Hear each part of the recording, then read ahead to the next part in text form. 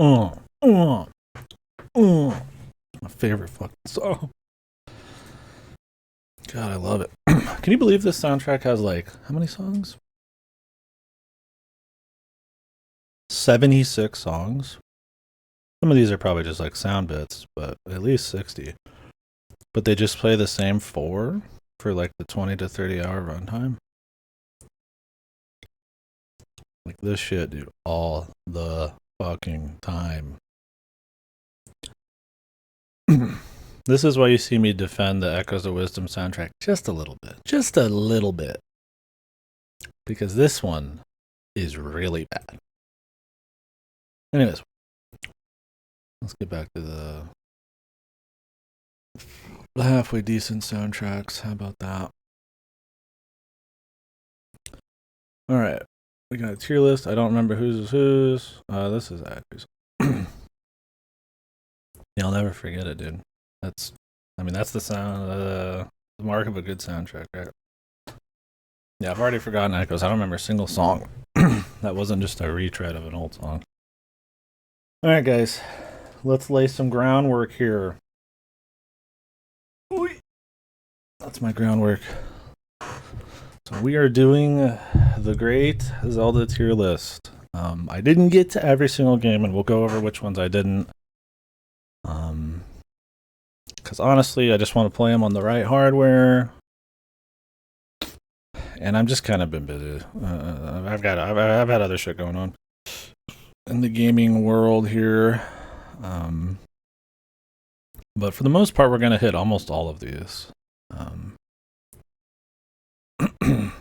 So we're also going to look over some other people's tier lists. If you guys have any, you're more than free to link them. I'll do a few placements of my own, get us started. We'll check a tier list, see what you guys think, and rinse repeat. We'll start with the order that people gave it to me, which would be Adri's first. This is a high quality PNG here.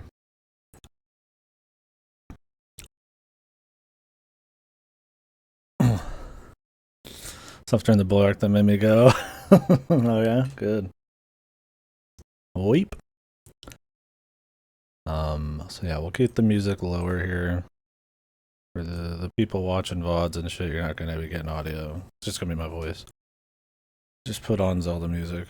So yeah, how I usually do these is when I put these fuckers on the list, they're not gonna just be on that list forever. I don't really think in the numbers. I have like a rough maybe idea of the tiers. I'm gonna see them. I'm gonna be like, does this look right? Does it feel right? And then we'll adjust. You know, we'll get some like random ones out of the way, or maybe we'll go in order. I don't know.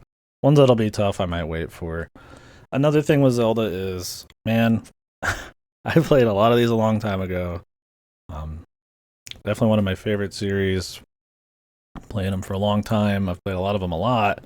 Some of them I've not played many times. I'm not going to lie to you. Most of the 2D ones are going to be a fucking void of memory. I honestly don't remember them super hard. So don't crucify me if you don't like my 2D placement. I don't think you're going to see anything too shocking here, except that I actually played some of these. Other than that, I like the 3D ones better than most of the 2D ones, so you're going to see a rough, push towards that, but all three instruments. Yeah, there we go, dude. You've been indoctrinated. Speaking of annoying fucking themes, I've started to delete more and more Skyward Sword music off my list.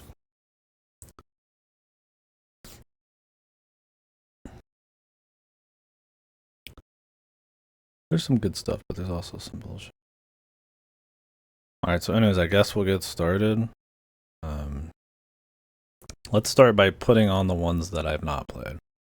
I've not played BS Zelda. It's like an hour or two.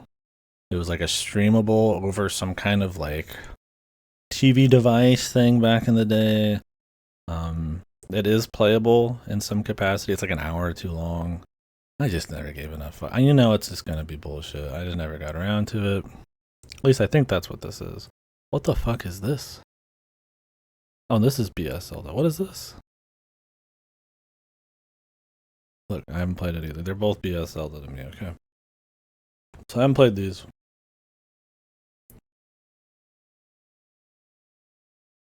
There's 2 BS Zeldas? What? Oh my god. Alright. Well, I haven't played the BS Zeldas. We'll get to them. If I had done the Tingles, we would have done the BS Zeldas and Picross and all that shit. So. But, the Tingles are like the big ones I haven't done. And that tells you that I have played most of them because I consider those the big ones. But, I did not do Tingles fucking like DS minigame. I did not get to play the Tingle minigame, sadly. Other than that, though, I did not do the Twilight Princess Picross. Did not do Triforce Heroes. I was going to, but it's supposed to be a pretty painful single player. And it's just hard to set up a multiplayer round for that. So, not every Zelda. I usually like to try to do all of them if we're gonna do one of these, but honestly, I think probably hitting everything that anybody actually plays outside of maybe Triforce Heroes because it's recency and then like a little bit of Tingle, right? So I think that's it. I don't think I'm missing anything. I mean, there's remakes in here. I'm not gonna include remakes, I would say. Maybe we'll say a few words on each of them. Let me make a new like remake here.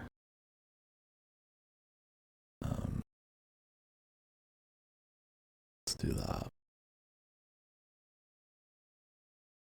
I don't really care for like putting remakes on these unless they're like very significantly different. I would say most Zelda ones are different. I think I'll talk about them when I put on the maybe each game or something, or maybe at the end. But I'm not terribly. I don't really consider them to be something worth putting on here. So let's just get those slapped on here. Yeah, that's true. I don't think I ever will though.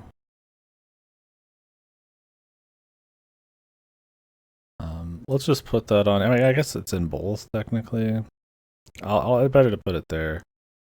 Yeah, I won't play the Link's Awakening remake. I played Link's Awakening for the first time like not even a couple years ago. I feel like maybe a bit more than that. But yeah. Anyways, I mean, I guess we could do remakes real quick and then get into the heat of it. Let me get this starting soon off.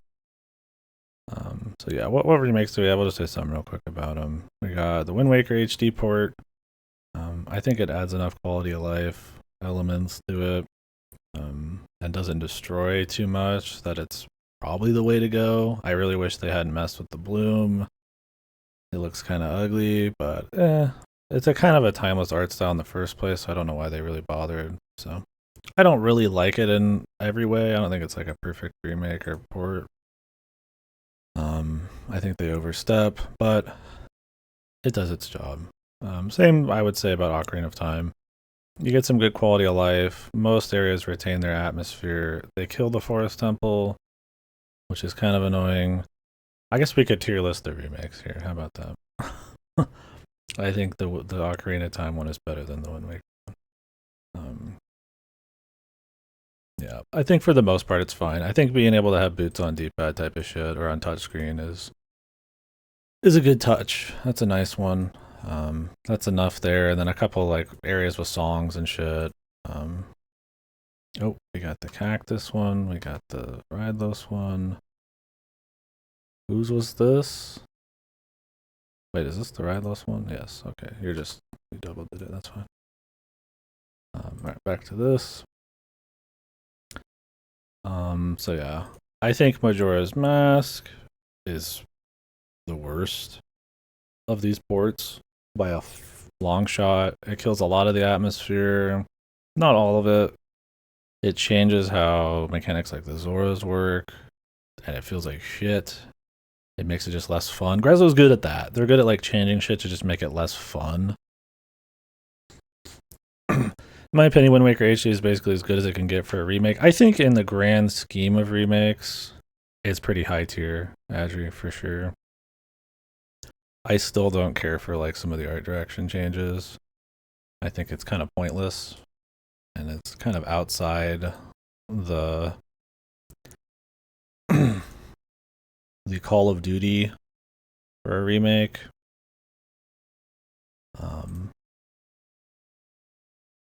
It's kind of, I feel like, just to justify the higher resolutions, to justify a higher price point. I think it's fine. Yeah, overall, I think it's the definitive way to play it because enough of the pros outweigh the cons. I think Ocarina of Time 3D, you could argue that as well, maybe. So they're pretty close. Zelda though changes. Majora's Mask changes too much for me. This is too loud. I need to turn this down.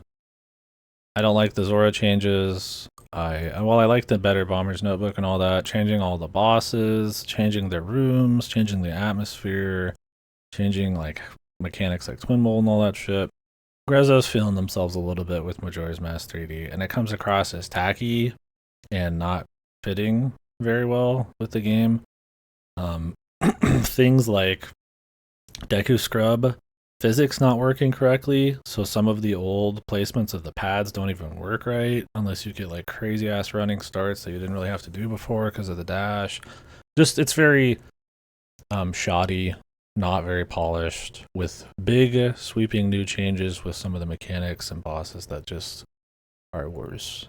I think it's still an acceptable way to play Majora's Mask. I don't think you got like a fucked experience, but I would always recommend the original. Like I said, Ocarina of Time, I still prefer the atmosphere of the original, especially Forest Temple, but for the most part, it's a fine remake. And then same with Wind Waker. Speed sail instead of sail pumping, bigger picto box, stuff like that is enough to really have Wind Waker in there. Yeah, it's just kind of sucks. It's what kind of got me on Grezzo's ass, was that game, Majora's Mask 3D. Like I said, it's still fine, but I mean, the bar for remakes is so low these days that being able to pass it's not exactly huge dick suck. So I'm guessing this is supposed to be Twilight Princess HD. It's just a port. It doesn't really change anything. It adds stamps, which are really out of place and look stupid as shit. But it's pretty harmless. It's just a port. I mean, it's about what you'd want for a port, I guess. I'd probably prefer this over anything too ballsy. If you're gonna try new shit and you don't think it's gonna pan out, just do the port. Make it cheaper. Yeah, the Wolf Amiibo dungeon. It has the Wii U Plaza stamps. I don't like those, but for the most part, you're gonna get a comparable experience. You don't have to waggle, but I think you can still swap it inverted and stuff. Yeah, it's a pretty unremarkable package. I think it's maybe a little too pricey at launch for what it was. But funny enough, Wind Waker HD and Twilight Princess HD are like quaint nowadays. Their $30, $40 price point is a thing of the past. Now you're getting $60, $70 ports and remakes. Luigi's Mansion 2, anyone? Raising the resolution probably makes it look worse. Yeah, which is possible. 12 Tears of Light need to be collected in each province as opposed to original 16. The wallet sizes are different. Okay, so they improved that. Those aren't too bad. Like I said, I don't think it's a bad port. I think it's totally fine with a couple, I guess, small changes, which is fine. I don't mind this kind of port or remake. Just price it accordingly. But the thing is, you make a lot more money changing a few visuals, redoing the soundtrack for no reason, and then selling it at full price point. The Nintendo are the masters of this now. Their holiday games will be fucking goddamn ports and remakes and shit, so I think the days of just like a simple port that isn't on their subscription service or a limited time collector's edition like Mario All-Stars are gone. So we'll see. But I think for its time, Twilight Princess HD was probably still too pricey by my standards, but it's fine. No, really, they sped those up too. Oh, it's subtle shit then, but stuff that I think people were okay with. They didn't step outside their bounds like they did with Majora's Mask 3D. Was that Grezzo still? I mean, they didn't obviously do a whole lot, but I would prefer them not do a whole lot for a game that doesn't need it. But yeah, I guess Wind Waker HD also changes. It changes the tingle thing too, right? It gets rid of obviously the tingle tuner as well, but that's not a big deal. It would have been cool if they made a two-player mode where you could use the tingle tuner, but it's kind of just lost content unless you have the original. That's what it. It's not Grezzo. Maybe that's why. It's more just simple and clean. Where they kind of get it, but don't. And they're not going too hard. It's probably very budget. Right? That's fine. It's a port. Like I said, you price it right, and that's fine. That used to be okay to just have like a cheap port. We're not judging it by like a $60 standard or $70 standard US. American dollar dues. So, yeah, that's about how I'm feeling on the ports. I didn't do Skyward Sword HD. Never will. If you guys have something to say about Link's Awakenings or a recent remake or Skyward Sword, feel free. I have zero intent to ever touch either of those, probably.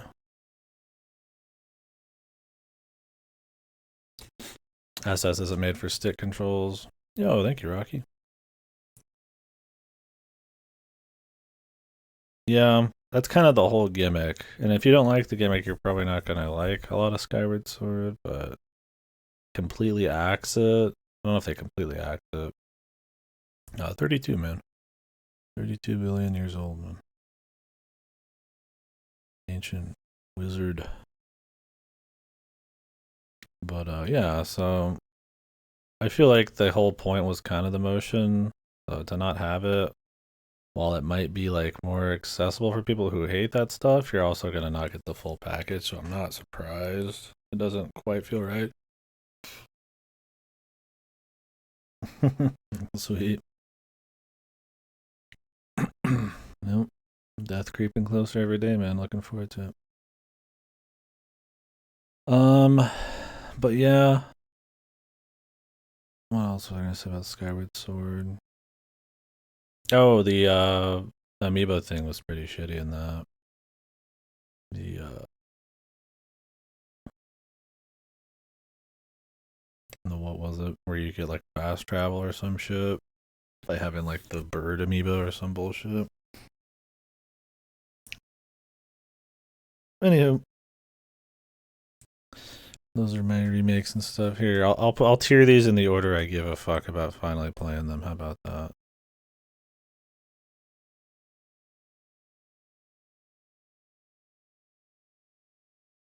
Here we go, dude. This is my tier list of I give a shit on not played. My tier list of remakes and ports that I've played. Amazing. Anyways, I guess we can start the tier list proper, then we'll jump into somebody else's. Link's crossbow training. S tier for sure. Probably Zelda's Adventure 2. Ocarina of Time probably at the bottom. We'll start with that.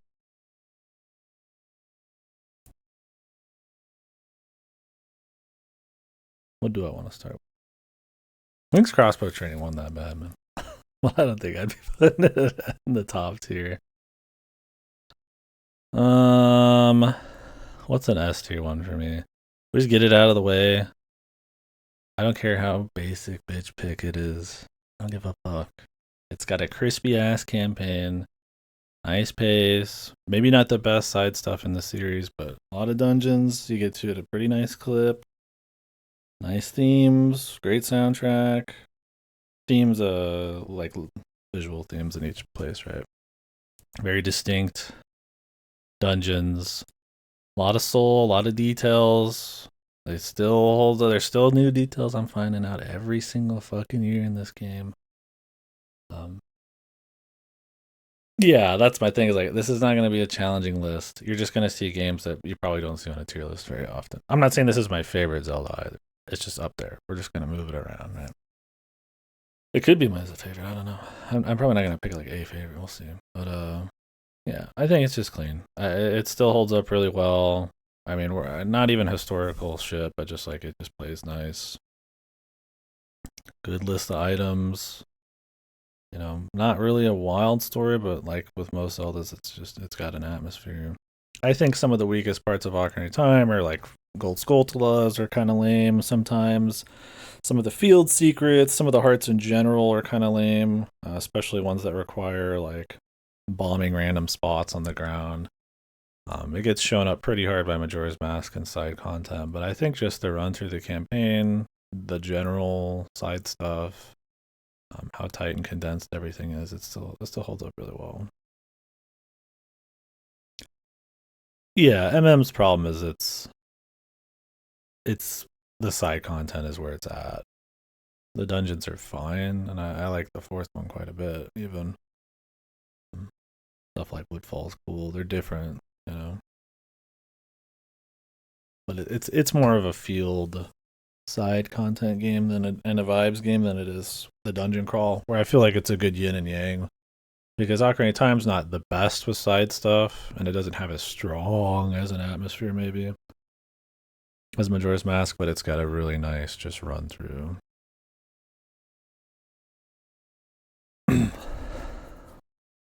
MM actually fucking sucked after I hated the clock. I don't think there's any of them here.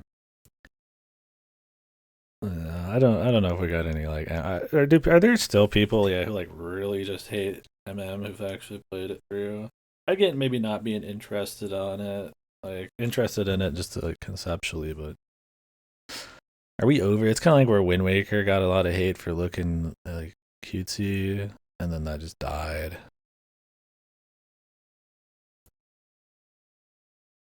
Yeah. Anyways, I don't think I need to justify Ocarina of Time too much. It's going to be the most expected pick to be at the top. I think it lives up to it. Yeah, I got some nostalgia on it, but man, I play a lot of games I have nostalgia for, and then I don't anymore.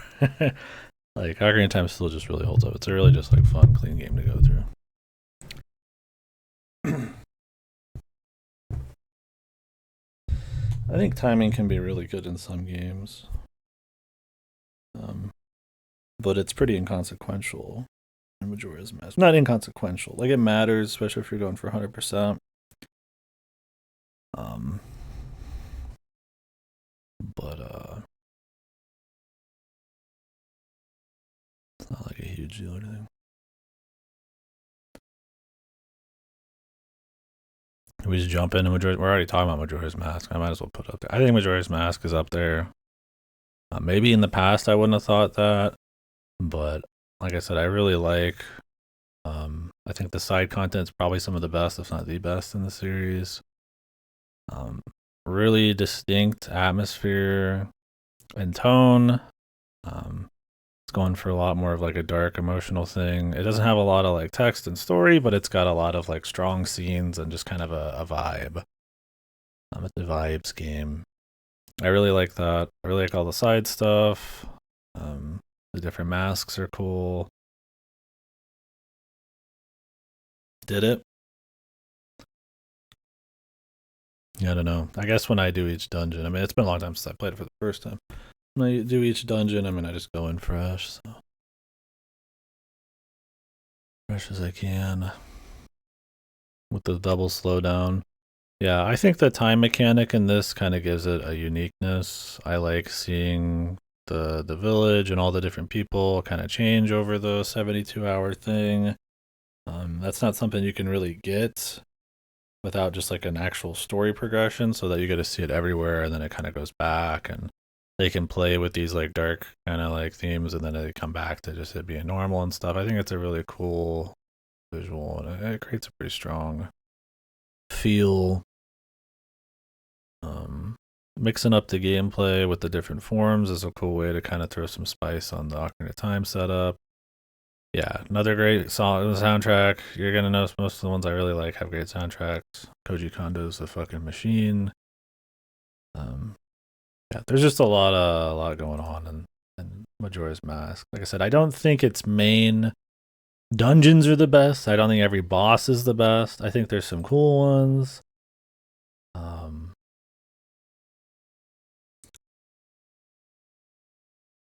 I think there's some cool ones like Adola is pretty neat.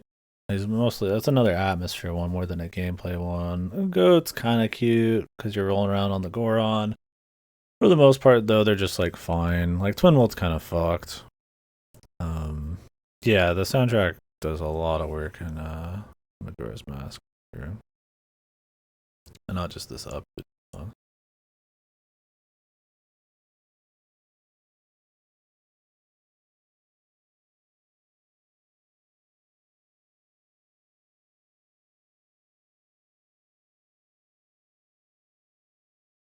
Yeah, very surreal game. But yeah, the dungeons aren't the best. There's only like four of them and some bonus shit. Like I said, it's a game focused on the field. It's focused on the side stuff. Super long, fleshed out areas for the different races. All that crap. The Clock Town completely like dumpsters any town and like you know Ocarina of Time. And I think it's a cool like new thing to focus on. And I think they do it pretty well. Um, you do get like your mini dungeons, like your Skulltula ones and all that stuff. I don't know, I think it's really cool. It's a nice way to mix up that formula, um, but with tone and gameplay and like the game structure too. Like the dungeons being less of a focus and stuff. It's kind of what's sad about Echoes of Wisdom and Tears of the Kingdom and stuff like that. Is like they don't go for like a different tone. They don't really change the structure up in a cool way while still feeling like the same package. Or Majora's Mask in like a year does that off of Ocarina pretty well. I don't know. It's a good one. I really like it a lot. It's definitely mostly the side content, the atmosphere though. I think it's one that kind of grows on me more and more over time because of that. Because you don't get those sometimes that kind of like feeling with like a solid game underneath it as often. Anywho, that's Majora's Mask. I don't know if anybody else has a marathon for October. Well, I got to be gone for a week or so at the end of the month. I wanted to do like a horror thing because I haven't got to do like a horror event in a while, but we'll see. We'll see what time I got. I'll need to go back through do Against the Storm and all that. So. Metaphor Refantasia is coming out too. I have one of my favorites, but I'll put a handful of these. Yeah, I mean, Majora's Mask is a good one to do too. It's definitely probably got the most like loaded, like kind of emotional, like vibe kind of atmosphere to it. I think there's some good moments in some of the other ones, but it really just kind of like seeps into Majora's Mask more than any of the others. Great Bay, the temple, or like the related areas in general.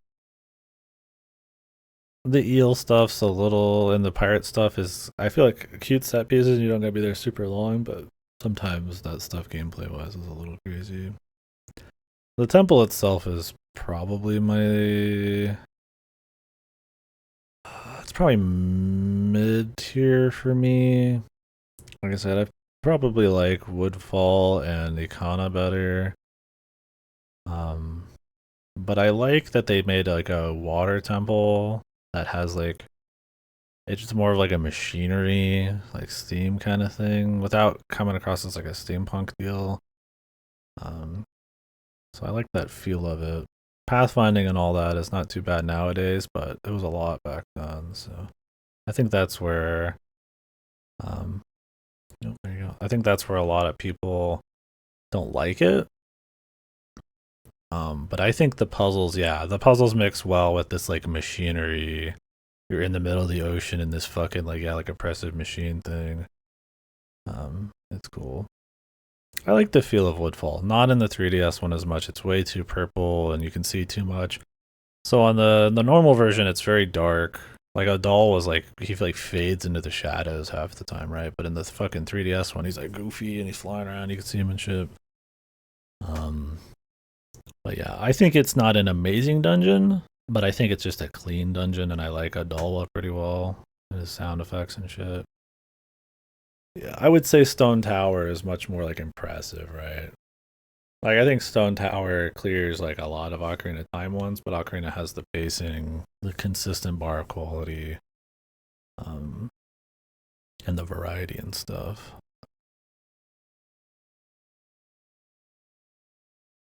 Yeah, I don't know on the difficulty. I don't consider many of any of these to be super difficult, especially the 3D ones. They tend to not be super difficult. I think your biggest problem with the Stone Tower area is having to redo that song too often for some of the mannequins, but otherwise it's more of like an atmosphere thing for me. Kind of like how you're talking about the oppressive feeling of Great Bay. I really like the Stone Towers, like um, the feel of it. That you've climbed that high, the flipping up and down, and the music and stuff.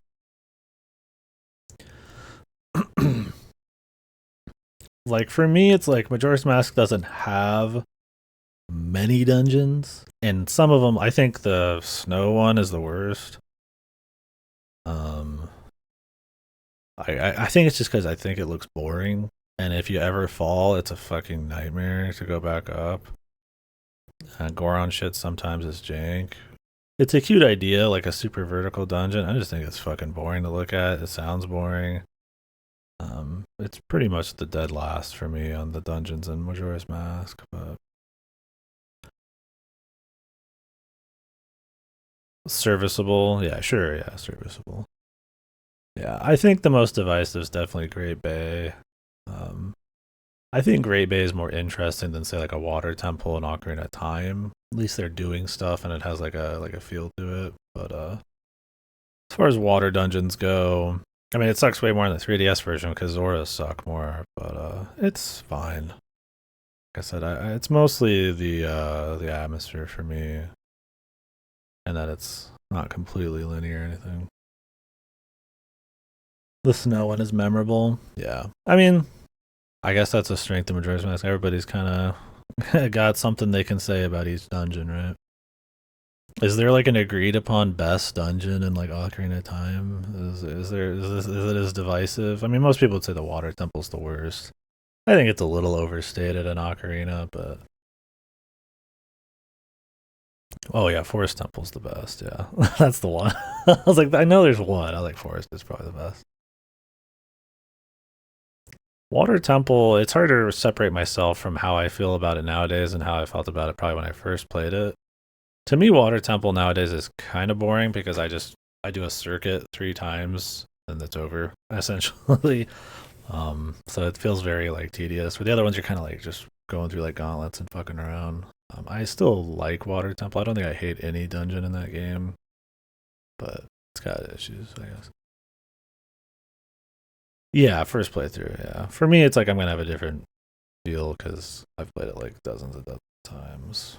I feel like Forest still yeah has such godly atmosphere, and kind of like a nice ebb and flow of like rooms and shit, because you're not returning to too many central areas. Um, it still holds up really well. Oh yeah, fast enough. I get that. I guess. Do they ever make you do that in a different point in the game before that? I don't know if they do. Yeah, that's the thing is like it's been so long since I've done that. It's like when I replay Ocarina of Time, I don't read the NPCs, but like, how do you know where to go sometimes? So, um, when I replayed it last time, we tried talking to everybody and stuff and trying to like imagine it a bit more, but it'd be neat to do again. Never do that in the rest of the series, shooting a closed eye. Probably not. Yeah, I don't really think so.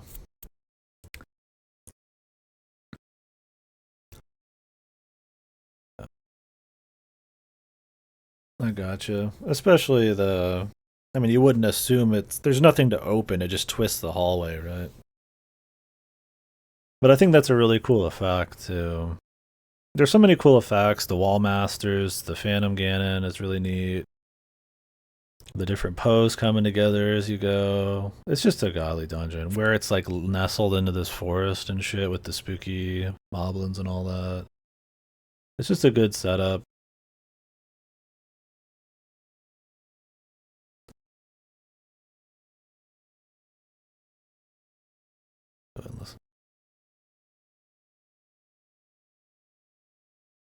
Oh, Master Quest is on here? Really? No shit. Huh. I'd love to rate Master Quest. It's shit. I think it's just bad. It's just like Zelda. It's like a Mario 2. It just feels like a fucking shitty ROM hack.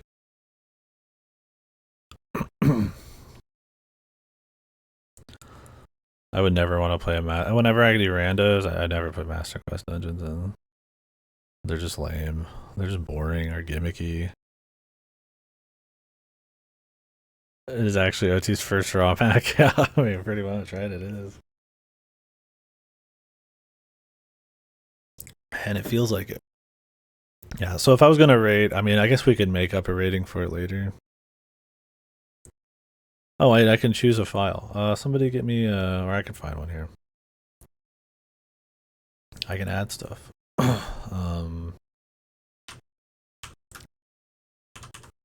Master Quest. We can add it. Yeah, I hated the Master Quest dungeons. I mean, they're just shit. They're just bad.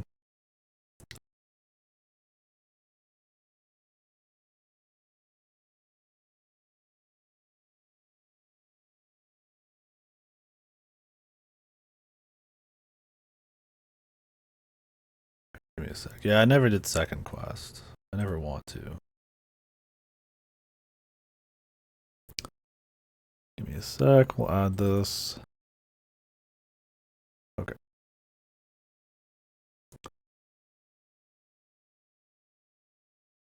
Alright, we're gonna go ahead and add Master Quest. I don't know where this is gonna land, but we'll just start it like here. This is like a fucked picture. It could end up lower, but there's stuff like Zelda's Adventure that still exists. So, yeah, Master Quest, like, okay, it has the basic Ocarina of Time exploration and stuff, but Ocarina of Time is so much of like a dungeon pace, like variety game, especially on the dungeon side of things. Like, it really sucks to have your pace breaker of exploration be really gimmicky, lame, fucking goofy dungeons. Shoot the windows and there are switches. There's a bunch of cows inside of Jabu, Yahoo, Wahi, Wahoo. I was like, okay. It's cool in Spirit Temple that you go through it in reverse and like go up through the fucking hole that you never use in the normal game. Stuff like that. But for the most part, it's just kind of lame. I mean, it's definitely got harder dungeons, I'd say, than like most Zeldas, but they're just not that interesting still. They're not like fun hard. They're just kind of like gimmicky, goofy, or just different. So yeah, if we're gonna count Master Quest as an entry, it's pretty low on the list for me. I did not have fun playing it really.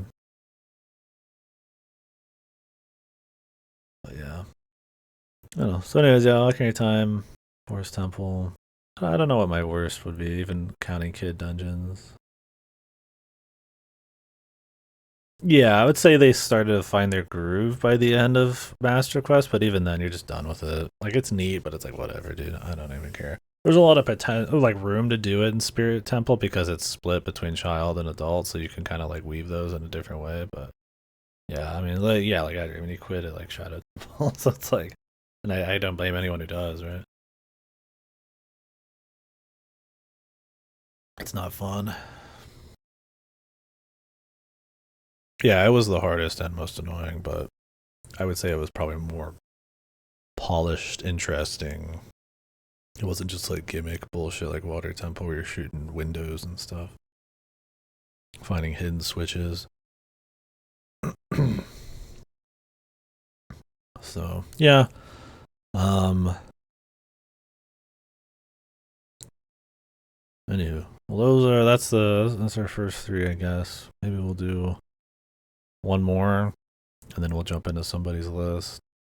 Yeah, overall, Majora's Mask has the atmosphere, it has the side quests. Ocarina has the well-paced story, the nice, just clean dungeons with a lot of variety. Pretty decent side quests still. They're a cool yin and yang. I like them as a package. Jabu Jabu, yes or no? I like the set piece of it. I think throwing Rudo around isn't that bad on replay, but it's probably way more annoying on first play. Using her as like a weapon or ignoring her kind of makes things not too bad. Baronades kind of. I mean, Baronades at least got a little bit more you have to do than the first two bosses, but it's an alright boss. For me, I don't think it's a very special dungeon. I just like the theming of it. Like being inside of a fish is pretty cool. Yeah, Dodongos is just kind of. It's whatever. These days, if you play randomizers, you do Dodongos as an adult, and it's much more interesting because you can climb like every wall you weren't supposed to climb before, so you can just like do it in this really bizarre order. I still like Dodongos because I like King Dodongo. He's a cool set piece as he's rolling around and throwing the bomb in his mouth, like sets you up to do that for the rest of the series. Pretty much, it's a cool thing to do. The dungeon itself, it's just okay. Like I feel like I like the Deku Tree more as like a tutorial clean dungeon, and I probably like Jabu's theming more. Maybe not the mechanics as much. Like I don't know. It's hard to say. I feel like the Dongos just fits fine. I don't get excited when I'm going to do it like I do Forest Temple or Fire Temple or something. But like I don't hate doing it. I think it's maybe a little long at times. Um, Dropping the bombs can be a little goofy. Yeah, it's not a bad follow up to Deku Tree. It's a bit bigger and there's a lot. It's a larger room with more going on and bigger boss and shit. So not as brooding as like Deku Tree, right? And then Jabba is just kind of the oddball one. I don't know. I don't think I feel super strong for or against any of the child dungeons. The first three. I think bottom of the well's probably better than the Dongos. Stuff like that. Spirit Temple Child is probably better than the Dongos too.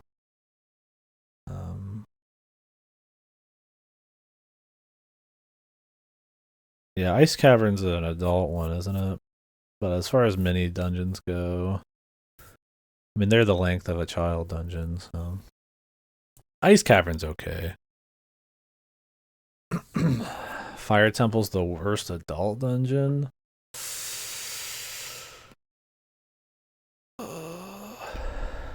No, I don't mind Fire Temple. It's very linear.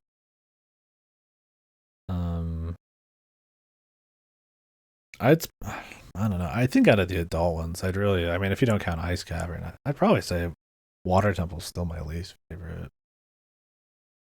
I think Shadow I look forward to more than I actually enjoy Shadow when I play it. I think Shadow's kind of lower on my list than I expect. I think it's got really cool theming and visuals, but it's not really. It's very linear, not the most interesting. Um, Most of the time, and the Lens of Truth gimmick kind of get old. Like I said, I think Water Temple's interesting, but I do find it now when I play it nowadays, it just kind of is tedious. I think that's one thing the 3D version improves is the speed of the songs. I think the Iron Boots and the songs for Water Temple is my problem with that dungeon. I don't think it's a huge deal the first time you play it, but I think where I'm at with it, that's enough for it to kind of get too tedious for me. I would say Shadow Temple kind of does some of that with the feather boots. Also, its linearity is kind of whatever. Yeah, the chanting was nice. I don't think Fire Temple's like a godly dungeon, but I like Volvagia pretty well. It looks really cool. The Darunia stuff's kind of nice. Getting the keys from the Gorons is a cute way to kind of do this hero thing. There's like some stakes, I guess. Not every dungeon, not every room's good. The bonus key in the Fire Temple's weird with the scarecrow requirements and shit. Um, some of the rooms can be kind of obnoxious, like the rock room, even if they're kind of memorable. You'd probably fight the dancer too many times, honestly. Um, but I still kind of like it. I don't know. It's a lot of it's the music, a lot of it's the feel of it, the vibe, and that I don't think there's that many rooms that are just like annoying.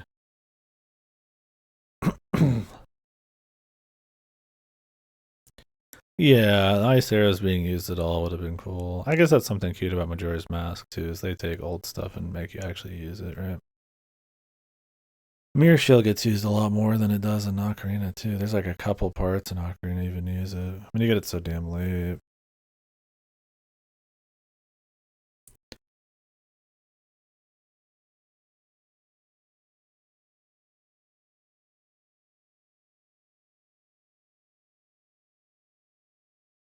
Yeah, I don't know. That's kind of what I'm saying though about Ocarina of Time is I think they're all pretty steady, man. Like I mean, you get your bump up like Forest Temple, maybe like your bump down with Water Temple, but for me they're really just. I'm never like, damn, I got to do this dungeon next. I got to get through it. Like a Grunny Industries and like Banjo 2. I'm just like, it's always like I like them all. They're all kind of fine. Like maybe they're not the best in the series. Maybe they're not the most like ballsy after you've played the whole series, but they're just kind of like clean. Yeah, and that's the thing is like I usually don't want to get too historical on it, but like it's really impressive the jump from 2D to 3D that they take. And Link to the Past is good and all, but like man, that they really go all in on the atmosphere, theming, like, and they do it so well while still introducing like new mechanics that utilize 3D spaces and stuff that actually don't feel annoying or really janky. Like hookshot just fucking works. Arrows, aiming, shooting in first person, it just works. Like it's not bullshit. Like this is like an early 3D game, right? Like it could easily just be fucked. You know, you get your horse, you get a nice open world, but it's not like too big, it's not too bloated, right? Like maybe it's not the best open world in the series or something, but yeah, if you want to talk about it as a historical thing, like it's still really fucking clean, man, and pretty impressive of a jump. Like I've always considered the 3D Zeldas to never be the hardest puzzle or like gameplay, just in general difficulty. Um, but they usually always at least try to do something with theming, something with like some kind of cool mechanic or something that I don't think the 2D ones ever touch hardly as well. Um, maybe it's the 3D spaces, maybe it's just an approach to the 3D ones they do that they don't on the 2D ones as much. You get a bit of that with like Link Between Worlds and stuff like technically Echoes of Wisdom, but um, so I like that. Sometimes the dungeons can be a little linear, but I think they try to make the rooms interesting and utilize items in 3D spaces in a cool way while still retaining like a really good atmosphere that I feel like the 3D Zeldas like that's why I generally like them more. A guide. I remember my OT story is that I quit on Jabu I think as a kid because I was using a guide and it was like wrong or I read it wrong. Then I just came back to it like a year or two later and just played it again and then it became one of my favorites and I just didn't use the guide. So that was a weird one.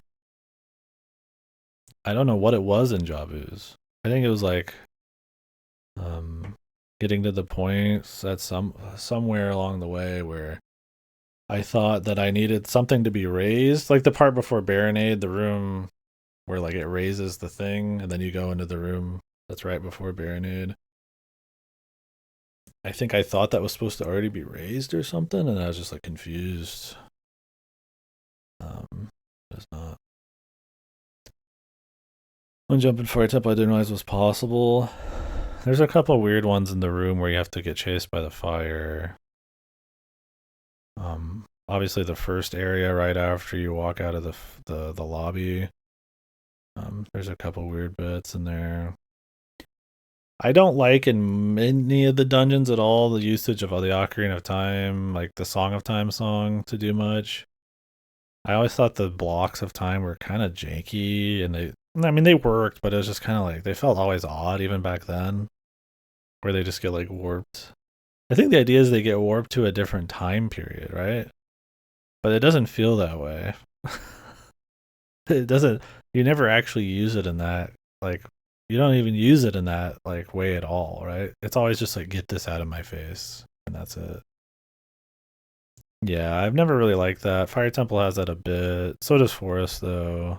I don't think you have to do it in Forest, but it's just kind of there anyways. I mean, you should do it. Yeah, I think the only one maybe you actually could use, and I don't even know if you do, is the one in the Goron City. If you backtracked, yeah. So that's one of those little quirks of Ocarina of Time that didn't quite work out. But the thing is, like, it's kind of harmless too. It doesn't really like hurt it. It's just kind of like an oddity that I don't think you think about a whole lot, but it does suck. Open a pass for Skulltulas, yeah. And like I said, I think the Skulltula hunting is pretty weak in Ocarina of Time. I played it recently, like last year, 100%, because I haven't 100% it in forever or done a non-rando. And that was the worst part. I was doing Skulltulas. I hated having to go back to Dodongas and shit. Yeah, Spirit would have been good if they like interlaid the two more. Maybe they do in Master Quest. I just don't remember. The thing is, though, it takes too long to swap.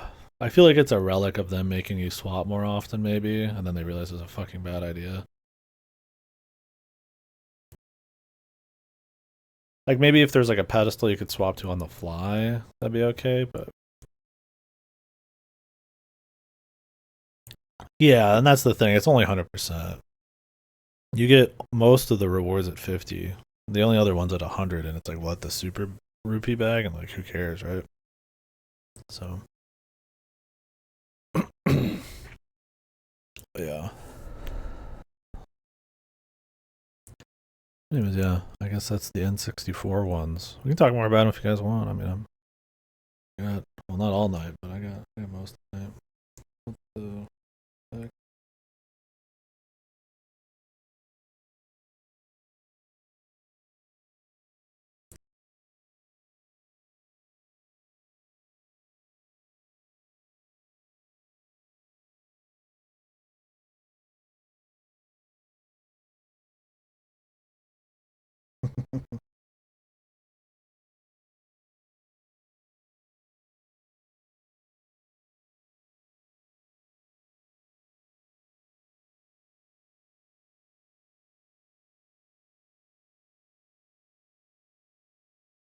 All right. Anyway, yeah, N64 Zeldas, they held up really well. Um, Maybe there's some nostalgia there. I try to not have nostalgia be a big factor in my life, but I mean, there's a certain comfort there, I'm sure. But they really hold up well. I think they're still really good. I'll see people play these for the first time very recently, and people still like them. So I'm not crazy. All right, what's it's hard to do the middle ones. It's easier to just do the really bad shit and then just like and good shit and then like work your way in. The worst Zelda game I've ever played by a fucking country mile. One of the worst games I've ever played ever. Zelda's Adventure. It is torture. It is torture put into a video game form. It is pure cock and ball torture, like hammers, nails, vices. I played this for So Big too, and it was just painful. Um, yeah, the other two are actually kind of fun, but I played the fan remakes, so it probably doesn't have the bad loading times or controls. They just play like a more arcadey Zelda too. It's not that bad, but Zelda's Adventure is fucked. I played that more accurately. It is a map that is 20 times the size it needs to be, with 50-second loads in between each screen, and there's got to be like 100, 200 screens on the motherfucker. It looks like shit. It sounds like shit. It's not really funny. Um, like the CDIs can be. It is long. The dungeons are and mechanics are very low. There's just not many mechanics. There's a lot of dungeons, I guess, but just not many mechanics. This weird like level up combat focus thing. It just feels like shit. It's janky. It's difficult. It is difficult. Too difficult for how annoying it is. Every time you die, you have to restart at like the beginning of the game, like it's Zelda 2, which means you're going to spend like 15, 20 minutes getting back to like the final dungeon, going through these gauntlets where you have to play perfectly. But it's one of those where it's like, if it at least was easy, you'd just be done with it. But it's like hard and it's shit. So it's like, it's just fucking pure torture, man. And then like every time you do anything, it's a 50-second load and it feels like ass. There's a few cool things about Zelda's Adventure. There's some dungeons like the circus one that is made out of like, because if you don't know Zelda's Adventure, it's essentially just all kind of like scanned stuff. So like bushes or like the fucking ground or some shit like that. The circus one has these kind of cool like marbles and like little tents they made and shit to make it look like a fucking circus. She's walking around and it's kind of cute. That's kind of neat. The monsters, I guess, are more freaky because they're kind of this like real fucking like arts and crafts thing. But man, it is fucking torture, man. If you wanna get fucked raw, play this shit. The original way. I don't even know if anybody's ever even remade this shit in any kind of capacity. I don't know if there's much saving it. But yeah, it's a torturous game. Yeah, it's really bad. It's probably its own tier, honestly. Like I might have to. I don't know if anything else even gets close. Like I'd feel bad putting Phantom Hourglass in here, and I thought that game was a fucking pain in the ass, man. I had to make another tier.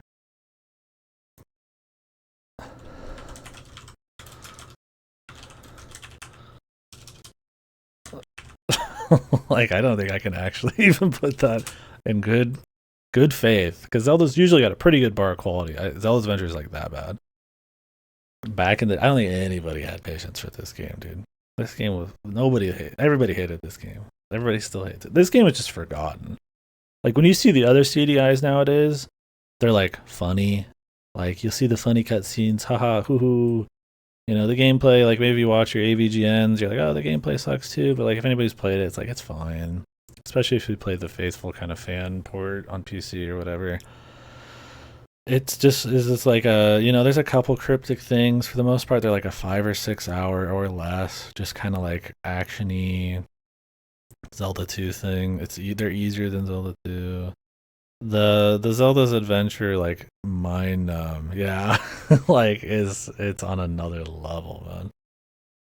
Like I never thought ever, and the so bad it was good. Like Zelda was gonna be like one of the worst things I've ever played. I was like, it was bad. So it was a nightmare for sure. Um, Maybe I hope I'm overhyping how bad it is for people, and then they play it, and then it's like not as nightmarish as they think. I saved you a little bit. I helped you, but it's hard to imagine it for anybody not being as bad as it seems. I'm sure there's somebody who's like twisted and they're speed running it or something. Yeah, just a horrible time. Really bad game. Anyways, let's check some other lists real quick. Real quick peek. This is Adri's. I don't know why it's like a thumbnail or something. Maybe I saved it weird. Um, let's take a quick peek. Yeah, Echoes of Wisdom is there. Can you guys kind of see it? I can move it up a bit. You can see everything, so it's fine. I don't know why it's like so low quality. It's weird. I got a better version. Perfect. Let's do that. Yeah, it's weird. I must have just saved it odd. Let's zoom it out a bit.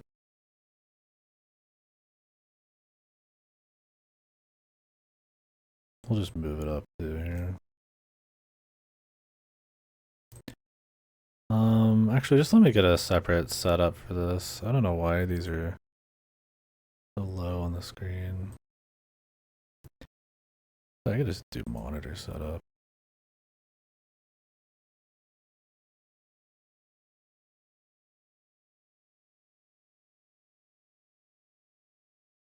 mind. I'm not doing. I'm just gonna get a new window. Give me a sec here.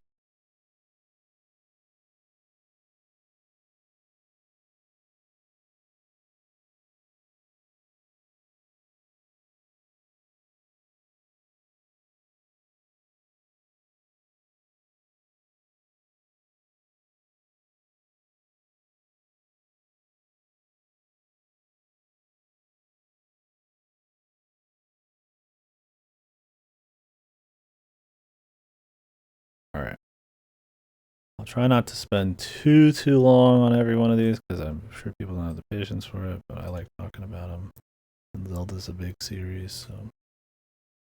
Worst case, we finish the tier list when I get back from the parents tomorrow or something. All right. I need to go through more people's top 100s as well. What do we got? Ocarina of Time, S plus. Okay, they're both in here. Yeah, they're similar enough for sure.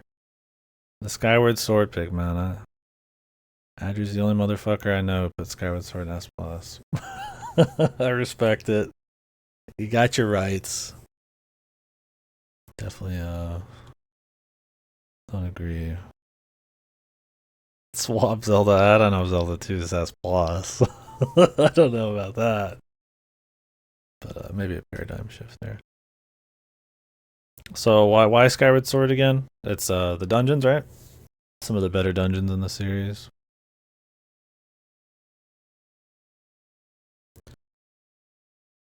Because we'll end up rediscussing these when I have tier list. I think I asked some questions. Yeah, I would say that's the best part of Skyward Sword. I think if you put a lot of value in that and don't really care about the faults, or maybe you don't find them faults, I get it. I get Skyward Sword. It's not like it's a bad game or anything. And I like that the pre-dungeon stuff and overworld are mini dungeons in the OST.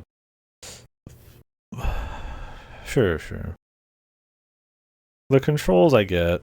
They're pretty neat at times. Sometimes they're cumbersome, but it's not like a Phantom Hourglass where it's annoying.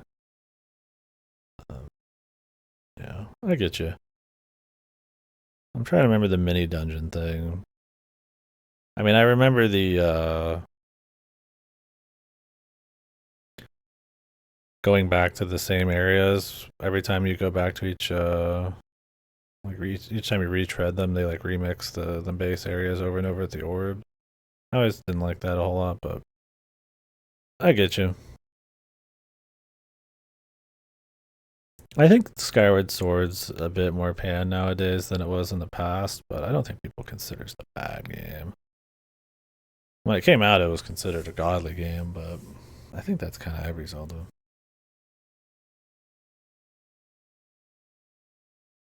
Yeah, I think the Sand Sea alone makes a Skyward Sword worth playing. I won't get too much into the Skyward Sword discussion unless you guys want to kind of discuss your list, but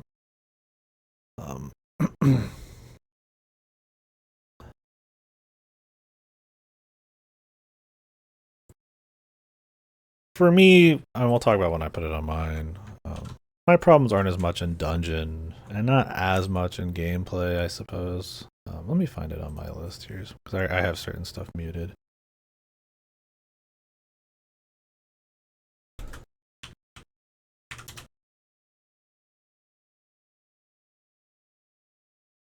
Is this the one you like? Sand Sea?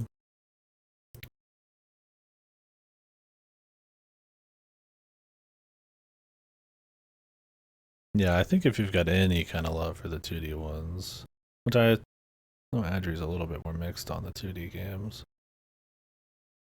They're all, I think most of the 2D ones are pretty consistently good. As long as you don't count Phantom Hourglass or Spirit Tracks. Like Ages and Seasons and are not going to feel that much worse than Link's Awakening or Link to the Past or anything. They're all pretty good.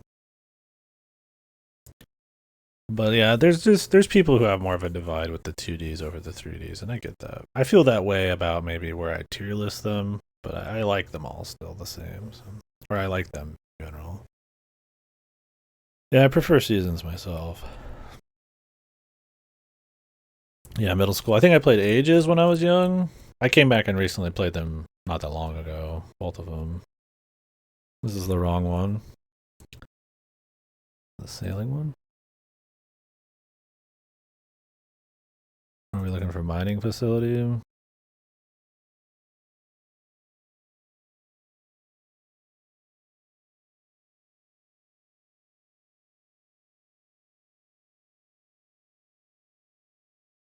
Which one did you have? Let me play a little bit myself. Oh yeah, this is totally different. We could just play this straight out. Nintendo won't take me down for playing a little bit of this song, right, man?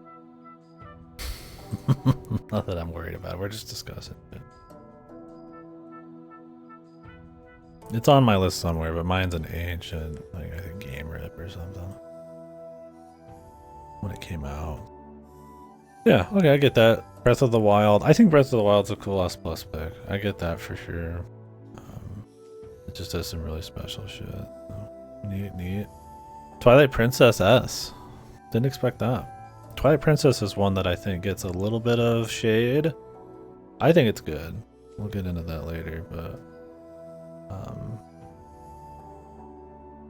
so, people hold a candle for it for sure, but I think in general you usually see it kind of plopped a little beneath. I mean, I guess it is. I mean, an N64 ones and stuff like that. It's not divisive, but I think it's got a little bit more of a mixed feel. Yeah, and that's how I feel about it. I think it's just a solid, clean ride all the way through with, you know, relatively good side stuff. I think sometimes the atmosphere I kind of wish was a bit more varied, but it's consistent. That was a long time ago. Yeah. I like it. I think the orb stuff's kind of whatever sometimes, you know, stuff like that. And the story kind of goes a little goofy, but for the most part,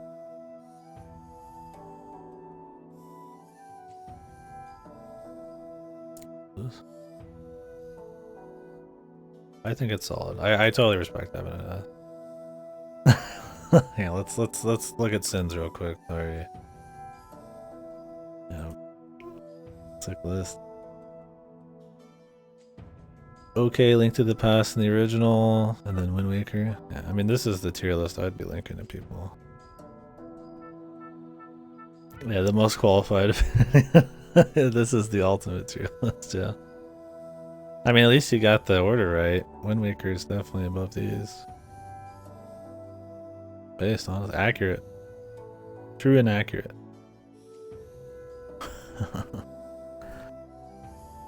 Yeah, it's a lot better with controls. On a controller. It was made for controller, and it feels that way. I'd recommend the HD one. Cool, yeah. Wind Waker A tier, Majora's Mask A tier. I get that for sure. I think even if I like those more than maybe Twilight Princess, I still, yeah, that makes sense. Where's SCD? Tears of the Kingdom in B. I guess it's the lowest 3D one for you then, huh? I get that. I think if you don't like the 2D ones much, I mean, I'd put Tears of the Kingdom pretty low on the 3D scale. We've talked it up and down pretty hard. Tears of the Kingdom, I think in a vacuum, is a pretty great game. It's just a really shit sequel. And I'm gonna treat it as such when I put it on the list, but doesn't even feel like a separate 3D entry for me. Yeah, for sure. I get B. I understand B. I think I'd put it lower in a way. We'll see when I do it. That's gonna be one of those that's weird because it is a good game. It's just a really fucking bad sequel, which is weird to say. And I think there's a lot that's lost because of what they reuse, what they don't change. Minish Cap, the highest on the 2Ds here. I get that. I'll probably be similar. Triforce Heroes on the same level as Link Between Worlds. I haven't played Triforce Heroes, but that sounds fucked. Maybe it's true though. Cool. One sec, let me get this music back. I mean, to be fair, the multiplayer games are just very unique, right? There's a lot to like there if you tune in, right?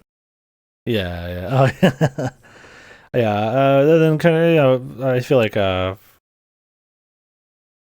be surprised if I mean I don't know if these are ranked between each other. Doesn't really grip me. I get you. I mean, if you don't like the 2D style, Link Between Worlds is just an extremely polished version of that. I'm not huge into the 2D ones. I like them. I think they're good. But the Link Between Worlds is probably the only 2D one I was like, oh, I actually really like. Um, and then maybe Minish Cap. If you don't click at all with them, then yeah, I don't think. I get it. It's not gonna magically click then. I mean, these 2D ones only probably work for you because they're the multiplayer. Yeah, I get it. All the multiplayer ones probably feel about the same. I had fun with them. Original Zelda being lower with Link's Awakening. I think original Zelda and Link's Awakening. I mean, they're comparable for sure. I get that. Like I said, it feels very much like, yeah, you just don't like the 2D ones. I think is totally justifiable. Echoes of Wisdom E. Yeah, I think when you compare it to all of these, I would probably agree.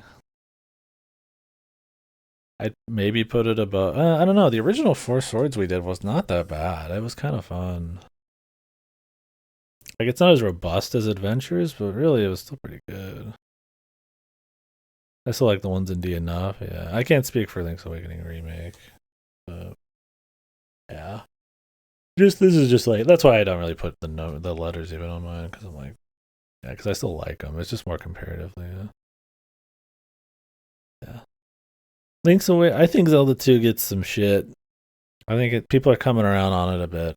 I like the challenge. I like that you start in the middle. I like that there's not that much distance to get back to everything, that all the exploration and stuff. But man, I totally understand where it if it does not click in any way, I mean that is the whole game. So it's like I think Zelda 2 is probably the most divisive nowadays out of any Zelda. For some it's rancid, for some it's like based. We'll talk about it more later, but yeah, I need your Phantom Hourglass playthrough. I want to see where that lands. Cool. I think this is a good list. I think this one's a bit more ballsy than people would probably expect. But I think it's a pretty I feel like justifiable list for sure. If you're just not big into 2D ones. Except this guy. I don't float with that shit. Cool list though. Alright. Let's mix up some music here. I don't know. What? Cool. Well, thank you for the list. The SS filter, yeah. Andrew's one of the chosen, dude. The SS lovers. How comparable did you find Skyward Sword HD if you actually played it through? Like, I know you like the motion controls and stuff, but I mean, is it like slaughtered, or is it at least like playable? You think too much is lost in translation there?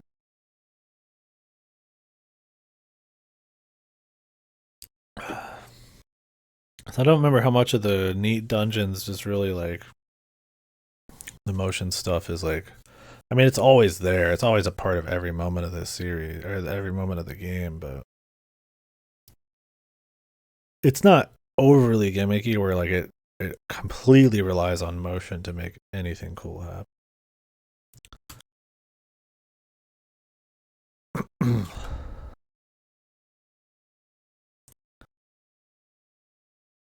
Didn't pay much attention to it. Gotcha. Yeah, it was a pretty lazy cash grab, in my opinion, on their part. But I guess it's nice that it's available to people without the um needing to pick up a Wii, I suppose, and the way get the motion controls and all that. How many people digging it? Yeah, I mean it's probably pretty hard to properly like carry that over because I mean, what do they do? Just like you just go in directions or something? I mean, I guess that could work, but stuff like Metal Gear Rising Revengeance does that, but that doesn't have as much precision, and it's not as often for its swordplay.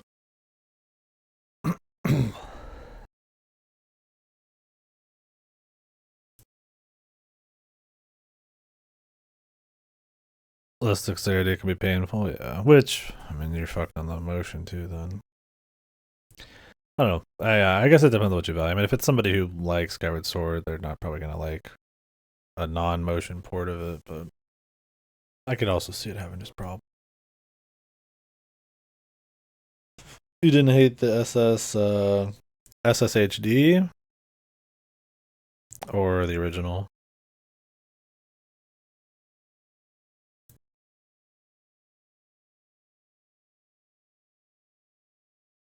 Some Wiimotes did not work well, yeah. And you need the Wii Motion Plus. Which came with it, I guess. Should we just do Skyward Sword? Like I said, I don't know exactly where I would put these. We're just gonna put them on here, then adjust. But like, I'm like, Skyward Sword is like pretty fucking low. maybe not quite Master Quest here. Maybe like above Master Quest. Master Quest is kind of fucked, man. It's not the lowest tier. Look, I forget that Zelda's Adventure is just its own horrid tier. I'll just put it there for now. You can just talk shop on Skyward Sword. So I think the dungeons in Skyward Sword are good. I like the kind of like hybrid between like Wind Waker and like TP kind of art style. It's this kind of like almost like watercolor pastel thing going on. It's a cool blend. I like the ideas, the air stuff, the air travel. I don't like the execution. I think the waggle motion stuff is generally decently executed, but I can't help but still feel it's not quite like early DS gimmicky. It's not like early Wii gimmicky. I think they find their footing for the most part, but there's a few things like some bow control, some like the beetle. Like, I mean, I guess it's not too bad. That feel kind of like a little bit more involved than they really even need to be. They're kind of not that fun. The sword stuff, the bow, at least the actual just aiming part of it. You know, I think all that stuff works really well with motion. It's kind of like Prime 3. Like it just works. You know. The drawstring thing was that in that or was that in fucking Twilight Princess? I don't remember. That shit was whatever. I don't think the motion part was like bad, badly executed. I don't care for it a whole lot. It doesn't do much for me. For me, Skyward Sword was bad. Well, comparatively, I still think it's a solid game. And that I hated the reuse of areas. I thought over explaining the fucking lore was one of the biggest mistakes they did with this fucking series story. It's cheesy, it's fanfiction-y, it's just lame. Too much dialogue, too many characters. I mean, Groose is based. Hippie Zelda's kind of cool. But for the most part, it's a chatty game that doesn't need to explain a lot of shit. I think it's kind of missing outside of the dungeons really much of like an atmosphere. Part of it's probably because the sky area is kind of small, despite seeming like it'd be big. There's just a few drop down points. There's not much side stuff really to find. There's a bit, but it's like there's like a few islands you drop into in the sky. It's kind of bare bones. The Wiimote flying that fucking bird. I feel like my wrist is gonna fucking break. It gets so old. Yeah, I don't like going back to each area like 3 or 4 times or whatever with different remixes. It's a borderline fucking just like I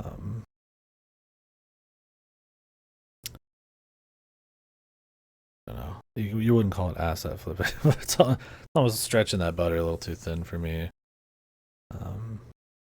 I think there's some cool music going on. I don't find it as memorable, but there's a few really good ones, like the one we played earlier. Yeah, that's generally it, though. I think it's got pretty good dungeons. I don't find them as memorable. I think some are really stand out for the entire series, like the Time Crystal Island one, stuff like that. But I don't think it's like a bad game, but I don't think it does much for me in vibes or story, or the dungeons don't make up for enough of that kind of stuff. And I just don't care about the Wiimote shit. So that's kind of where I'm at with Skyward Sword. Yeah, there's a kind of formula to it. And I think it's because it's you dropping back in at the same areas, and then they're changed slightly, and then you drop back in at the same areas, and it's changed slightly, and you drop back into the same areas, it's changed slightly, and then you get like a dungeon at the end of each of them, and there's a certain repetition of that. Some of the enemies and stuff, because they take a little bit more time and effort, it can be kind of stop and go, which kills some of the flow. It's not too bad, but when you really get into it, it's like I feel like sometimes the motion controls, if you're too quick, can kind of be off a bit. You kind of have to get into this. I wouldn't call it unimmersive, but this kind of like more careful resetting of yourself, which I feel like kind of goes against the feel of like a sword play. I get the love for it. I think there's something at least to love there. So I don't think it's bad or anything, but yeah, it's probably my least favorite 3D Zelda. Well, yeah, yeah, probably. Tears of the Kingdom, I have a lot of fucking problems with, but I think I like prefer playing Tears of the. We'll see though. But yeah, so that's I guess my take on it. We were already kind of talking about it. I get it for sure, but I got my deals with it. I suppose it was the only. I was like a hyper Zelda fan when I was younger. I mean, I'm still a big Zelda fan, and that was the only one. When I was in college, I played. I was super excited for it, and it was the only game I just stopped playing. The only Zelda game I just stopped playing. I didn't come back to till like eons later. I don't think I ever finished it until this last time. Move it down so we can see your S tiers. Oh, sorry, we're on the fucking wrong thing. Boink. There you go. That was the other tier list one. They're not quite centered up right with these. So. Yeah, so I don't know. I mean, this game got critically fucking glazed when it came out. I think people generally still think it's good. It's not like it's not a Phantom Hourglass or something. Speaking of which, let's throw some Phantom Hourglass in here. Fuck it, right? Maybe we should do these in like a more proper fucking order. I don't know. My thing is like I would do these in order. The problem is I just don't know how I feel about a lot of them, and a lot of the 2D ones run together for me. Phantom Hourglass is probably one of my least favorite Zelda games, for sure. It's a pain in the ass. It's irritating. It has some ideas when it comes to the touchscreen stuff that I think are cool. I don't even think that's the worst part of the game. I just think it's extremely like budget, extremely uninventive, soulless. One of the worst soundtrack in the series. Every island's just dull and boring. There's nothing going on. There's no exciting art to see. No fun enemies. I mean, basic combat requiring so much touch is like whatever. Like, there's a couple cool items that use it, but it's at the end of the day just more work than it is really reward. I think the open world stuff's kind of cute. I think every reward being RNG chance ship parts or treasures is a nightmare. It makes all of the reward systems of the game feel like shit. Like it just you don't feel anything cool about collecting stuff. It's focused on like trading shit over Wi-Fi with your friends. It's a 20-30 hour game. I don't know why they ever thought that was gonna fly. It's not difficult enough to need you to like fully deck out a ship to do anything, but they still had this trading system anyways. It has gimmicks like it was pretty much the classic DS thing, right? Every gimmick under the sun. It's got clock gimmicks. You can't get all the hearts unless you're fucking like at certain times a day. You need Wi-Fi trading. I would, yeah, I probably would.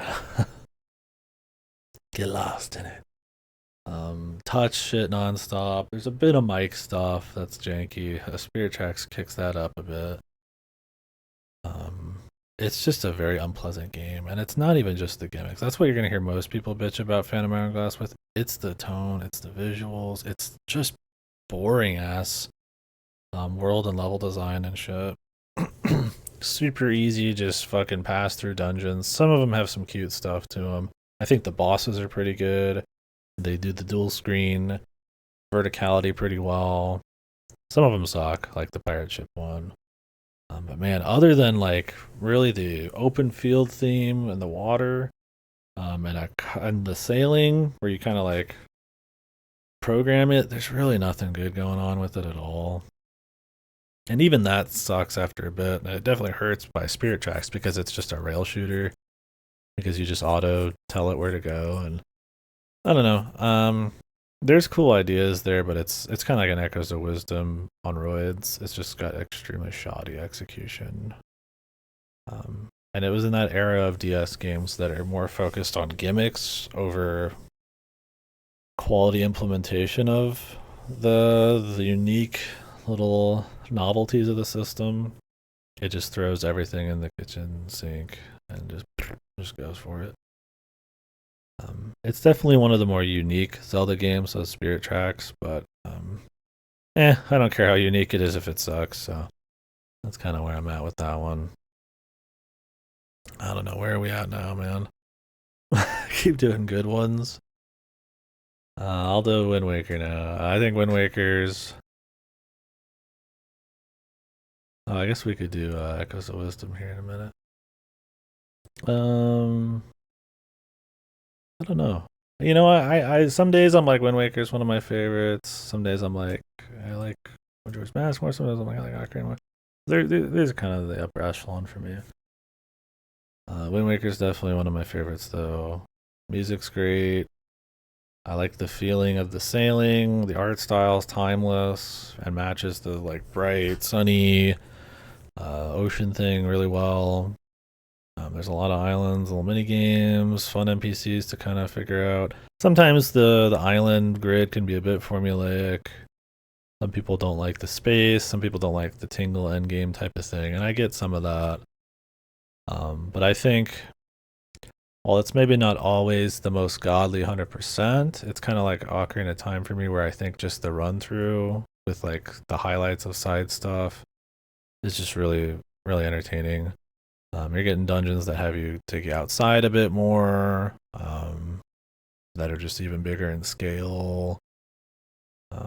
Try to mix stuff up with little NPC partners and pretty fun items and shit. More like floating and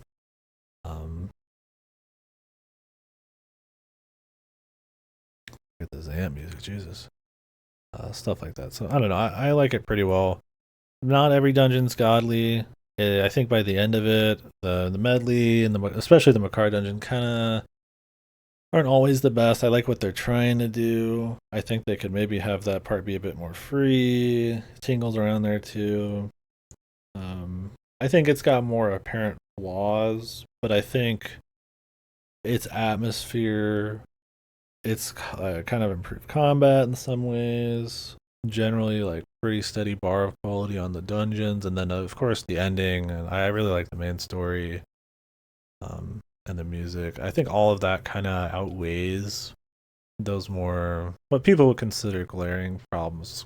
I don't consider that big a deal, but yeah, a lot of nice songs. I think it has a unique look and atmosphere that there's a lot of stuff that still doesn't have. Has match, or not match, but hasn't been able to replicate. It's still it's fresh. It moves away from the N64 vibe, but still feels like Zelda. It still does something new. I mean, it really scared the shit out of people back in the day because it was chibi. Um, I think he's extremely expressive, which is a lot of fun. I think the characters are a lot of fun. I think this is a good one, along with like Majora's Mask. You could kind of go back to and point at and be like, this is when a lot of Zelda characters were like unique and fun and goofy, but like interesting and shit. Like Tetra and all that stuff. I don't like what they do with Tetra by the end of it, but there's just good times to be had there. I think a lot of it's the expressiveness of the simple chibi art style. It's probably the link with the most emotion, and kind of goofy comedy and stuff.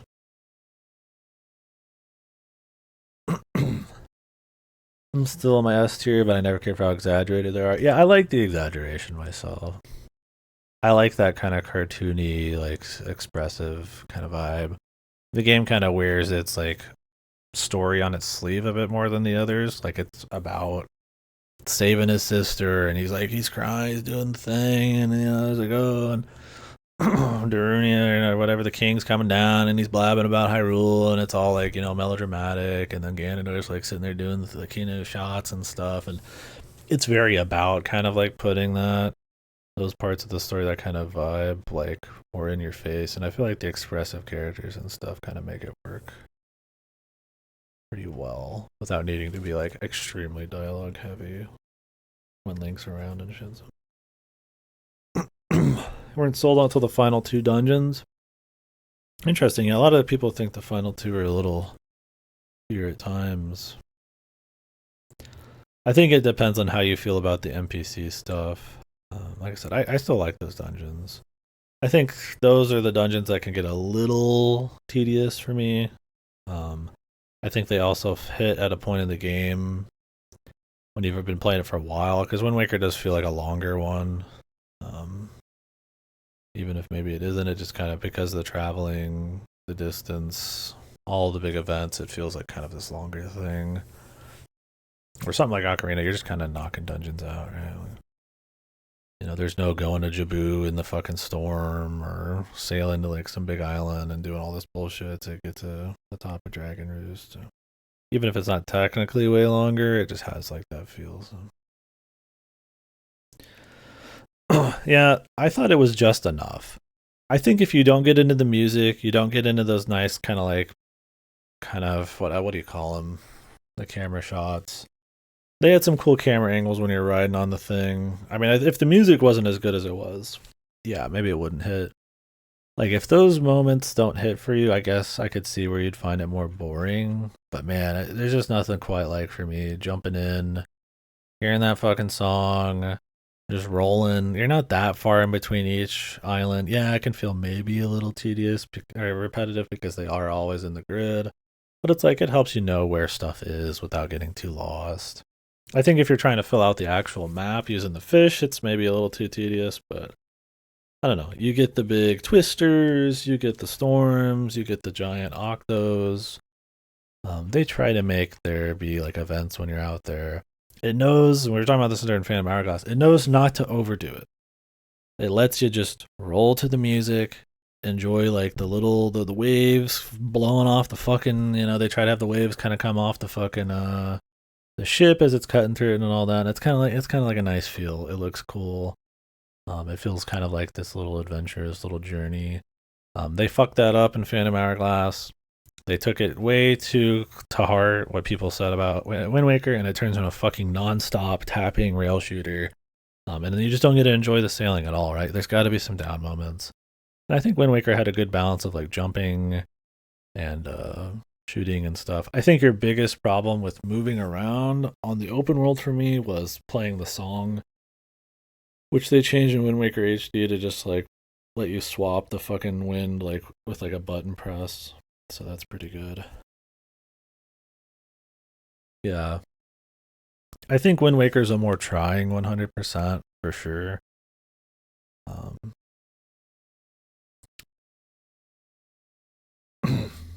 One of my favorite Zelda songs right here. But I think it's one of those that's easy to just like kind of not do the 100 if you don't want to, but when you do, it's a nice big journey. I think fishing up the maps adds a little bit of extra, maybe padding. I get not being as much into that. It does kind of give it this kind of treasure finding feel, which I kind of like.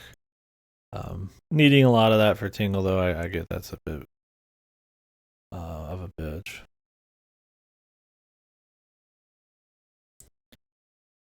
Oh, really? That's cool, Audrey. I don't know the last time I've 100% it. I did the 100% Ocarina of Time not that long ago. I was gonna do another Majora's Mask one, and then I don't think, it's been a long time since I did a Wind Waker. I feel like who does anybody actually do the gallery for their 100%? That's fucking cursed shit. Yeah, Tingles is the next one I really want to do, but I kind of rather play it on hardware, so I'm waiting to figure that out. It's not the biggest, but Windfall alone is maybe the most interesting village aside from Clocktown. Yeah, Windfall's cool. There's so many different little stories that all the NPCs have, like the hobos who switch places, and the romance bullshit and sneaking into the people's houses to get the cameras and all that weird shit and the mini games. And it's a cool town, but it doesn't feel like a theme park. It feels like an actual like place.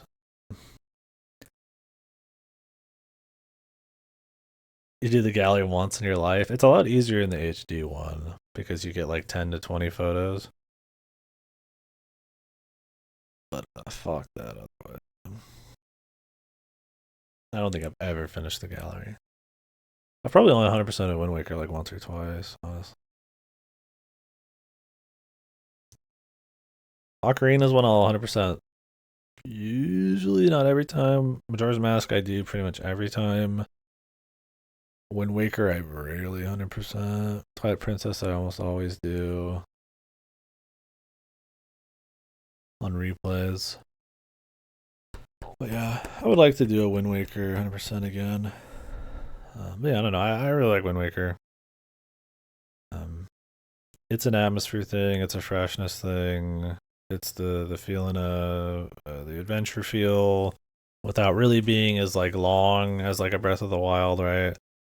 It's not as it gets you to a place briskly while still giving you this feeling of scale and stuff.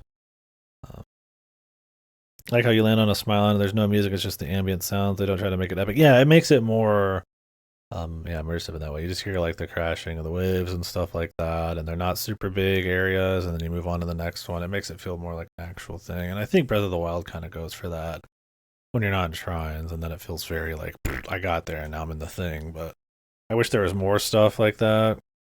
Like Wind Waker kind of has, where it's like more stuff that just kind of exists in the world as your chief side content instead of shrines. But because some of the best stuff in Breath of the Wild is like non-shrine shrines. I get it. I mean, the shrines, they want to theme them around very specific visuals because they know they're going to do a bunch of crazy machinery contraptions, and it's going to be hard to make that look right, like in the middle of a forest. But anyways, they mixed up the gameplay, the parries and the dodges, and like I said, I like the leaf and all that kind of stuff. Stuff like the hammer, I don't really care about in Wind Waker. And I definitely think they could have found a way, especially when you start doing the Song of Command, to probably speed that process up. You think they would have learned from that Majora's Mask a bit. But other than that, I don't know. I think it's a really solid time. And it's got a hell of an ending. For me, anyways. I think most people usually say it's a pretty good ending. My favorite Ganon, for sure. He doesn't have much going on, but they give him more personality in that last cutscene than he probably gets in anything else. Like, he's so lame in Tears of the Kingdom. He's just like a generic baddie. But he's still like a bad guy in Wind Waker, but he's still got so much more else going on. And then they give him like the puppet thing, which is kind of unique, right? Instead of just like the usual stuff. And I don't know, I think that was a really interesting way to go for it. They kind of married that art style with more unique, kind of over the top bosses at times too. Like most of the fucking bosses in that shit are fucking huge, man. Isn't every Ganondorf in every 3D Zelda game technically the same Ganondorf until TOTK? Wind Waker's Ganondorf is supposed to be the one that was sealed in Ocarina of Time. God, I don't remember anymore, dude. Zelda ones is supposed to be like it's supposed to be this thing where there's 3 timeline splits in Ocarina of Time. So maybe it's the same Ganon. I don't know. Maybe that was God Jesus. I don't know. Like I said, the Historia and Skyward Sword's fucking lore shit was a mistake, but maybe, yeah. I don't know. I mean, if you think about it that way, I mean, it definitely adds a little extra character, I suppose, to Wind Waker's Ganondorf. Technically, he looks right at the king in the Ocarina of Time, but you never see the king. He's just kneeling in front of him. Yeah. I think that's the only time they look at each other face to face, yeah. Which they're both really good. I think it's a strong thing, and if you've played a lot of the series, it's kind of a neat, even if you don't consider timelines, a neat crossover. any like kind of carryover. It's like, you know, Hyrule has a lot more meaning if you've played a lot of the games. That the king just is like, fuck it, we don't need this shit anymore. And Ganondorf's living in the past. It's kind of like this almost neat progression of the characters in a way. I mean, Zelda's usually not like a story heavy thing, but they do a lot with like a little sometimes. And I thought that was kind of a neat way to kind of give Ganondorf a little twist, like a little spice. I mean, in Wind Waker, um, instead of it just being like I gotta save. Well, you still have to save Zelda, but that was one of the worst parts. Tetra is so cool and like spicy, and then she turns into like a fucking maiden, and it's really lame. And then she goes back to being fine again, but it's like that was an odd bit. One of the worst parts of the story. Same Ganondorf and TP and Wind Waker, but the pig and the GD ones are not really the same, even from the timeline. Yeah, I thought the pig ones were different. They're all supposed to be like remnants of demise, and now it's like Null or something. I don't even. I don't even know, dude. But yeah. Anyways, I guess on to the next one. I mean, we can keep talking about that game though. I don't mind. We gotta start throwing shit into the middle, man.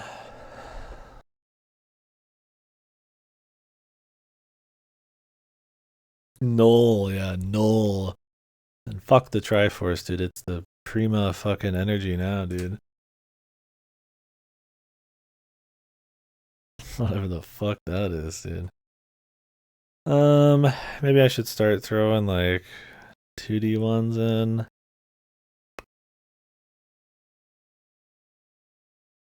Oh, we could do Echoes of Wisdom, maybe?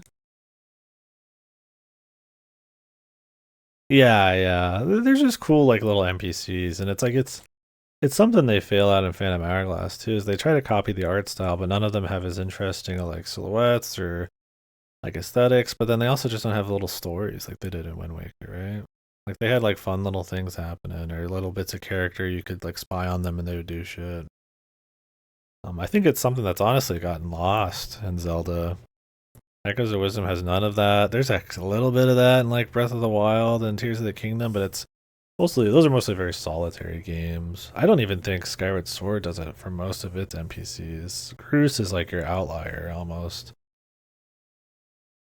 A bit too happy go lucky. Yeah, I mean I guess on a personal if you don't like that vibe. Um the thing is I don't think Ganon really poses like much of a threat in the story for most of it. Um, and I think that's kind of accurately portrayed in the tone. Like, other than saving your sister as like a big thing, Ganon doesn't really like do anything, right? Like he fucks with some shit, like the forest, kind of like he did in like Ocarina of Time, but like he's not really there doing anything until pretty much the fucking end, right? So I feel like it doesn't feel like tonal whiplash to me because there's nothing really like sad happening outside the kidnappings. So I don't mind, but I get maybe not being into that. I think there's a few moments where they try to like dip. Um, I think the moments where the sages are kind of talking about, you know, whatever, playing the music with the new ones. I think obviously the end and stuff. Um, when he's departing, I think with the Jabu part, it's kind of dark in a cool way, more in a set piece than it is like a theme sort of deal tone. But they try to do little breakups here and there. Um, Lightning and shit. Yeah. When you're on like when you're out sailing, you know, it's not always happy go lucky, right? You're getting the weather effects and the octo stuff that can add a little bit of like a dark pace breaker to it. I get what you're saying though. Maybe it's like 90% happy. Which maybe is too much for some. I like the tone on it myself, but I get that for sure. Yeah, that's a pretty dark dungeon. The back third's pretty dark.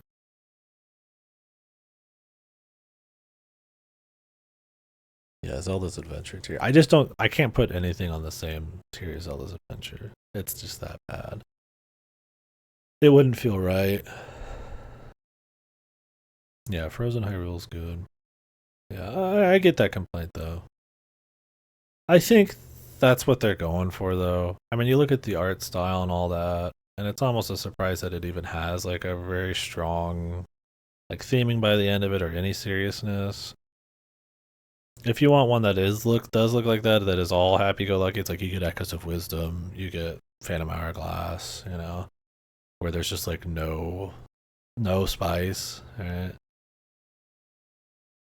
Yeah, it's interesting charting the series because you could see where they overcorrect at times or just change it in general. Like TP is like this, like Ocarina of Time to Majora's Mask are kind of like a yin yang. Like campaign versus side content, classic, clean like adventure story. You know, we're taking down the big bad guy. You know, there's some loss in there because of the time thing, which I think is a really. We didn't talk about that. Nobody, I think, really thinks about the time part of Ocarina of Time. The time gap's pretty cool. Like becoming a kid to adult, the world changing, things being more fucked. It's not like explored thematically in any kind of crazy way, but it's still pretty neat. Right? Um, and then you think Wind Waker to TP, and it's like you know, happy, big to more ocarina, dark, serious, dance, you know, that kind of thing. They're kind of like these like reactions to each other. Maybe not reactions on Majora's Mask part. That's just kind of a flipping of the script in a way, using the same assets. But yeah, people fucking because I was big into it back then. People hated the Toon Link look, dude. Like it was. If the thing is, like, people have grown on it now because I feel like realistic hardcore graphics aren't all people care about anymore, and there's a larger swath of art styles these days. But back then, it was a ballsy pick, especially when you think back to the Space World demo. I don't remember if the Space World demo was before. Was the Space World demo before Wind Waker? Or was it? I think it was, right? It was for the GameCube. Yeah, so if you guys don't, I mean, this is one of the big reasons. Um,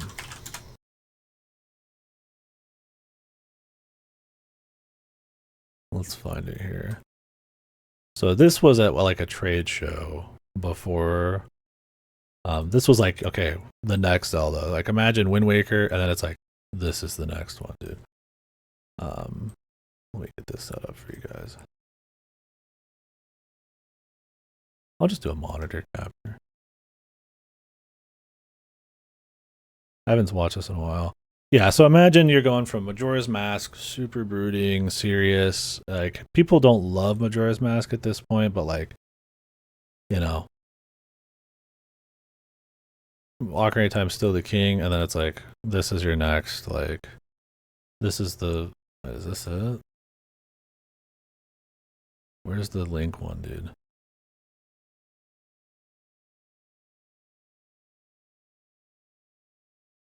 God, this quality's fucked. So this is like a tech demo thing where it's like these like super serious looking ass like Ocarina of Time motherfuckers like clashing and shit like that. I think there's like a longer one, isn't there? I don't remember. But yeah, there's this like tech demo space world thing, and it like sets all these expectations and shit. It's like all hardcore, and they're like fucking, they're fighting and shit. Oh, maybe there's like a better looking one here.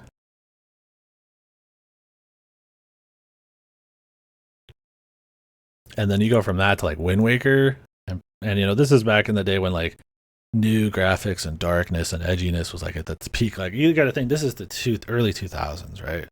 This is like Jack fucking 2. Grand Theft Auto's getting more popular. Everything's edgy as fuck, right? Everybody's cool as shit. And then you get this fucking demo where everybody's looking all fucking hardcore.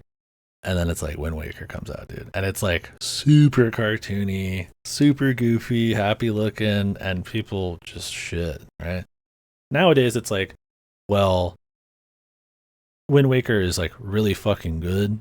It's more timeless of an art style.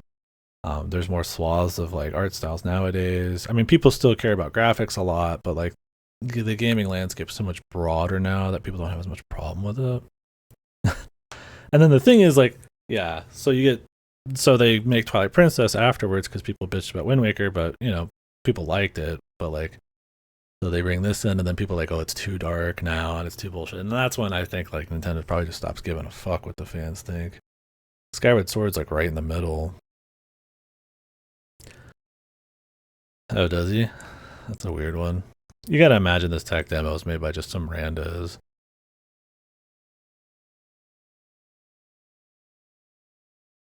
It's funny you get some of these are like stock noises and shit. Anyways, that's the Space World demo. That's kind of a big deal when it comes to setting expectations in that generation, right?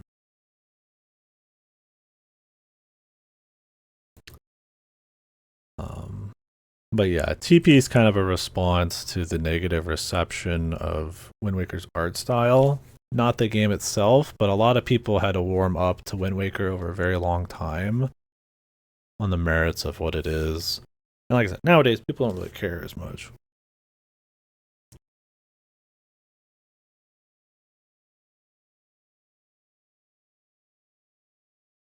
Hey guys, we're reviving Metroid. I mean, to be fair, Prime comes out. It's one of the best fucking games ever. So that was pretty cool.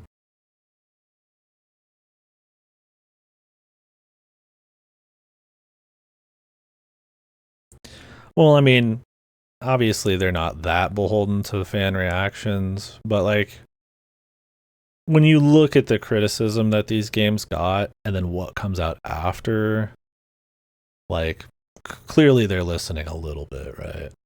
Like, I mean, yeah, I don't think they care that much. If they cared that much, Wind Waker would have never came out. Majora's Mask would have just been Ocarina of Time 2. Twilight Princess probably just would have already fucking existed at that point. I don't think Nintendo cares that much about what fans think, but I think there was such heavy response to stuff like Wind Waker's art style that they did listen that time. And then you kind of get the middle ground, right? Oh, history repeated itself. Does it happen again? Oh, this was the one I was thinking of, dude. With no, yeah, this is the Wii U one with like Goma or whatever. Yeah, this one, man.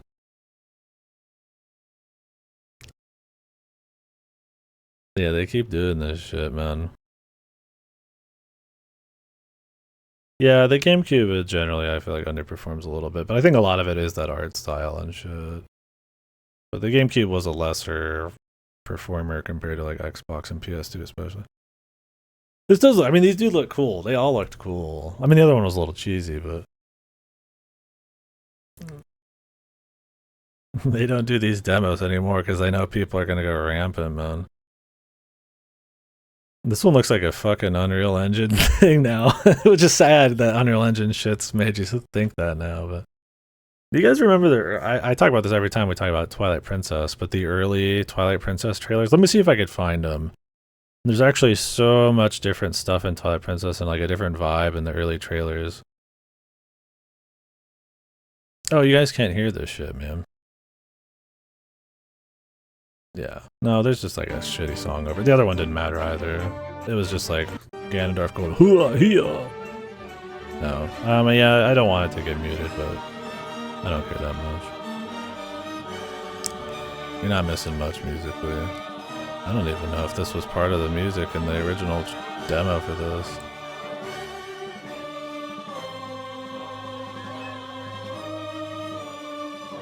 Night Falls, bro. Whoa. Yeah, my bad. I forgot to unmute that part. I've got my music muted, so I have to mute the desktop audio.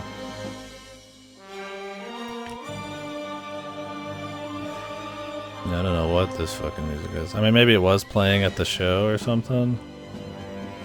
Like the jerky camera. Yeah, no. I mean, Breath of the Wild was the Wii U Zelda, which is pretty fucking far away from this, man.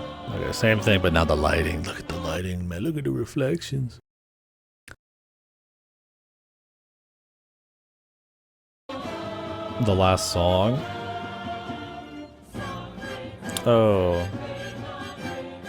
Yeah, it won't be in the VOD. The VOD audio is muted, but it should still be there live. Yeah. Let me put back on my music. Like, this is my music. You can hear it, right?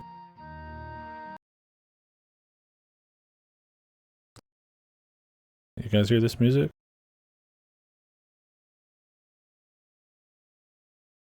Okay. Yeah, that's my thing. Is like Twilight Princess still does enough of its own thing, right? But to people that was like they were looking for the Ocarina of Time successor, right? You get the weird ass game with the timer and all that shit with Majora's Mask, then you get the chibi one. It's like, I need Ocarina of Time too, because it's like a legendary game, right? So yeah, it looks like a low quality Unreal Engine. I mean, it looks like it's still pretty cool, but yeah, very different there.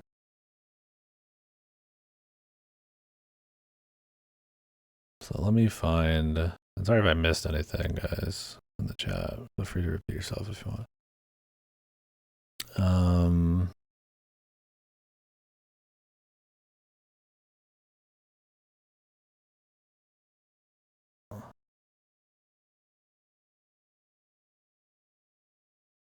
Oh, was this the trailers I was thinking of? Yeah. This might be it. Man, in the original trailers for Twilight Princess, it's like Goma's chasing you through like the woods, and the woods are more like kind of spread out, and it's like an actual place you run around in. Where in Twilight Princess, it's like a very linear like corridor thing. An improved OT. I remember this shit. I was like huge Nintendo Power, like fucking just coming and glazing the fuck out of everything they were doing back then. This shit was crazy. This was one of my first probably E3s I watched. I watched this trailer so many times back in the day, dude. Oh, okay, you guys can't hear the shit. You need the crowd on it. Yeah. There you go. They haven't started saying anything yet. It's like the epic shit. God, the fucking quality, because everything's been blown up now. Oh, him riding the horse was this fucking monumental thing. Like him, like with the sword on the horse was just like unheard of. It was like I was like, what? He can fucking fight on the horse, man. That was like the thing I think everybody wanted forever. Now it's like quaint. Yeah, this is the trailer. There's like weird shit in this. Like this forest, man. Look at look at this forest. This forest isn't in the fucking game, dude. Where it's like this like spread out forest where it's like this open thing you can run around in. Like there's like fucking like god rays in it and shit. Blades will bleed. That was a hardcore line. This is the 2000s.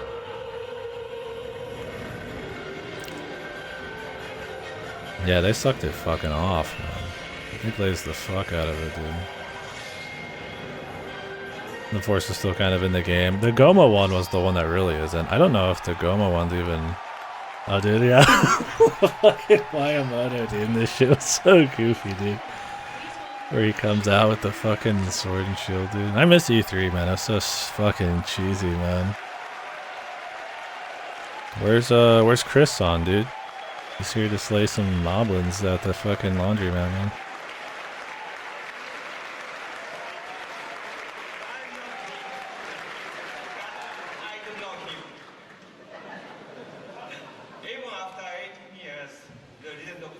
Higher quality version, yeah. And this game is not different. We are now taking you to a world where Link has grown up. A world where he will act different and look different. Wow. In order to grow, Link must not stand still. And neither can I. So, thank you. Jesus Christ, man. This fucking misses the sound effect, man. Keynote it. Yeah, this shit didn't even have a title. Yeah, there's another trailer. I don't remember where it was.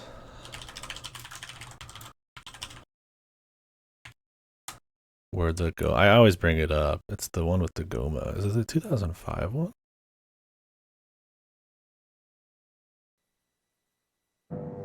Yeah, there's this one. This one was really fucking... This one was really moody, man. Yeah, the fucking, Night Outcast. Well, yeah. And yeah, people just were... I mean, OT was... I mean, it's a huge deal now, but like, imagine that game like coming like right off of it, right? I mean, like, Wind Waker's considered godly, but people looked at it as like a fucking joke, right? Crazy, man. this one was cool. Sleep Night Bub. I should probably put TP on a fucking list while we're at it, man. I liked this Zelda. I always thought it was a shame that she kind of just ends up getting mind corrupted. Because she was kind of like a boss. Yeah, it's been almost 20 years. Man. Rough.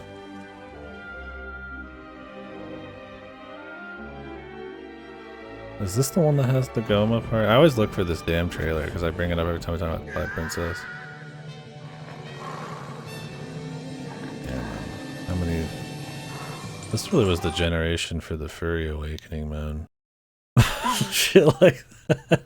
Fucking like Crystal and stuff. Holy fuck, man. What was Nintendo doing, man? Yeah, the Persona. Been probably the best partner. She was fun.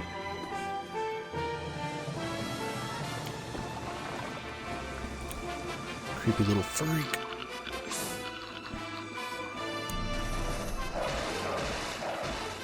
Man, the dogfights suck, don't they? They weren't like a great... I mean, they weren't horrid, I guess, but man, they were kind of fucked. Fucking whatever, dude. Yeah, I would love to see them take a spin at like the more classic 3D style, like the first 4 or 5, I guess. Skyward Sword's not that different.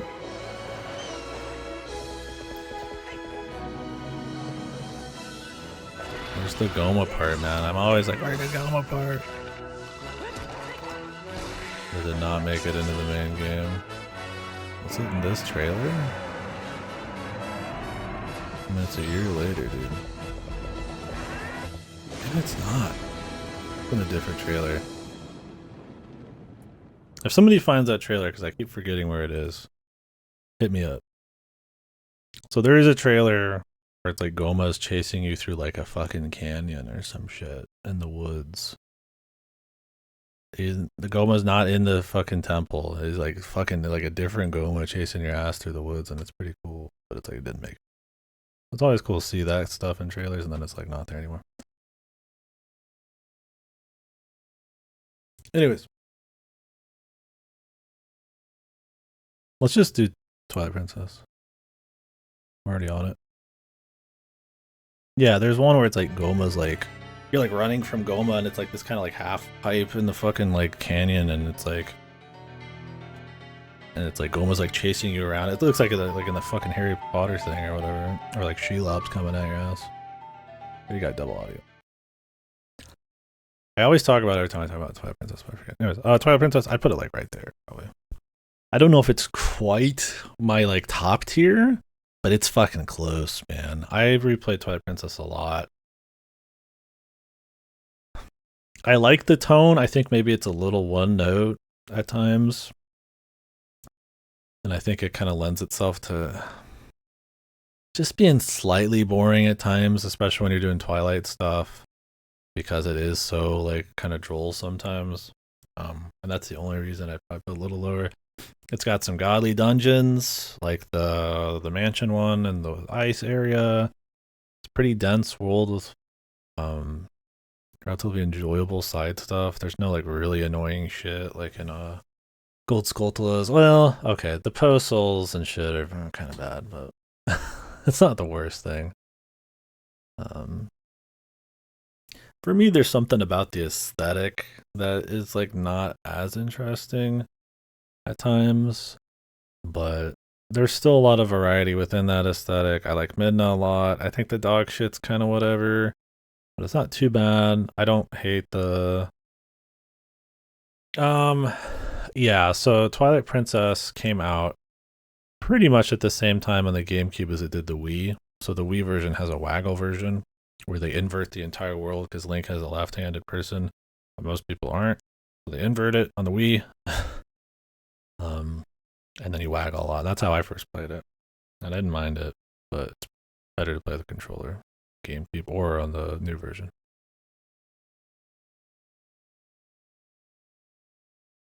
Yeah, I don't know how you can be like, the Snow Mansion exists, or the Time one in Skyward Sword, or like anything in Ocarina, or any of that shit, and then be like, yes, I prefer 4 shrines strapped to my ass and fucking Tears of the Kingdom. And the original's hard to see where to dig, otherwise it's pretty good. Sure, yeah. That's fair. I mean, I think Twilight Princess gets a little bit of shit for its items being very just pure dungeon use. I think I don't have as much a problem with that as long as they use them well. And I think in the dungeons they do, like the spinner. But unlike other Zelda games, sometimes the items will actually change how you kind of like interact with the rest of the world and what you can explore. Generally, Twilight Princess, like a good half of your shit, it doesn't really change how you're gonna explore shit. Like maybe double claw shots, obviously just normal claw shots, bow, that stuff does matter, but I didn't find it to be a huge deal. There's a couple spots where you can mess around with it all, but that's something people levy against it, I get. I don't think there's any dungeons that I just hate, but I don't get super excited for many of them, except maybe the mansion one. But I think Twilight Princess has a good balance between nice approaches and set pieces to get you to the dungeons, like the snowboarding and all that stuff. The different races, you don't spend too much time with them like you do in some of the games, but you don't spend like too little. You get just enough of a vibe to get you going to these places. You're sumoing with the Gorons and climbing their mountain, and then, then you're in the dungeons. It's cool. Lakebed, that's the one with Morpha? I never had a problem with it. Like I said, I don't think there's many dungeons in like other than the mansion that I'm like just pop off for in Twilight Princess, but it's kind of like Ocarina of Time, but with less interesting theming for me. I don't think any of them are bad, and I'm never sad about being in any of them. And there's enough variety, and it's paced well enough that it's a good ride the whole way through. It's got a little bit more like setup for each dungeon than Ocarina has, so it kind of borrows from Majora's Mask in that sense a bit. More close probably to Wind Waker than anything at this point in time, so that was kind of cool. I definitely feel like it's got more of like a lived in world kind of vibe, right? Like the castle town felt like an actual like city, right? There's people running around and shops you can go in and stuff, and they do a good job of trying to make it this like more realistic Zelda. I think sometimes they can push it too far and it kind of loses a little charm here and there, but for the most part, it's cool. Like I said, they mix things up enough. The sky area, you get the Wild West thing going on. You're getting your mix of water and fire and all that. I think Xant's kind of wasted. The Ganondorf twist is kind of lame, although it is the best, probably my favorite Ganondorf fights in the series. But other than that, I mean, I think it's just a really clean Zelda. I don't have big problems with it, but I just don't feel as strong as I do with the top 3.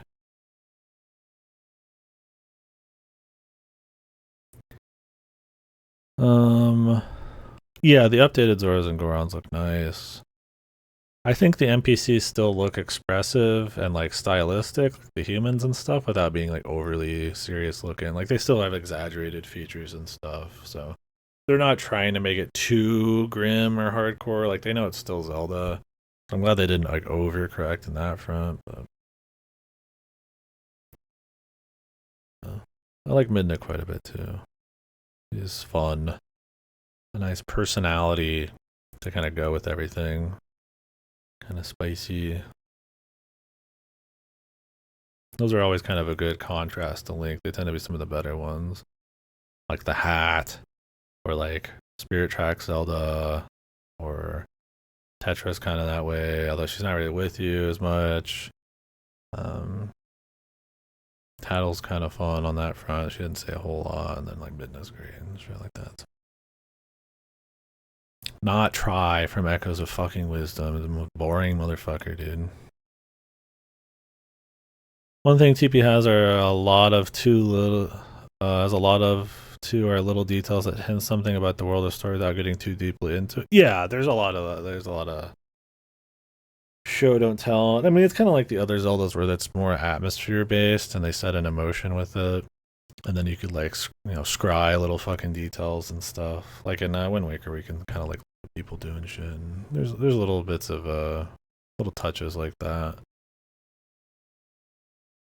I think a lot of the side stuff ties a little bit more into some of the characters too. I think the bar lady had some with the big tits that Link would stare at.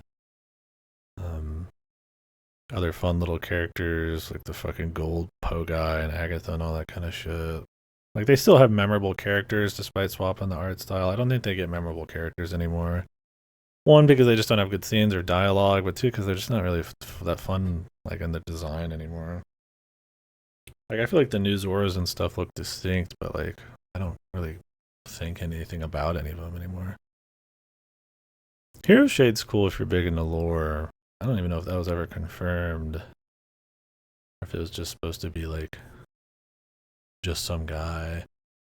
But I like that they continue to try to build on the combat in different ways too. I mean, I wasn't really using the pairing and all that too much, but it was neat that they try to kind of bring back the flashiness after Toon Link and kind of make it a little bit more like Ocarina of Time, where it's a slightly more methodical. I mean, it's still Zelda, so it's not gonna be too crazy, but they did confirm it. Okay, gotcha. Yeah, that's neat. The Beyblade, yeah, Beyblade's neat. Yeah, the super slow magnetic boots are not my favorite. It's pretty. That's definitely a lower tier one. It's just kind of tedious. Yeah. Like I said, I don't feel super duper like strong about any particular one outside the mansion, but there's other than little moments like that, there's not many down moments for me.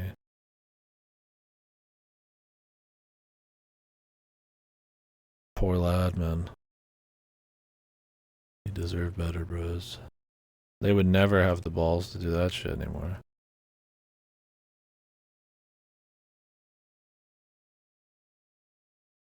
I did like the Ganon fight. All the songs were good too. Um, you go from the pig Ganon, where you're fighting him as the fucking wolf, and you're like fucking holding him down, and then you're on the horses, and then you're dueling them, and it's just the whole fucking boom, boom, boom. If Zant hadn't gotten fucked over, it would have been even better. But yeah, you stab him and he just stands there dead because he's, I guess, like so thick in the armor or something, which was pretty slick. Yeah, yeah. The final fight fucks, man. It's good. None of this cutscene fucking QT bullshit like nowadays, man. I'm diving to catch Zelda's ass cheeks or whatever, man. Just give me some fucking four phases and motherfuckers, and he's just fucking dead as like a human. He's not some fucking dragon. He's fucking a human, a grown ass man dead. It's like, it's pretty good. I mean, I think stabbing him in the head was pretty metal in Wind Waker. Then he turns to stone, but like, I mean, dude, they fucking he's sitting there for a bit with that shit through his fucking head.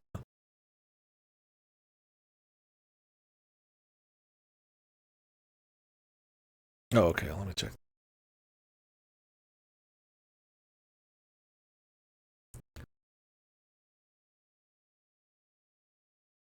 Beta trailers. We could just watch this whole ass thing. How many are there?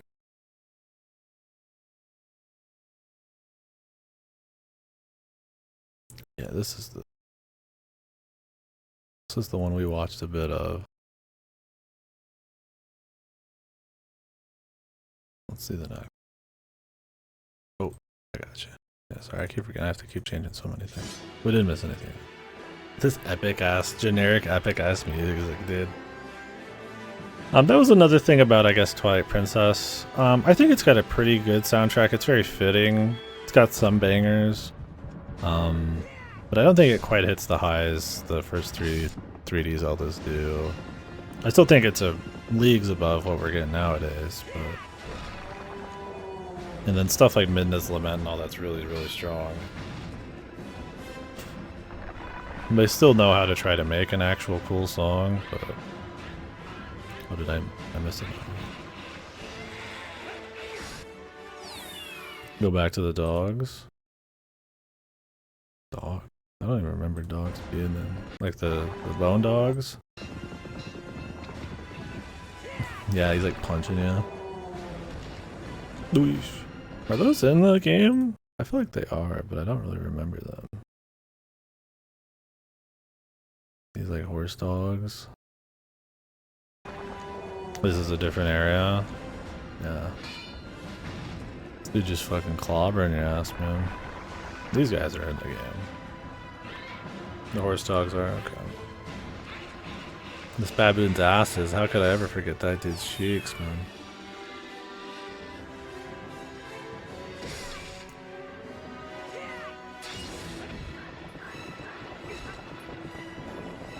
Elder Scrolls 3 reference? Yeah, this part, dude.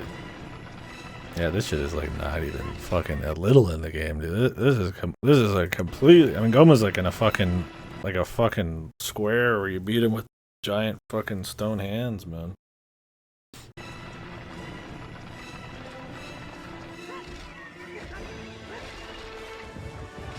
Which is a shame because that part looked cool. The cave chase, yeah, I mean that was like one of the only cool set pieces in that, and they used like 3 times. Okay, well, we saw the other one here. I don't know if there's any other ones.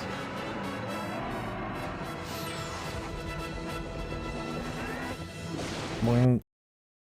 It's Zelda.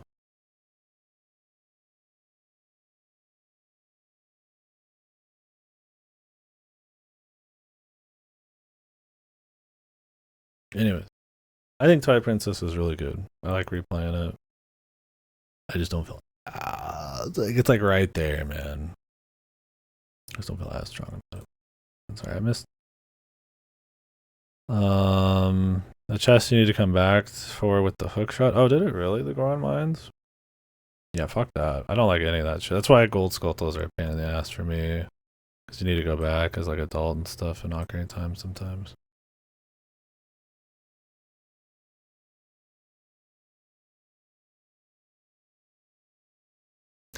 The atmosphere in TP, I found, like I said, I think it had a very unique feel. I liked it. But sometimes it felt a little too one note. I guess it's kind of like I just complain about Wind Waker, where I feel like Majora's Masks was so cohesive in tone, like the undercurrent of it, while still managing to have all sorts of different fun stuff. Twilight Princess has like little fun bits here and there, but it's definitely a more like grim kind of feel. And I mean, I like Grimdark just fine, but I think it kind of at times feels a little boring because not really, but like just a little bit. But so that's kind of where I'm at with it. Oh yeah, that one. Do you guys remember that one scene in Twilight Princess where it's him smiling and all the links are smiling and they're flying around and shit? That was pretty fucking bizarre as a kid, man.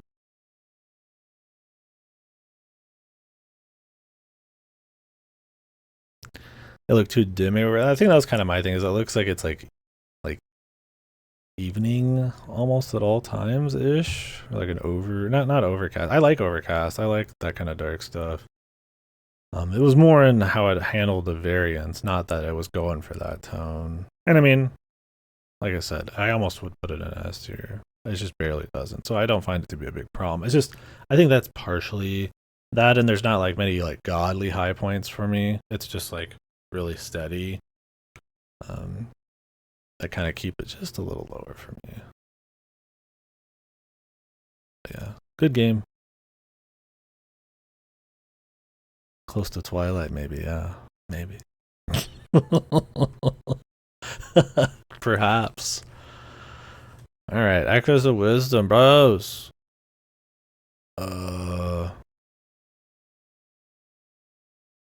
We're sitting maybe here for now. It might be Skyward Sword tier. We'll see. Maybe. I mean, I think Echoes of Wisdom is my least favorite 2D Zelda when I look at all these. I mean, okay. Maybe not. It's hard with the original Legend of Zelda, man.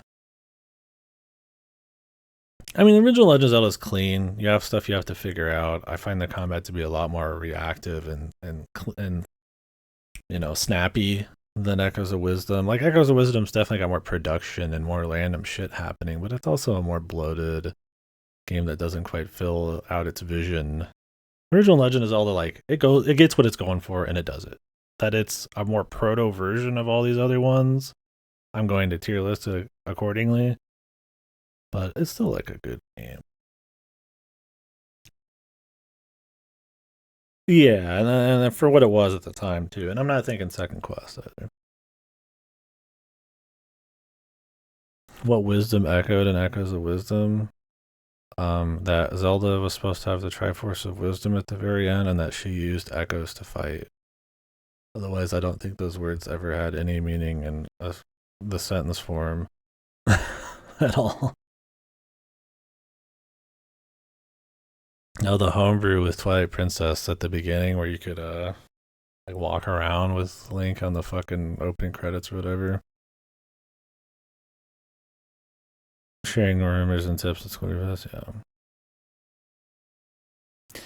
Yeah, I think with Echoes of Wisdom, there's so much potential for a better Zelda, like heroine game, magic or ninja shit, or like maybe a mix of summon stuff. Instead, it's going for this raw summon thing, and it feels very passive, but it also doesn't feel very clever. And it also feels extremely safe in a way that a lot of modern stuff kind of does. Oh, one sec.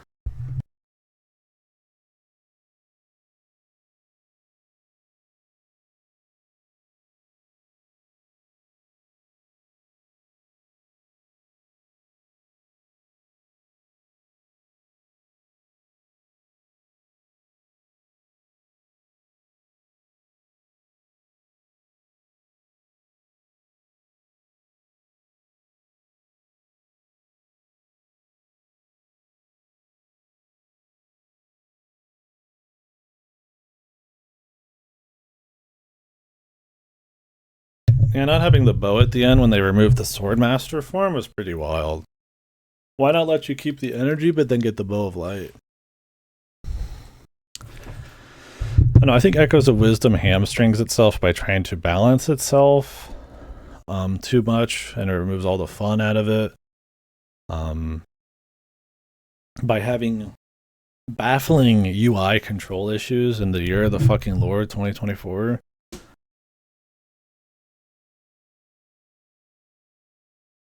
It has less buttons to use almost that are mappable. It has the same amount of buttons, no, less buttons that are mappable than the fucking Game Boy games. You can only have one. But you have like 10 million things to summon, right? There's just fundamental issues I have with it. On a control front, a tone front, music, the safety of it in a way that like a modern like safe Nintendo game would be with tone and shit, right? Like maybe they'll get ballsy on gameplay and stuff, but I mean, I don't think we're seeing like some fucking Majora's Mask type of shit, or at least not from a second party studio like Grezzo. I don't know. They dipped their toes in when they needed to dip 2 whole feet and half their fucking legs into something fresh. Either go in with that fucking idea, go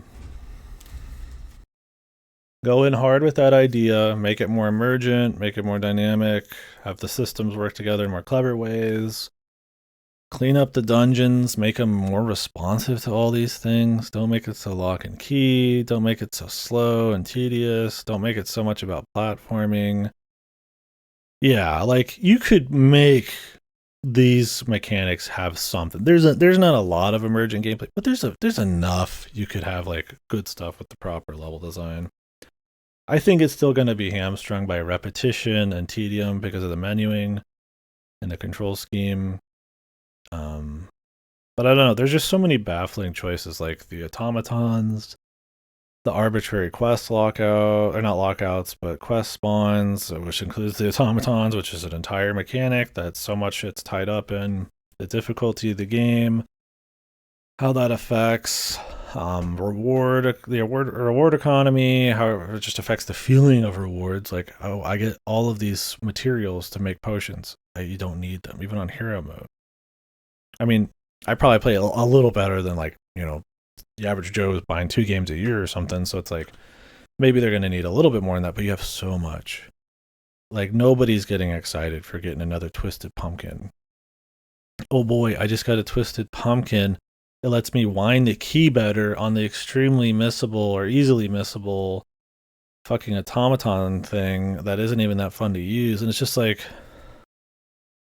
it's just there's so many layers of like, why is it even this way? When usually Zelda's got a much more cohesive set of mechanics and world with just much more quality, like and polish and shit.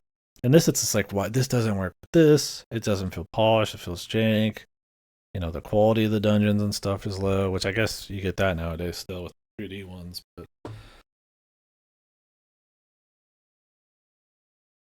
I don't know. It's not a horrible game. I still think it's like playable in the way that Master Quest, I guess, is. Well, that's why I almost feel like Echoes of Wisdom should be a little higher. Maybe. We're gonna put it here for now. I might put it back down. Master Quest, I'm like, I don't like it at all. It annoys me. Phantom Hourglass, like, irritates me. Echoes of Wisdom, for its credit, while it was like a flat line and like dullness and stuff, it wasn't like at least aggravating. Wonder where the issue is. Is it technical talent? Well, I mean, Grezzo, you gotta remember, Grezzo's, they just do the remasters and the remakes. Their original game was Triforce Heroes. Otherwise, they've done Ever Oasis and a couple other little ones a long time ago. A lot of their big changes when they get ballsy, you get more Majora's Mask 3D problems. So you could say maybe their talent's not there, but you gotta imagine, yeah, Nintendo's pretty protective of the IP. Gotta imagine they're like, hey, you're gonna get a big Zelda game now. You're gonna get a full single player one. Maybe they wanted to play it safe. They got a little ballsy with the gameplay. They borrowed a lot from Breath of the Wild and Tears of the Kingdom on a surface level, not in the quality level, like UI elements and side quest elements and um, the menus and all that. It's always had like a this is Halloween vibe. I think it's just the book. So maybe that has something to do with it. I think Nintendo's at a point right now where they want to be very careful with their IPs. They don't get too ballsy with tone or anything anymore. Maybe it's just been a bit. I mean, these games take a lot longer to make now. I feel like Echoes of Wisdom has like a new Super Mario Bros. 2 vibe to it, where it's just like we're just being extremely safe. I mean, it was probably cheap. I mean, it is an asset flip. Link's Awakening is reusing a lot of the same stuff, you know. That Dompy's even a fucking engineer feels like a just raw asset flip thing, but maybe that's not the best example. So that's part of it. The toy look probably doesn't lend itself to the like a grim feel that much.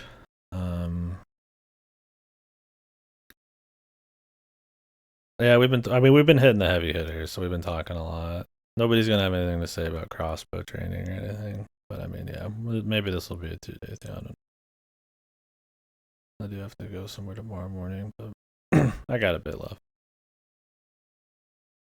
But yeah, I don't know. Echoes of Wisdom is just, I don't know why it ended up the way it did. I don't know why people are giving it so much credit. I mean, it's fine if you like it on a personal level, but like, I don't know why critics are raving about it. It looks more clever than it is. Like, maybe if you just watched a trailer, you'd be like, oh yeah, this is crazy, but it's just really not. I mean, if you've never played an immersive sim before, maybe your fucking jorts are gonna be filled with jizz or something, but like, I mean, it's pretty basic immersive sim shit and not even in a very complicated, like, sandbox. Linkle, yeah. Where am I gonna put crossbow? Yeah. I'll have to wait till the end on that one. I mean, crossbow training for what it is, which is a very short pack in for the zapper, is a pretty competent little rail shooter. Got a combo system, missions where you move, missions where you're on rails, missions where it's just a shooting gallery, bosses. It's not crazy good. It's pretty thin, but I mean, it knows what it is, I guess. I mean, that's a hard one, right? Because it's such a different thing than like a full ass. Like I'd almost put it away because of wisdom, but Not because I think it's like a more impressive feat, but like at least it's fun for like an hour, and that's what it's trying to be, right? So, anyways, we'll see. All right, what else we plopping in here? Started as a TP sequel. I think it might have been in something like that. Yeah. Link will never see it again. That's a fucking band. That's a Omega Force shit, man. I'm surprised they even let him. The dark skin, super big titted, barely wearing any clothes chick from fucking Hyrule Warriors. Man, you think Nintendo gonna bring that shit back? I wish, but no way, dude.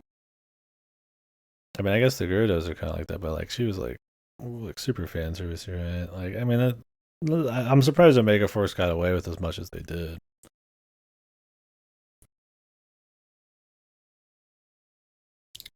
I like Hyrule Warriors. Yeah. Does anybody remember that chick's name? She was the main bad guy. Hyrule Warriors bad guy.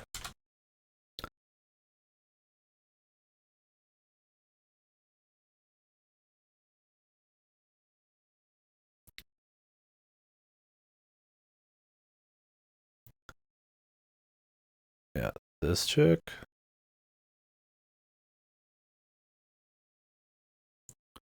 You remember this part?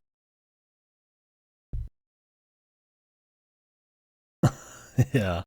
I mean, it's because she's a fucking yeah, she's the main bad guy. You get Volvagi as like a dude, like a ripped dude, and she's like that's like one of her henchmen. The first one, the good one. Yeah, she looks like a fucking Bayonetta character. She's like an original character to that. But yeah. No, I mean shit. Oh, with the Volvaga, yeah, the Shelob porn star thing and Shadow War was unholy. I mean, there's a lot of fan service, not just for the series, but sexually in Hyrule Warriors too, man. They knew what they were up to, man. I didn't mind. It's a good game. Well, I mean, it's a good Muso, which means it's not a great game, but it's a good fan service outlet.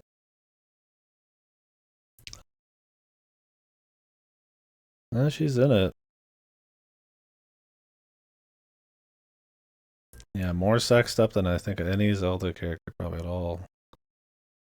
Yeah, they knew exactly. Yeah, I mean, Omega Force knows what the people want. They give it to them. They may not make the best games or genre out there, but like you know what, they're the masters of fan service. All right, Cactus. All right, which one of these was yours?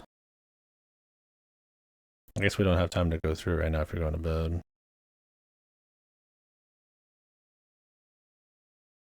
Maybe we'll continue later. All right, buddy, we got sidetracked.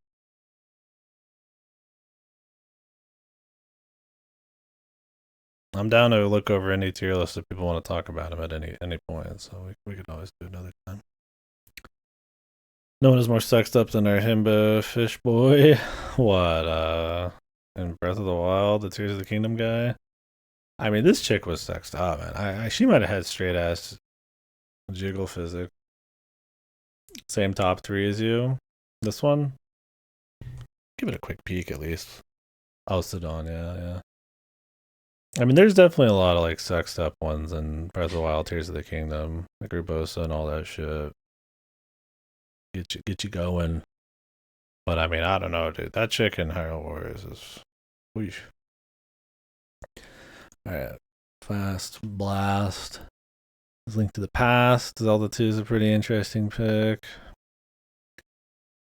I think the original Legend of Zelda being lower. Yeah, Link's Awakening being lower than the original is pretty interesting. And better than Four Swords. I guess better than Four Swords. So you like Twilight Princess less than the most of the Game Boy and all like 2Ds, huh? That's interesting. I think you see a lot of people tend to be very all in on 3D or very all in on 2D. That's kind of neat to see like a mixed pick there. I don't want to keep you awake. I don't remember what you said you didn't like about Twilight Princess as much. We're looking at cactuses real quick because he's leaving. He's going to bed, and I don't know if we'll still be on this tomorrow. So there's a lot of unplayed, so it should be okay. Oh, you guys can't see all of these. Well, I mean, you can see all that matters. These are unplayed on the bottom here. One last day of heavy lifting. Oh, dude. Yeah, I got a birthday shit tomorrow. Me and my brother, we should celebrate on the same day. I gotta lift food into my mouth. Good luck on the actual lift, man. Link's Awakening, Phantom Hourglass F. I respect that. Yeah, Link's Awakening. I don't know. I like the vibes in that and the unique stuff they try to do. I think it ends up being higher than the Oracles for me because of that, but I get not being as into it. Yeah, thank you very much. I appreciate that. Appreciate everybody wishing that. I felt like I was farming happy birthdays. I was just bitching about corporations sending me fake fucking automated birthday emails. I was like, stop that shit. You don't care. And everybody was real nice. Appreciate it. Yeah. I think this is a neat list. I think Twilight, it's not like Ocarina of Times where Twilight Princess is. I think the ones that you'd probably make sense to be lower out of the brackets would be. I think I would put the original Legend of Zelda lower than Link's Awakening, but they're close. I get until I just replayed it. Yeah, I've only played it once, and it was like 4 years ago or something. It's definitely like my least favorite of the like 2Ds, I suppose. Well, not anymore. But not because it's like poorly done or anything, but just because it is just kind of like a proto version that they, for better or worse, the 2D ones tend to be the same shit every time. So, and it just feels like a more elementary version of that. I think for its time, it's extremely impressive, but and that it has more openness and crypticness to it. I wish they brought that back. Then quest markers everywhere. I mean, I guess Link Between Worlds kind of had that, but it's not cryptic. It's more just like it's relatively obvious where to go. Yeah, and The Legend of Zelda, the original didn't require a guide or anything. I mean, I played it just fine. It just is an average amount of just like running around discovering things. So it feels like an actual kind of like something, like a journey a little bit. Yeah, I don't know. I wish they would borrow that a little bit again. I kind of miss that. He's supposed Peninsula is the secret. I kind of wonder how some of that is just translation wise too. It's like a Simon's Quest where it's like insanely hard in the Western version, but it's actually not that bad because like the translations are horrible. I imagine the Nintendo ones are a bit better, but acquired in the second quest. Yeah, see, I didn't touch second quest, so that might affect my thoughts if I did. I have no intent to ever go back to Zelda 1. For all intents and purposes, stuff like Link to the Past and stuff is just a better version. But it's still a good game. It was better than I expected for Proto Zelda.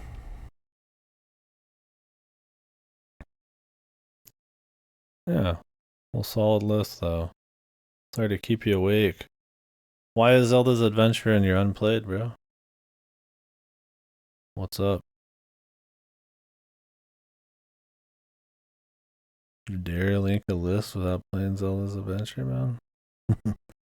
What's the surprising one you haven't played in here? Not really any, I guess. Skyward Sword-ish, I guess. Because it's a mainline. Oh, you haven't played Breath of the Wild. Or is this Tears of the Kingdom? Or both? Breath of the Wild or Tears of the Kingdom. Oh shit, yeah, that's a big one. Those are good. Well, I mean, yeah, they're good. I mean, Tears of the Kingdom is kind of, I mean, it's good in a vacuum. Phantom Hourglass it sucks, man. Yeah, I get you. Yeah, you have to play those at some point.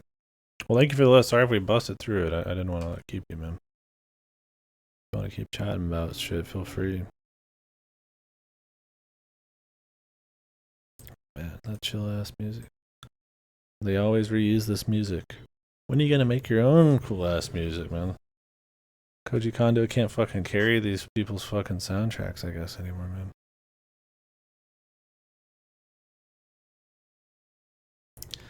Anyways, I don't remember where we were on this that time.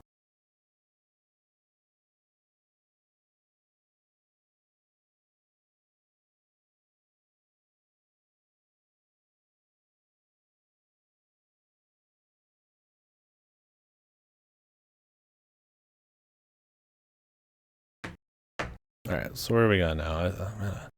I'm scared to do the 2D ones, man. I don't know where they're all just the same shit, man. For me. They really are, man. I mean, I could probably get them figured out once I put them all on here, but Jesus, dude. Start with Minish Cap. I mean, I could put a Link Between Worlds on here. I'd put a Link Between Worlds, probably. No, I'd probably put it a Twilight Princess tier. This is my favorite 2D Zelda. The Link Between Worlds, probably. I think it's the only one, except maybe a bit of Minish Cap, where I was like, this is actually really solid. Like, I really think this is good. The other 2D Zeldas, I'm like, yeah, this is a good game. This is cool. But I'm not, like, really that pumped about them. They're just, like, they're fun 100%. They're fun to run through. They don't feel terribly clever. They don't terribly have, like, a lot of interesting theming or, like, atmosphere a lot of the time. Like, there is some. They're good. Like, I think they're all worth really playing, but it's one of the problems I have with the 2D ones is some of the sameness, and they just don't have as distinctive feels between dungeons and just in between each game. And A Link Between Worlds doesn't really change that vibe as much, but it is very, very clean. Like, just very, like, the walking inside of the walls thing is used super well in every dungeon. There's a lot of verticality because of the 3D gimmick that they make pretty good use of. It's very clever. The items are all really solid and are well used in dungeons. The adventure part of the game, just if you like the 2D at all, it's just really well done. You get complete freedom because of the rental system and the energy system and all that kind of shit. Which, I mean, some of that could probably be tinkered with a little bit, but you essentially can just get everything and just go for it right away. It does mean, you might not find as much cool shit, but they still find ways to upgrade each piece of gear and give you other new shit as well. So, yeah, that's why I like Minish Cap a lot, because they actually try to make it feel like something's going on a bit.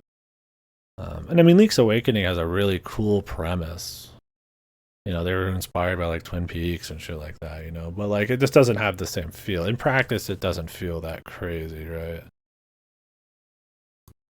I mean, really the highest detailed, mixed kind of game outside Minish Cap really was just like fucking Link to the Past, right? And I mean, maybe it's, because of GameCube and stuff like that, kind of hold our Game Boy held them back a bit, but I think there's ways to still try to spice up the formula or the feel in those, but they just don't really go for it. I mean, I guess until Fan Glass and shit, but which I think is fine. I mean, they're safe in a way, but they're clean.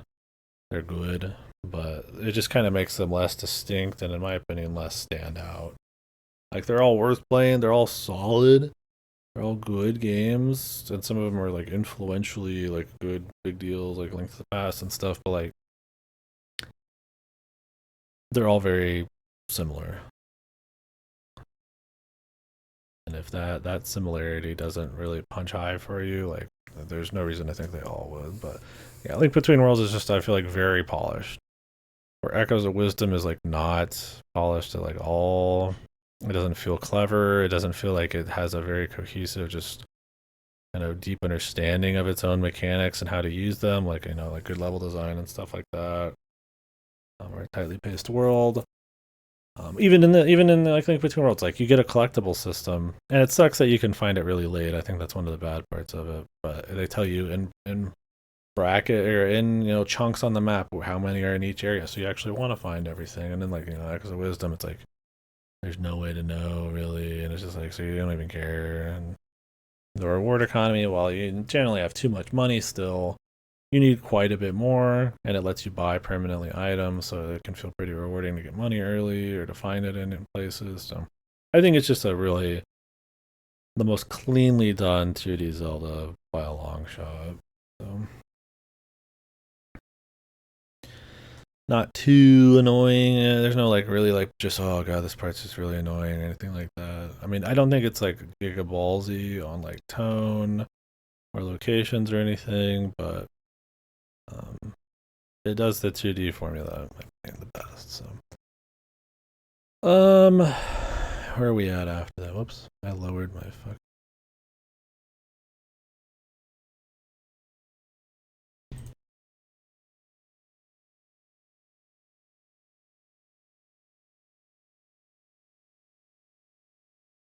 Yeah, where would I go now?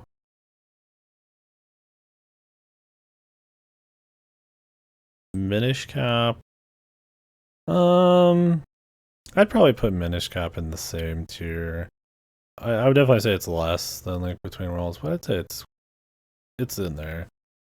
I think for me, I forget most of Minish Cap. Um, which maybe I should replay it.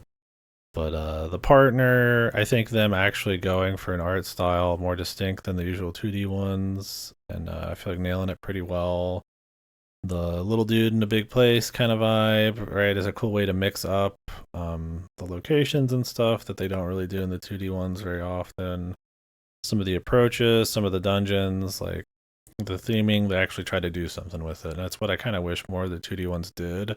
If it's not going to be polished to a T like a Link Between Worlds, I'd rather, try to at least be more inventive with location and mechanics and all that kind of stuff. Like Minish Cap tries to be a little bit. So, I think for a lot of people, maybe Minish Cap's their favorite.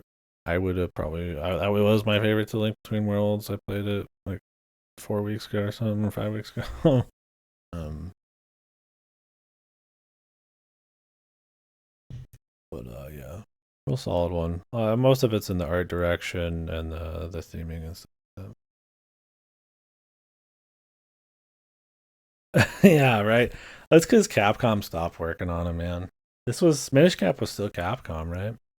Capcom was Oracle's, and then Minish Cap. Link's Awakening was Nintendo.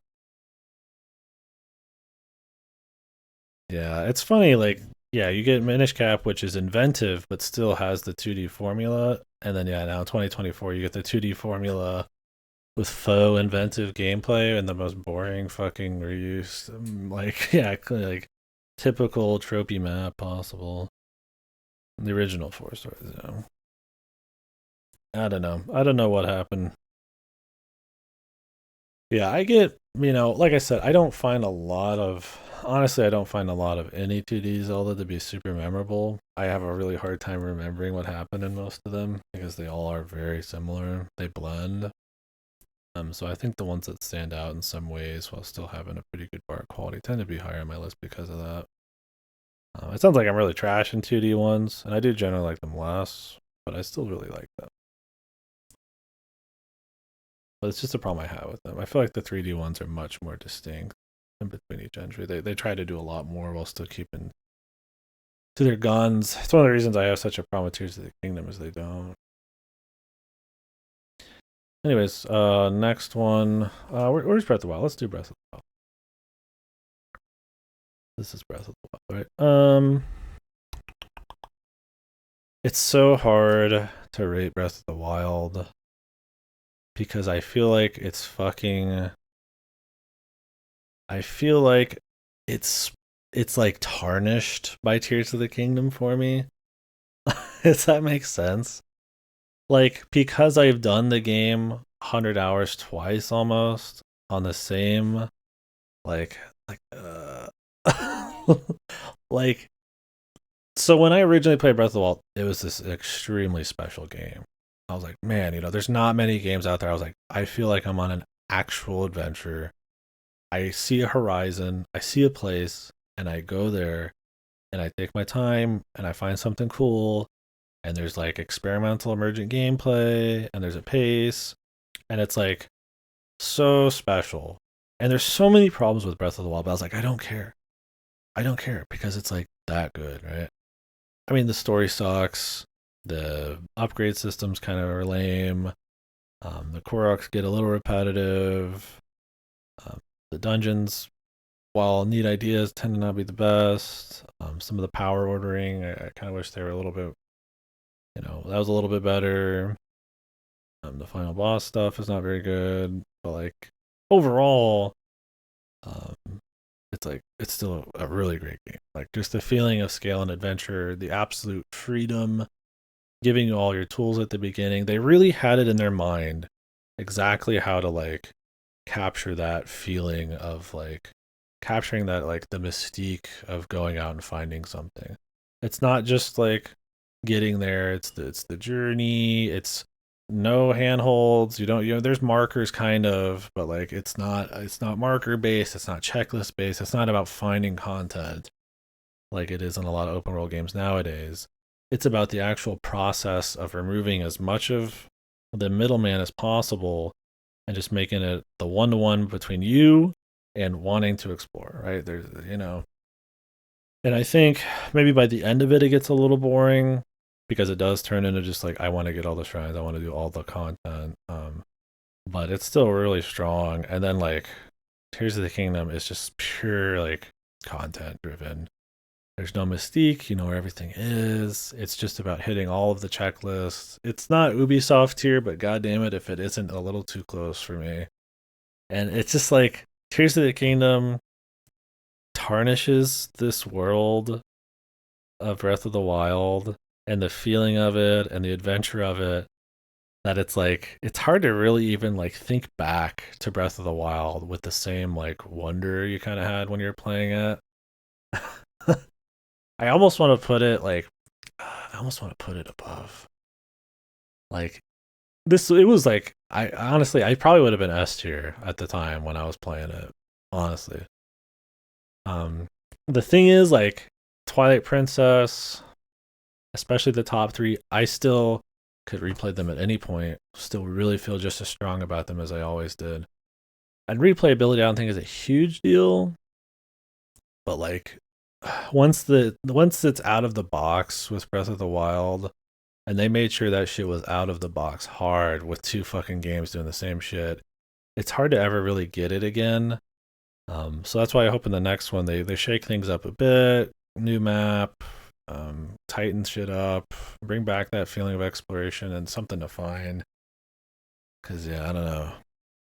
I really feel like you asked me before Tears of the Kingdom, Breath of the Wild S tier, man, top tier, and now I'm just like I feel a little less about it because of Breath of the Wild, because of Tears of the Kingdom. And that's why Tears of the Kingdom is such a bad sequel. This is too damn similar and all sorts of other shit.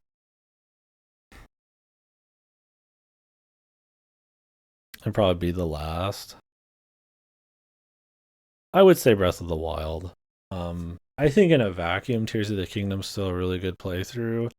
But I think the pace of Breath of the Wild, where you're not flying around in crazy vehicles, where you're not busting through large swaths of land quickly, like in the underground, um,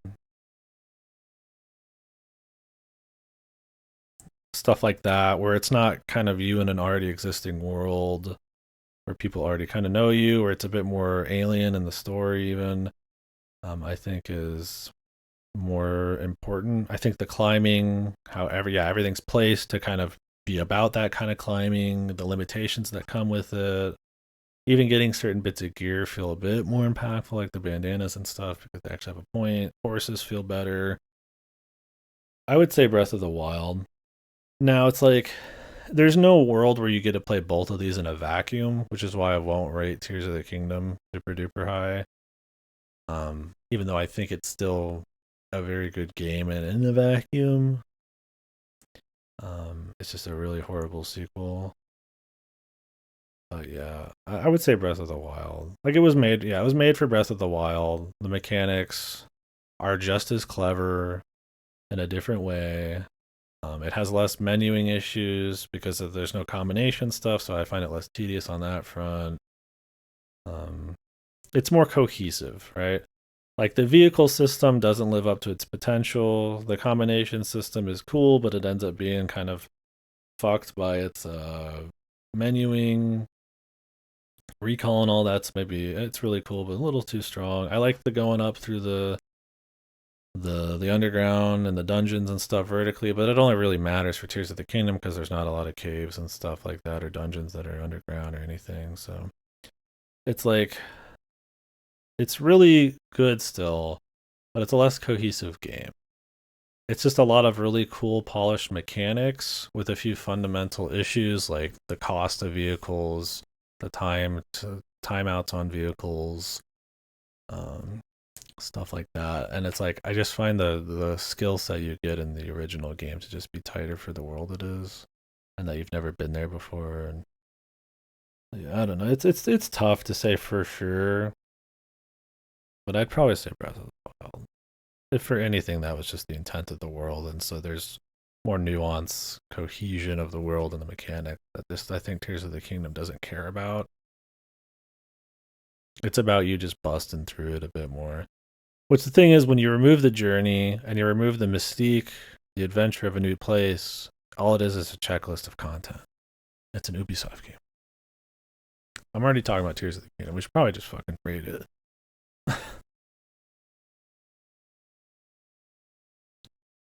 Yeah, and that's another thing is like Tears of the Kingdom doesn't have that like Hyrule Castle thing. It has the gauntlet at the bottom, but it's not even close to as interesting as like the huge dungeon with like crazy hard dudes and like sneaking around and like powering yourself up early that you can get in Breath of the Wild. Like you can just tell in Breath of the Wild, freedom is a core tenet. You can just fucking go into the final boss right away and win. Like in Tears of the Kingdom, you can kind of do that, like for sure, but like it feels a little bit more fucked, and it's like a little bit more wonky, and um, like it's fine, but like it's just so much more focused. Like it's right there in your face. The place is right there. You know, it's like Breath of the Wild. They knew what they wanted to do. They wanted it to be about freedom. They wanted it to be about adventure. I never understand when people don't get that. When they just think of it as like a content game. I'm like, dude, it's about that journey, that adventure, testing stuff, being experimental, and it's very receptive to that.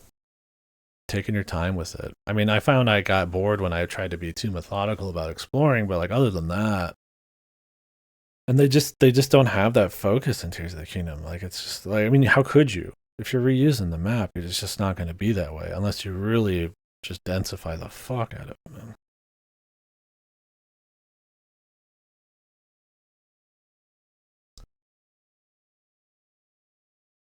SS still has some bangers. There's a few. I trim my Skyward Sword playlist more than I don't. Like I don't add much to it, but it's still pretty good.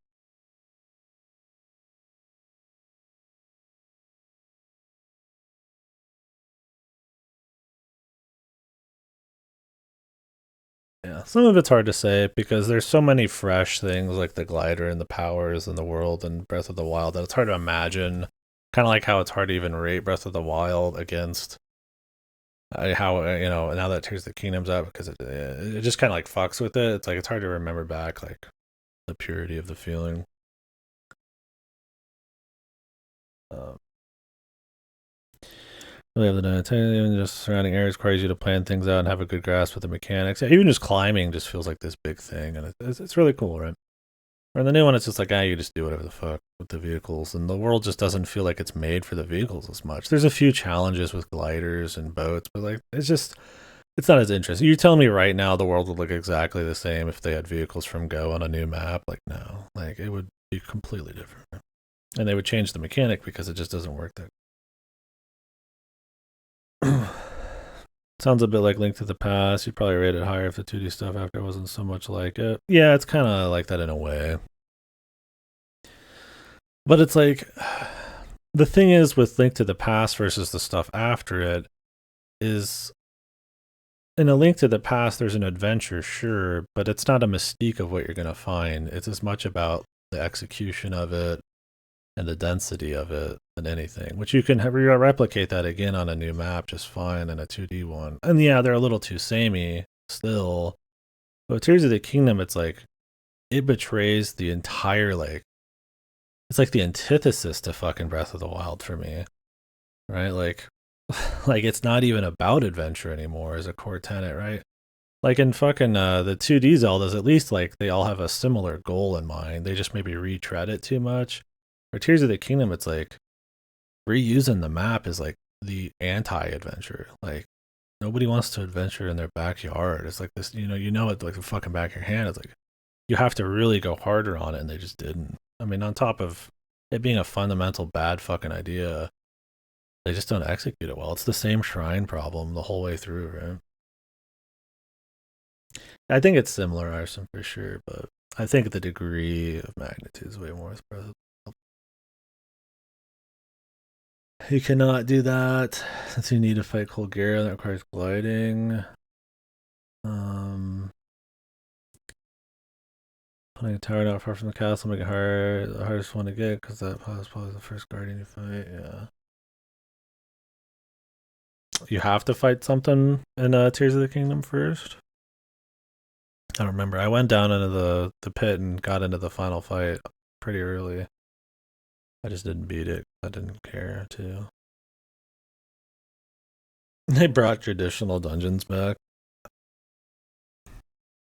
I think the closest thing to a traditional dungeon in Tears of the Kingdom is probably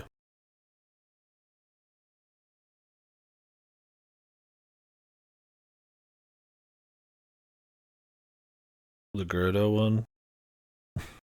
That's probably about it because it's pretty fucking enclosed. So you can barely fuck it up. But even then, it's not like a good one. I wouldn't call it a good traditional dungeon. Yeah, I think that's the Lightning Temple. Watch Tears of the Kingdom speedrun. Breath of the Wild speedruns are always really cool. I'm sure Tears is. I watched UFG do it for a while.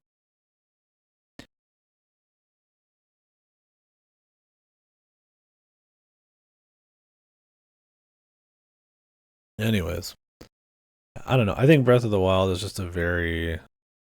Yeah, the thing is, there's a lot of issues with Breath of the Wild. It's one of those that it's greater than the sum of its parts kind of deal, right? Like the things that it does really well, it does so uniquely well, and gives you such a unique feeling that you don't get in a lot of games, because it's so focused on that adventure that I don't mind all of its faults. Um, but there is a lot of them, which is why Tears of the Kingdom was so exciting almost because I was like, damn, there's a lot of problems with this game, but it's still that good. I remember saying that all the time. I was like, damn, this game's that good, but there's this many problems. Imagine what a sequel's going to be like. And they just fuck up. It's the same problems the whole way through, if not worse. But then it also loses its key tenet of like the mystique of adventure. And maybe I just felt it really strong because of the freedom, and I just like that kind of experimentation and shit. And, it's not too handholdy, but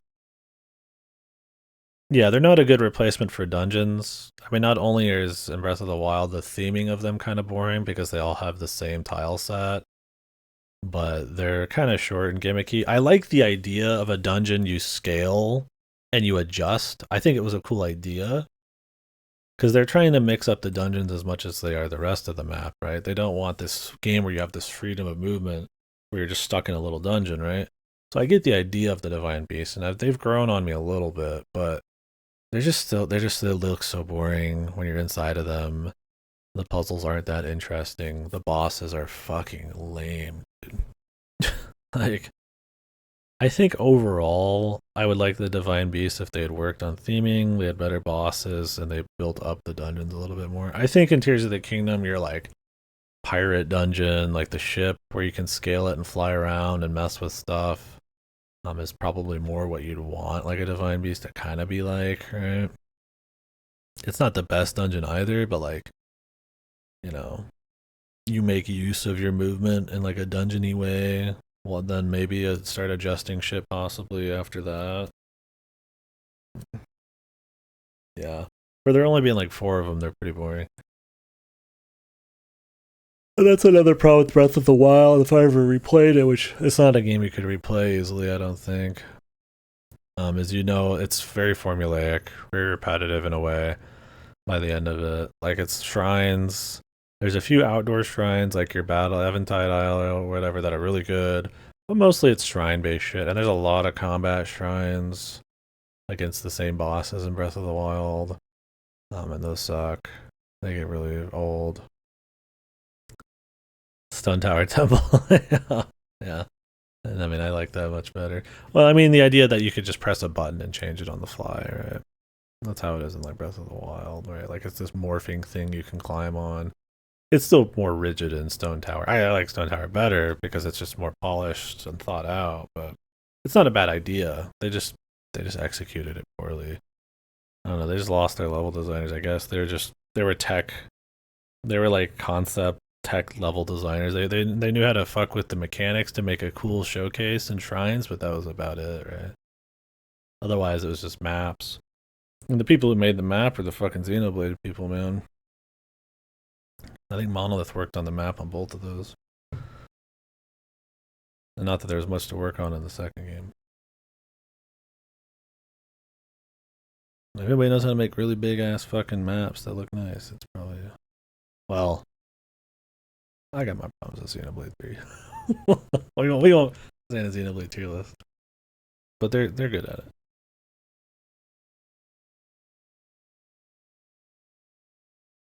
But these like ancient, like fucking like fan remix album that's been on here for forever. Yeah, that'd be kind of cool. You're swapping in parts you climb in through and stuff. I feel like there's some game that does some. Probably on a smaller scale where you're like a platformer where you're like swapping things out and you gotta jump around. Yeah, I remember doing something like that. I mean, it was annoying and whatever I was thinking of. You like swap like a square out to another square and you kind of make a maze, but something a bit more robust, yeah. But anyways, I mean, so it's like you could say that Breath of the Wild's on the second tier for me because it has so many problems, but for me, it's not even that. It's what it did that was special, was so unique and so good that I almost would want to put it higher. But I think Tears of the Kingdom and how just not replayable it is for me right now, and how that's kind of just like leaves like a sour taste for that game in a way. Like replayability isn't a big deal, but it's like here's what I mean by that. When you're done with Breath of the Wild, you're done with it. Like you're tired of it. Like it outstays its welcome if you get everything almost, right? I don't feel that in like the other Zeldas as much. Like maybe you could in Wind Waker or something. But like I'm usually like, yeah, that was a fun 100%, and then you might want to do it again another time. Like Breath of the Wild, like I don't feel that. Like once the feeling fades, it's gone for good. And I think Tears of the Kingdom just tarnishes that even more. So, anyways, we should just rate Tears of the Kingdom while we're at it. Tears of the Kingdom, I'm like here on it for now. Maybe I almost want to drop it beneath Skyward Sword, but I at least felt like some joy in Tears of the Kingdom. I mean, I did in Skyward Sword as well. Um, like I said, Tears of the Kingdom still has really cool mechanics that are very fun for a very long time. The shrines are good. Yeah, I mean, a true 100%, no way. I mean, I would never get all the Koroks. Even getting all the shrines is almost torture by the end of it. Um, and they probably don't even expect you to, but there's just not enough variety in either of them by the end of it once you've explored the whole map to really keep you feeling strong about it once you've like gone for all shrines. Whiskey. Um, yeah, time to relax. The Twilight Princess. Um, but yeah, I feel like with Tears of the Kingdom, there's really good qualities to it. There's a couple neat little, I guess, dungeons. Not really that much. You know, the intro is nice. It's mostly just the base mechanics being pretty polished, even though I have a fundamental issue with the costs and the timers factor of the vehicles. Like, it's still fun to like run around and do shit. The shrines are good. Like, it's a good time. I still played it and like got all the shrines and stuff, but I was super done with it at that point. Like I was talking earlier about, it's like it doesn't have the adventure feel. It's about going through content and it's a formula you've already done a million times. It's just shrines and Koroks again for the most part. You know, they're not laid into the world in any special way.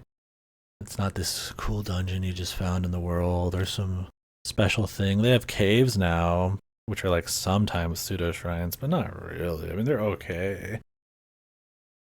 The underground's like kind of lame. I mean, really, you just fly through it and don't even give a fuck.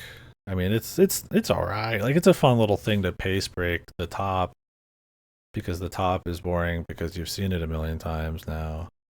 And then the sky is super underutilized. The story's horrible, somehow worse than the first game. The repeating cutscenes, the reveals that happen, even though you've already seen the twist, because you could see it all out of order very easily. It's not even like a sequence break. It just feels very unpolished on that front. The menuing's somehow worse. It keeps all the same problems of the equipment. Um, like the amiibo stuff is all down there. Like, so many situational equipment items that you would never want to upgrade and swap to on the fly because it's just there's already enough menuing, man. Why not just make these permanent upgrades and give me aesthetic slots? Just come on, you know, shit like that. Like, make it so that the rewards feel stronger in the world by me getting upgrades. Like, I just get the paraglider suit just naturally. I just have it. I just have ice resistance. Like, just make shit like that happen, right? Make it so the Dark Link outfit can be upgraded. Why the fuck can't it be upgraded? But the Fierce Deity is one of the first things you find in the world, right? You know, like, just shit like that. It feels kind of even like cheap, like to even find these like amiibo things around. I'm like, this is kind of tacky. Like, really, I'm rolling around like Fierce Deity. Like, it's cool, but I'm like, I mean, this isn't even. This is like it's like a fan service. Like, it feels like a fucking DLC, right? Like, the dungeons are still not that good. Like, the new powers are like lame because you have to have these guys like running around with you, which kills the solitary feel. Not to mention they like make your vehicles fucking like lopsided and shit, and they just look stupid and get in your way. Like, there's so many issues they introduce and then don't fix any of the problems of the original, that it's like, even though it's still fun and the base mechanics are pretty polished, it's hard to get too excited about it. I almost want to put it beneath Skyward Sword. I really think I like Skyward Sword less. I just think Tears of the Kingdom is a really bad sequel. As its own game, it's still fun. One cave that has a huge secret passage to the castle. It's like the first cave you explore, and you think, "Yo, this cave is great." And no other cave, yeah, the one that's like this huge like catacomb underneath everything, everywhere, right? And it's like underneath the town and leads all the way to the castle. And you're breaking shit constantly. Like, damn, this is nuts. And you're like flying down to, like, you're diving down, and it's like the crater, and you're like, whoa, what's going on here? I remember the only special time I felt an adventurous feel was when I accidentally went into the Spirit Temple trigger ahead of time in the clouds at the top. I was like, wow, I'm like sneaking around and I'm finding stuff, and there's like messages, and I'm like, whoa, I'm getting like teleported to like a temple, and it's like all I did was just skip half of the quest, but like it was on accident. It wasn't even intended because it was like completely foggy, but I just forced my way in anyways, and it felt really special. It was something that I wanted the rest of the game to be like. Like, I just found cool shit everywhere. That's kind of like how Elden Ring felt when I first played. That did a good job of that too, but Tears of the Kingdom did. Wrong. You gotta get on everyone else's level, go. He's gonna tell us about his vengeance, please.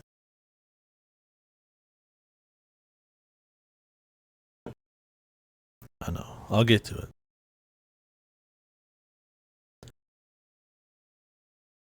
All right. Should we jump into somebody else's tier list real quick? Rylos, this is you, right? Before you're too drunk to exist. But yeah, if anybody has anything else they want to say on Tears of the Kingdom or anything, feel free. But yeah, I have a lot of issues with it.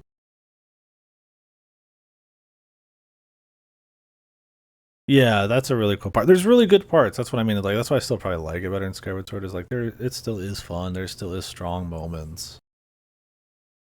It's just yeah, too many big ones for me. And then you do it 3 more times. Rough order within Jericho. Alright, what do we got? Majora's Mask, hell yeah. Breath of the Wild, I get Breath of the Wild S tier. Honestly, I'm almost there too. Link's Awakening remake. Huh. I just don't know how much they changed in it. I'd be curious. Cool. Well, I can't speak for it. I've played it. I mean, like I said, I played Link's Awakening like 2 years ago, so it's hard for me to want to jump in. Oh, play with your mom. Yeah, that'll be a special experience then, for sure. I get that. Absolutely. Yeah, the rest of this S tier, for sure. I mean, it's pretty much what my top ones right here. Ocarina, Twilight, Wind Waker, Link Between Worlds. Moving more ways as a dungeon builder with Dompe. And the music's washed out. Is it the same music, or do they just like remake it? I mean, considering the fucking soundtrack and Echoes of Wisdom, they applied that level of excitement to Link's Awakening. Yeah, it's probably gonna be boring. Oh, it's orchestral. I mean, not that orchestral's inherently bad, but it's probably like Echoes of Wisdom then. Well, cool. That sounds like a fun thing. I haven't played any games with my mom, probably ever. Ain't much of a gamer. Maybe a watcher. There is a TP Picross. I always meant to play, but I didn't get around to it. Seems like I've missed most of the bad ones down here. Some Zelda's Adventure. There's Zelda 2 up here. That's cool. That's your highest, second highest. That's not quite a 2D one, I guess. Not a top down one. I guess when I say 2D, I mean the classic top down formula that they use a lot. Right? Okay. Link to the Past. Yeah. Yeah, Zelda 2 is a super divisive. I think it's really fun and addicting and really rewarding, and I like the hidden stuff and kind of some of the crypticness of the map. I don't think it's too tedious, but like it's also like if it doesn't click at all, like it is the same shit the whole way through, and I get where it's rancid for people. I don't know where I'm gonna put it. Hey, buddy, the Mootown. This is somebody else's list. Please. It's not me. It's him. It's Rylos. Maybe Mootown knows that, but I gotta protect myself.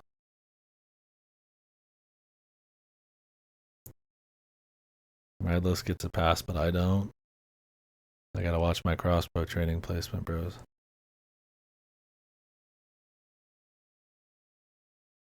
Look, Link's crossbow training is pretty clean for an hour game, man. I honestly don't even think it was like that. I mean, it's not that great, but it's not like a bad game. It's just such a different scope. It's hard to really even rate the thing on the same scale as like these. They're just it doesn't really reach for anything. It's a fine little thing, but I mean, yeah, that's all it is. So I guess it's like do you judge it what it is, or do you judge it like compared to the grandeur of the rest of them? That's like, yeah, it's worse than principle. I get you. Link's Wind Waker HD. Yeah, I mean, I like Wind Waker HD less. Probably on a personal level, I do think it's probably the one I'd recommend people, or if you can mod the original with the quality of life. But yeah, I got you.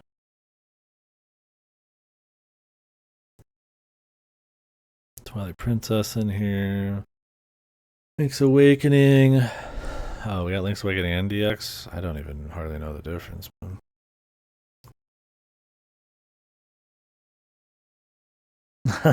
Yeah, it's just the garnish, the cherry on top, right?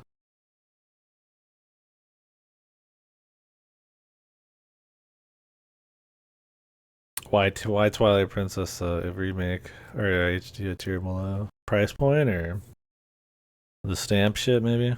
It's pretty much the same shit.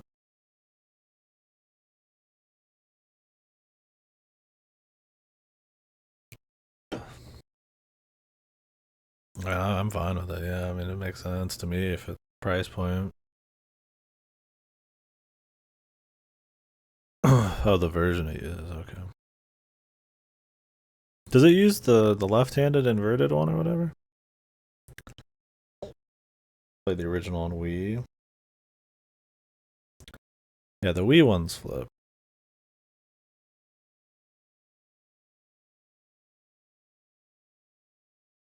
Oh, swinging your sword while walking. Yeah, I don't know why they got rid of that. Guess there wasn't an easy way. Maybe you could do like the walk. Like you hold the stick down not all the way. Maybe that would have been enough. I don't know.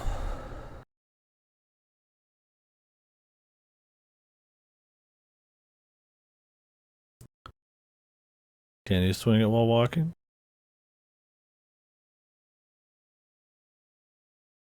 I mean, it's been a while for me.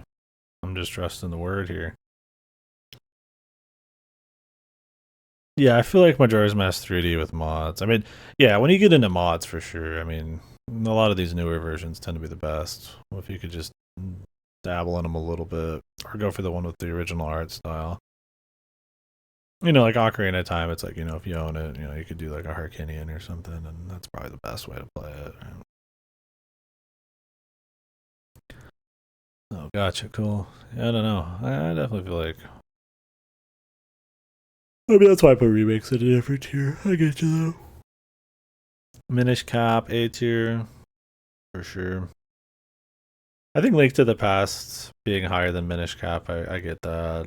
Link's Awakening, sure. I think there's things about them that can resonate with you that make them better.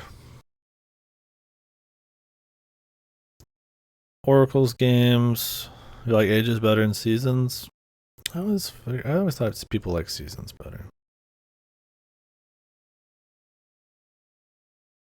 Fucking. But yeah, they're pretty close. I mean, they're the same shit essentially. Did you guys ever get the the hidden final fight? If you link the games up,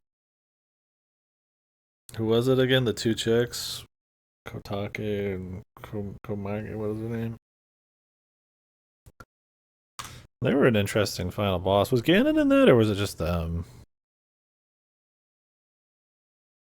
Yeah, I had Ages when I was young, but I think I liked Seasons better when I played them recently. But honestly, I barely remember either of them.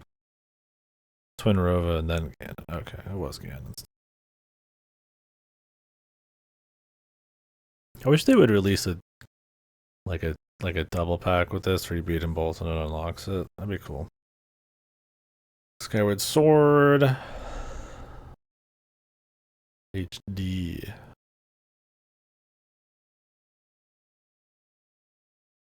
A little too high for me, but I get you. Specifically HD. Hmm. Gotcha. The motion was the kicker for you. Gotcha. Swords, remakes, Cadence. Oh yeah, I gotta rate Cadence.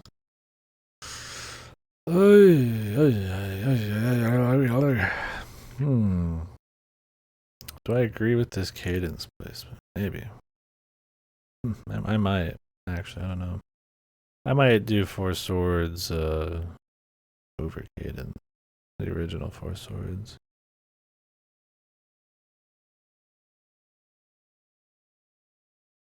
Principle, the rhythm, or that somebody else was getting a crack at it. Yes, go to tell you I hate Cadence. I was pretty fucking annoyed with. To me, Cadence was like it just felt like at times busy work to get to a normal ass Zelda. I also thought it was procedural, kind of was whatever. I do like it on principle as well. I like that it had multiple soundtracks because I'm not gonna lie, the Danny B music is fucking old. Like I don't think his style or any of that shit really fits. The Zelda shit, I don't think a lot of the music did, but I found some that I liked. It's just a lot of like fan remix type of shit. I don't know. I'll talk about it more when I read it, I guess. You turned it off, yeah. I mean, I left it on because I felt like that was the idea. And once you got a feel for it, it was fine. But at the end of the day, I didn't resonate, I feel like, enough with the music to really enjoy it as a rhythm game. And I do like my rhythm games, so. I'm looking forward to doing Crypt of the Necro Dancer and shit. But, yeah, I don't know. I get you, though. I understand. Echoes of Wisdom.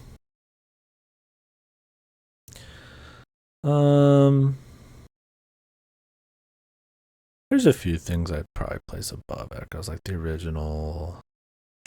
I have Tears higher, but I get not having it as high. I mean, Echoes is. I could see Tears being considered worse. I've thought about putting it even lower. The Warriors games, I could understand on principle, maybe. The Muso slop, not feeling it as much. I think this is a clean list. There's a few things here and there that I'll probably put a little different, but I think the gist of it's about there. And I think it's kind of like what Akira is. I feel like the gist of it is that most people are going to have a pretty similar list, right? I liked Warriors more when it came out, but as it aged, gotcha. I think Warriors won. I don't like Age of Calamity much at all. It runs like shit. The story's atrocious. I feel no fan service for. Oh. That's it. Breath of the Wild. The thing is, Warriors games for me are at their best when they're just raw fan service because they're not really that good at games. So when it's just like with Hyrule Warriors 1, you get more characters, jumping between more goofy locations, more often. Like that's what I was after, and I feel like they knew that and they just nailed it. Where Age of Calamity is them trying to actually turn like a Muso into some fucking prestige thing, and it's just shit. Like trying to like legitimize it. I'm like, dude, it's that Muso is like fan service slop. It ain't this, man. And I mean, it's bullshit anyways. Age of Calamity story is so bad. Yeah, cool list though. F tier or E tier. Honestly, the first two CDIs I'd probably put higher than I would expect. They're fun. I didn't hate them at all. I feel like on principle, everybody has to put the CDIs really low. And I mean, aesthetically and tone, they're not good, but they're entertaining. Which I try to separate ironic entertainment, but I did like them as just like a side-scrolling hack and slash.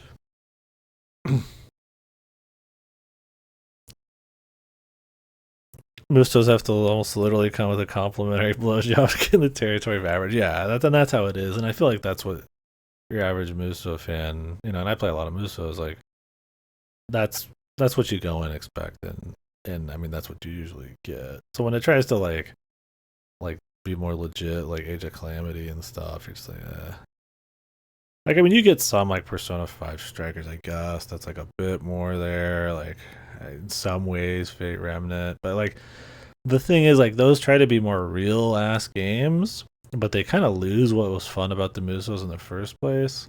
Like, you don't just take Muso Combat and like restitch it into like an actual real ass game. Like, you have to reinvent the thing. So like when they try to restitch it into these like more story heavy, like, you know, more quality games, it just doesn't work because it's the same base usually. That's why I kind of just like Hyrule Warriors 1. It's just honest about what it is. It's just raw ass fan service heavy. Their tits flying around. Like, I mean, the fan service on the fucking series, fan service on the set. It's whatever.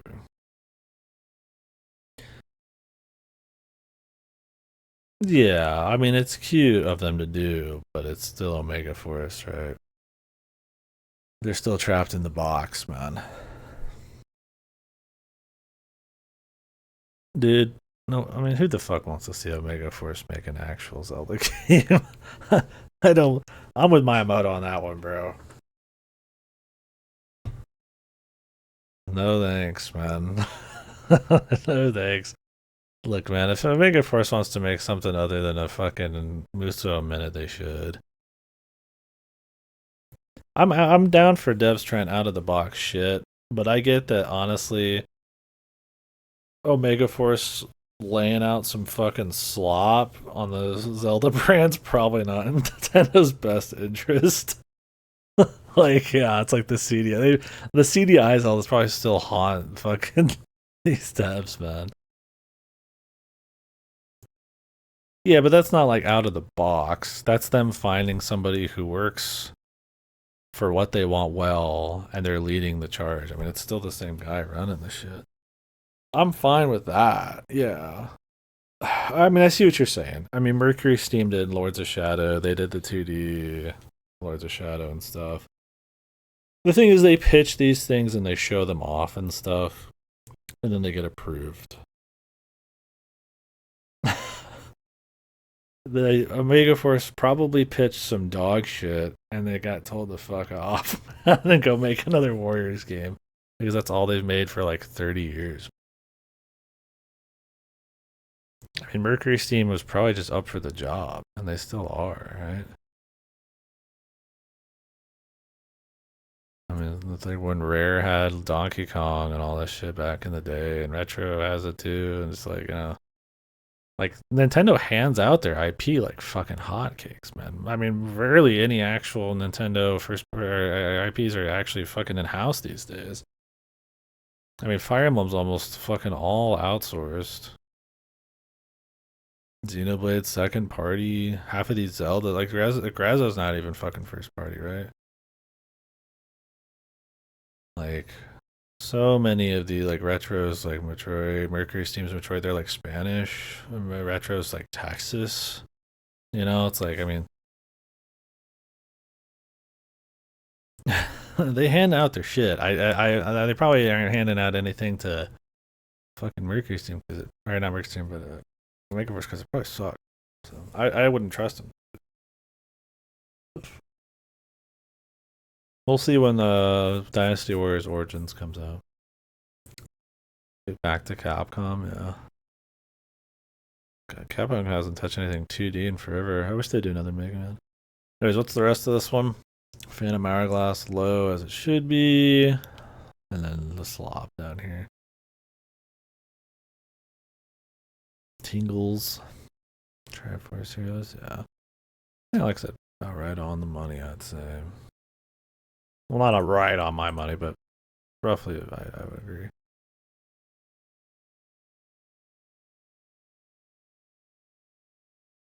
Yeah, I think Nintendo still keeps their most important stuff close to the chest. You know, I mean, even then, Zelda. I mean, they had Monolith. Xenoblade people do the world. They pull in the talent when they need it. Smash was Namco Bandai, right? Or Bandai Namco. Um, yeah, it seems that way. I mean, Mario's, I think, very much in house. I think that's their most protected one.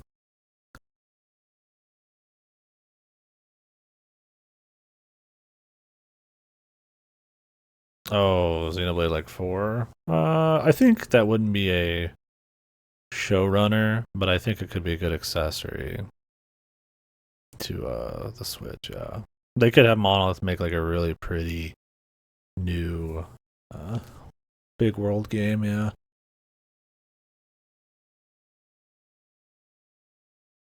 that could be alright. That could happen. I don't think that's a launch thing unless it's very impressive. I think you're still Mario Kart's going to be your showrunner. Your front runner, I mean. But I could see a new Monolith game being like, it's a kind of like an accessory game. It's in that launch window, you know. Anyways, let's continue this because I mean I got time, but okay, that's not time. It's gonna be interesting, although I guess I mean it feels like more mysticism and shit. Maybe I don't want to be like in like feudal Japan anymore. I'm tired of it.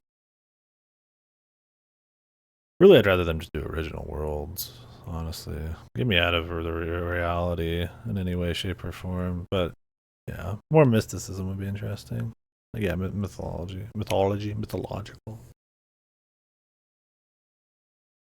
Yeah, I get you. All right. What are we gonna do here? Um, let's plop Age of Calamity somewhere. Honestly, Age of Calamity, sub Master Quest, because at least Master Quest still has a lot of OT in it. Age of Calamity, like I said, runs like shit. Story's horrible, fan servicey trash for a game that has no joy in the characters or the story of.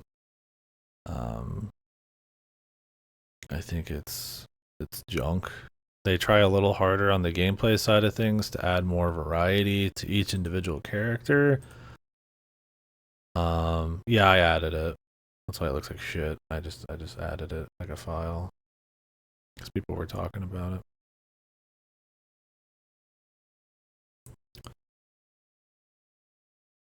I just added it like the beginning of this.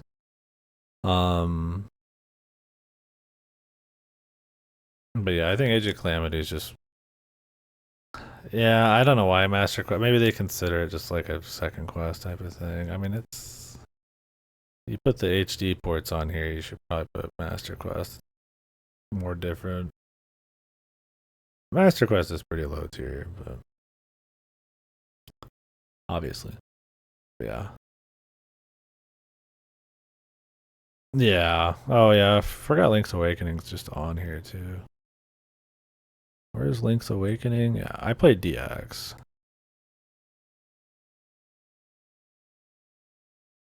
I'm just gonna put it down here. I'm not gonna have a rating on this one. I just played the DX one. It's just kind of there. I mean, I guess I could put it on not played. But I mean, I've played the DX one. I kind of wish this wasn't on here. Yeah, it's kind of a goofy one.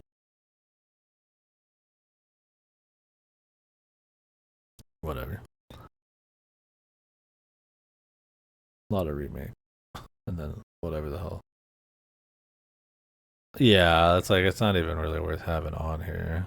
But I guess they wanted you to put it on there. But yeah, I don't know. I kind of mentioned the Age of Calamity thing. Like I said, it runs like shit. Muso is a genre for fan service chiefly because the gameplay's not that good. It's more about getting to bust ass with that person in a real quick way and then fucking pump it down, move on to the next one, man.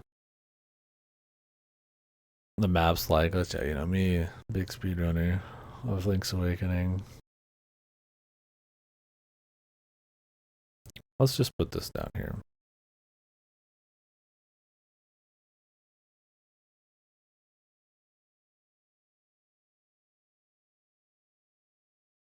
I'm gonna put these down here too. I think any remake or port, I let you guys know which ones I played. I consider these just not even like in this. They're not even here. Right. These are like ones I really would probably play at some point that I haven't. These are just like these are. I don't have time to play all these. I mean, I have played almost all of them, but in general, like I'm okay with like skipping remakes and.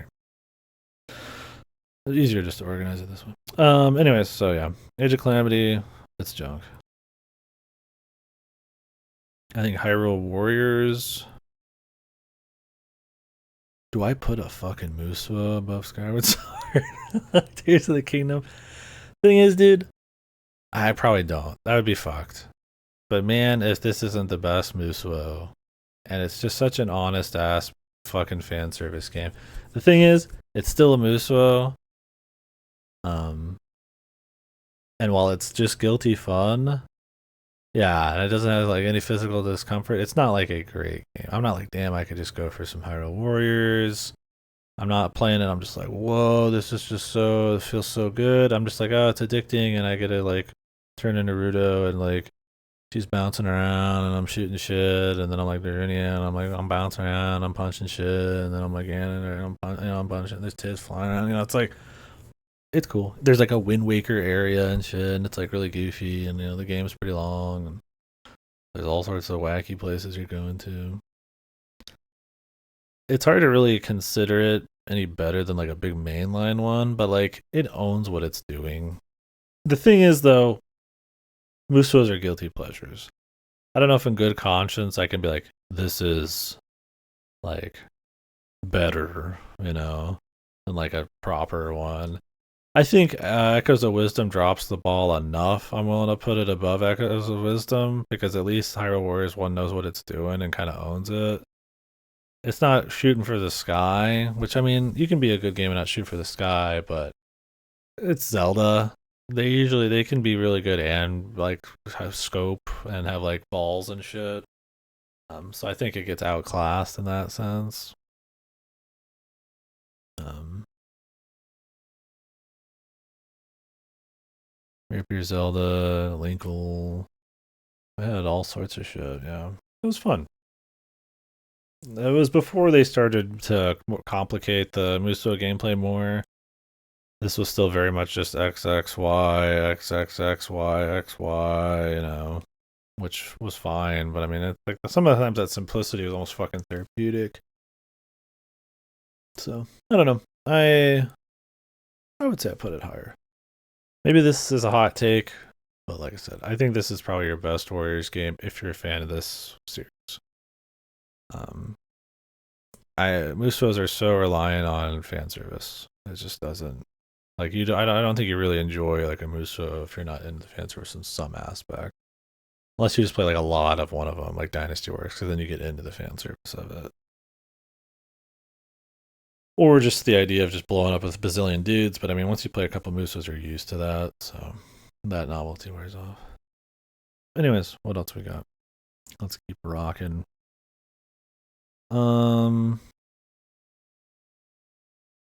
What's an easy one? I could do Link to the Past.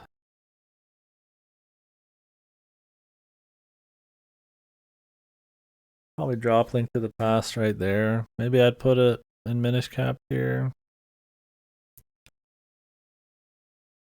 Maybe I will.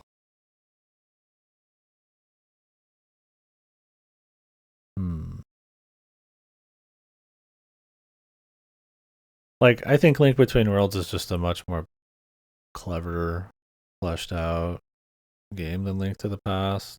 I really think Link to the Past art is still really top notch, and its difficulty is pretty nice.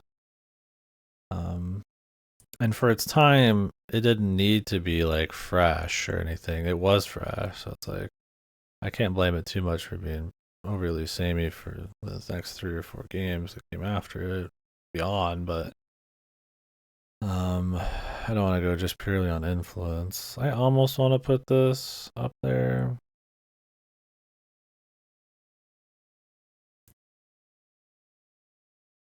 It's been a long time. I didn't play this one on stream. I played this in like college. I don't have like big memories of it.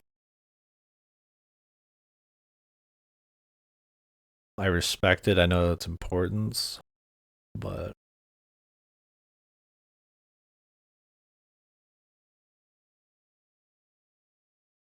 what's illegal?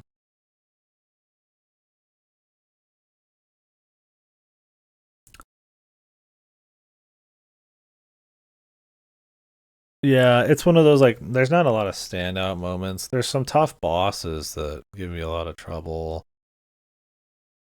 Oh, play everything on stream.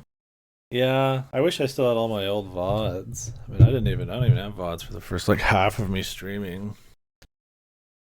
I've wanted to replay Link to the Past. If I did like another series playthrough, yeah, that's the thing is like it's pixel art's great, and it is fun to like explore around, and it isn't like on rails or anything. But it does run together, but the dungeon design has the same level of kind of like tightness to them. Like they kind of play out, and this is most of the 2D ones for me. They kind of play out like the room structure and like the pace of them all kind of the same way. Just zones you pass through, yeah. Like I don't know, I probably should replay A Link to the Past. It's hard to really let its legacy kind of clouds it a bit. I almost want to put it higher because of that, but I feel like I'm gonna stick to my guns. And while I think it's good, and I think almost all these are good, maybe when you're farther down, not so much, but um,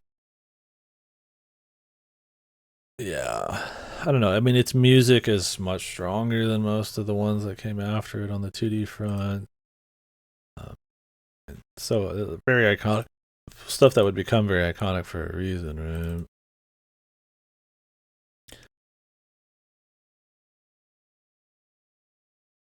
Your Kakarikos and shit. I don't know. I almost want to dip this into the tier above. Maybe I'd feel stronger if I did a replay. I mean, it's a meaty game with a lot going on. Doors for some reason, yeah.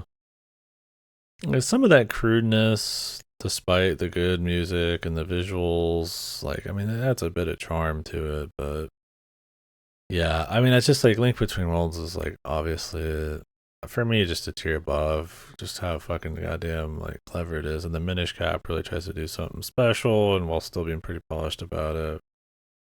I mean, Link to the Past is still really good, and the community stuff like the randos and shit. I mean, give it crazy longevity. I get as a piece of history, as an influence. It's I mean, it's that and Ocarina of Time, pretty much, right?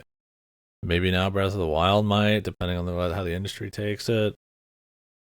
I mean, sure, The Legend of Zelda 1 probably is like the most technically, but I feel like Link to the Past probably hits harder.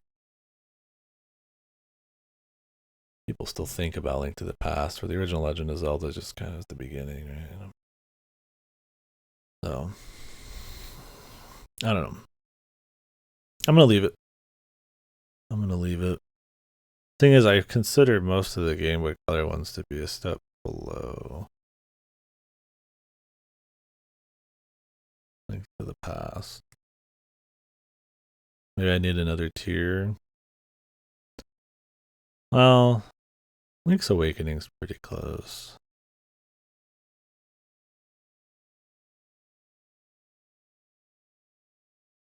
Oh, I'd probably put the original Four Swords probably. Oh wait, this is the Link to the Past Four Swords. Where's the real ass Four Swords? I'd probably put Four Swords right back here.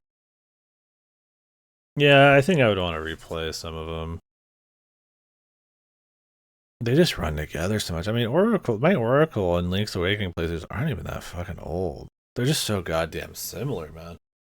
Like I said, so many of the 2D dungeons just feel the same, man, between every fucking game, both in theming and just like how you execute on them. I don't know if it's just a lack of like trying to mix up the diversity on it or just how it's gonna look. Do they? Hmm. Yeah, I mean, a lot of it's the visuals, I think, in Link to the Past and its influence that's hard to get by. I think it's less that I need to replay ages and seasons and more that it's been too long since I played Link to the Past. Yeah, I wouldn't be surprised. I'll probably take your word on that and probably rate it accordingly. Because I did have fun with seasons and age.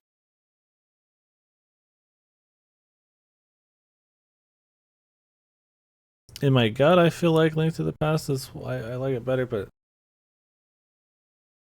like I said, it's been a while. I think for me, a lot of it is that they do. I mean, the looks do matter a bit. They do look very crude. I like Link's Awakening for its setup a lot more um, than A Link to the Past and its creativity. So I'd probably pop it above just for that alone pretty easily. Uh, because I don't think they're all that different at the end of the day. So something like the the mounts and some of the surrealness and the setting with the all dream and stuff. I think. Yeah. There's a little bit of characters going on, which makes the ending hit a little bit harder. Yeah. And Link's Awakening is one of the more, or not Link's Awakening, Link's to the Past is one of the most serious ones too. I mean, a lot of death at the beginning, the Dark World, and all that. Really cool thing for its time. I think the impact that these games had for its time. I think if we went by what was the most impressive for its time, I mean, I think Link to the Past is pretty much up there with Ocarina of Time, right? Then Breath of the Wild is probably up there. I don't think much else even gets close. Those are like the most impactful Zelda games, I'd say. I don't know if you guys would agree with that or not. I would say Ocarina, Link to the Past, and Breath of the Wild probably are like your big boys.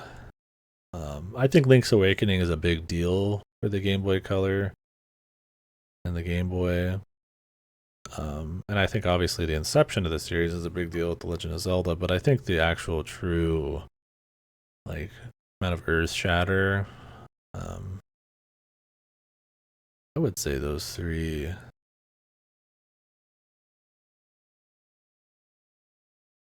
Now, I mean, I don't think Breath of the Wild has the influence that Ocarina had. I don't think even A Link to the Past does, but um,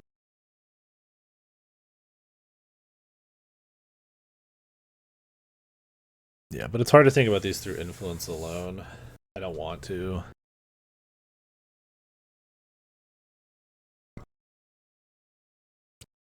Yeah, I think it's pretty accurate actually to put all four of these in the same tier. Um, I'm gonna take, I'm getting influenced a bit here, but I think Akira's probably right on this. I remember finding A Link to the Past kind of aggravating when I played it back in college, and I wouldn't be surprised if it's because of level stuff. This is about how I feel about the Capcom game.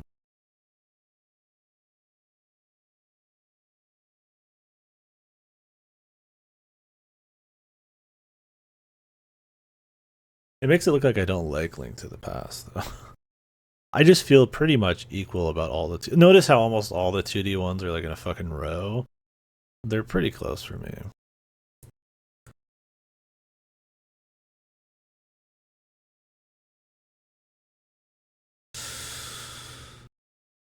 Oh man, what do I do with Zelda 2?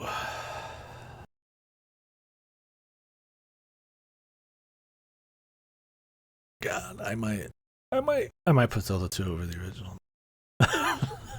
I might do it, dude.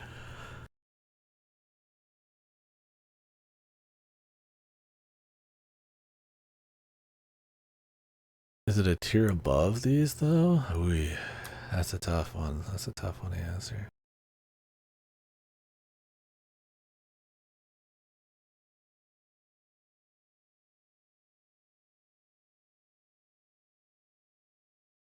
I think Four Swords Adventures. I think Four Swords Adventures was really good. It's a really cool idea.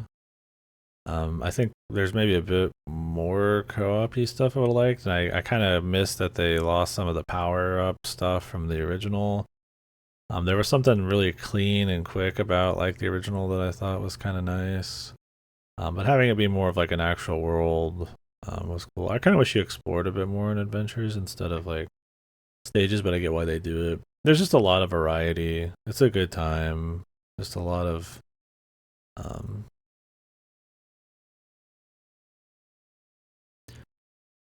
um, this is a great multiplayer for sure. I don't think it's like reaching for the stars as far as like the formula goes.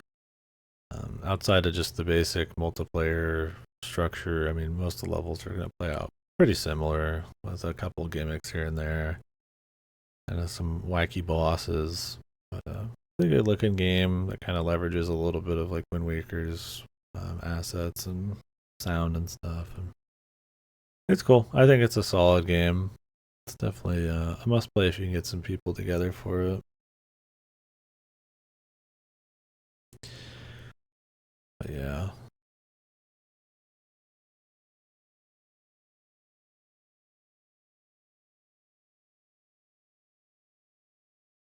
Weird.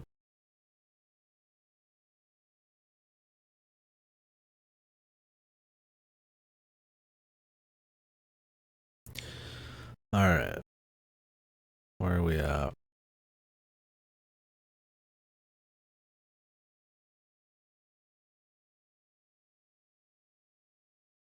Yeah, I mean, it's one of those where it's like,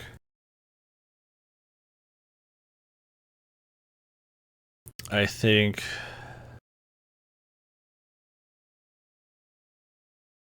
Yeah, and I think almost the simplicity and the brevity of like the original is kind of its favor.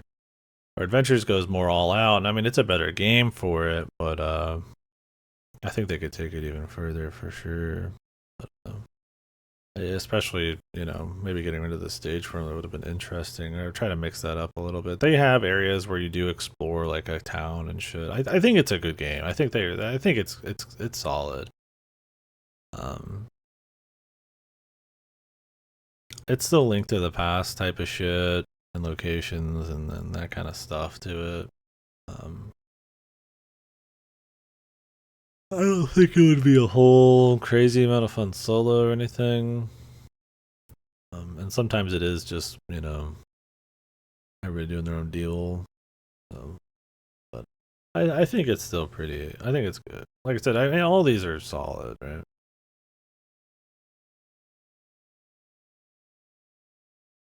Yeah, that's the thing. Is like something like fully open and exploring just probably gonna work, right? I get why they do the stage based thing, and I think it works pretty well. They make it's interesting. I don't really have big problems with four sword adventures. I just don't feel as much impact from it as like you know some of the single player experiences and shit.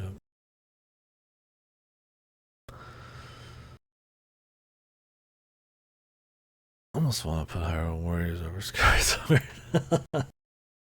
I mean, I did enjoy Hyrule Warriors more than Skyward Sword, but I think Skyward Sword's a better game.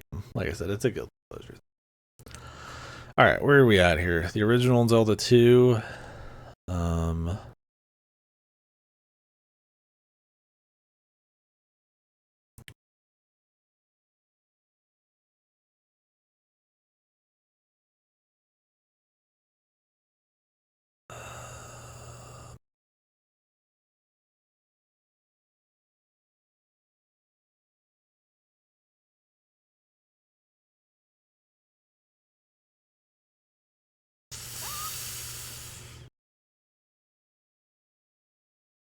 where am I throwing this? I need new tier. I'm playing with Zelda 2 above a lot of these here, like above this row. So the thing with Zelda 2 is it's just kind of pure, right? Like it's kind of reminds me of Dragon Quest 1. I've mentioned that a lot. That game, I think that's always a great example of purity and cohesive, just no fluff. Um it's right to the point. Like Zelda 2 is just it's side scroll action. It's got some challenge. It's not unfair. You start back at the middle, but it's not like big runbacks. There's upgrades. They're sometimes cryptic. They're sometimes just obvious. You get to the final dungeon. There's a checkpoint. Like it's not. Yeah, Link to the Past. It is pretty purity as well. I feel like I'm not gonna put it over any of these probably. Although I consider it a little bit, but it's like, do I put it above Tears of the Kingdom in these or like lower? Raw fantasy adventure refined to its purest form. Yeah, I think this row right here is my most wishy-washy. I don't think I feel super confident about any of these, but I do feel confident they're in this row together. I just don't know the order within the row. I would consider these. Let's just assume they're kind of mostly equal. I'm not 100% sure. This was what I was scared of doing this tier list. Is these four? I'm not gonna lie to you, they're the same fucking game to me, man. Like they really are. They feel like the same shit. And I do think there's probably the four of the most similar Zelda games. I think other than Link to the Passive visuals, they're very similar game. And I can't blame Capcom or the Nintendo people who did Link's Awakening on that because it's like they're pulling from Link to the Past. It's an influential game, so you end up getting like four fucking games after it that are the same shit. for a reason. So I don't feel super bad about any of the placement, but I would take this row and not rank order it that much. But a little bit. I don't know. I put 2 in A tier and I'm very partial. I think it's one of the best feeling side-scrolling action games, especially on NES. Yeah, that's the thing, is like on the NES too. It's like, damn it. I don't know, man. I'm doing it. I'm fucking doing it. This is that's hot. That's fucking liquid hot right there, take, baby. I'm putting it above these, dude. I don't know if I put it in its own tier. Maybe. Maybe I should. I think it's a tier up over these. I don't know. It's tough. It's tough. For me, it's like Zelda 2 is it's a pure game. Liquid hot. I can't believe this. My thing is like I just had fun playing it. Yeah, it's almost its own thing. Maybe I will put in its own tier. I think I might add a tier.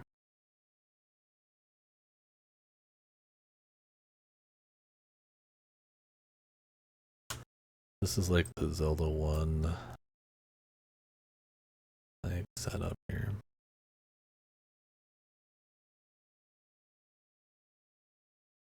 Yeah, I mean it's really different. It's just like the purity of the thing, right? Like it's just straight to the fucking point. It's got a little bit of that like trust in the player, the crypticness, like kind of like Dragon Quest 1. When you get something, it's important. When you get through a place, it feels good. When you get through a challenge, it means it, and but it's not unfair. This is not one of those like fucking games where it's like you're gonna have to play it for like 20 hours to get through something. You could beat it evening.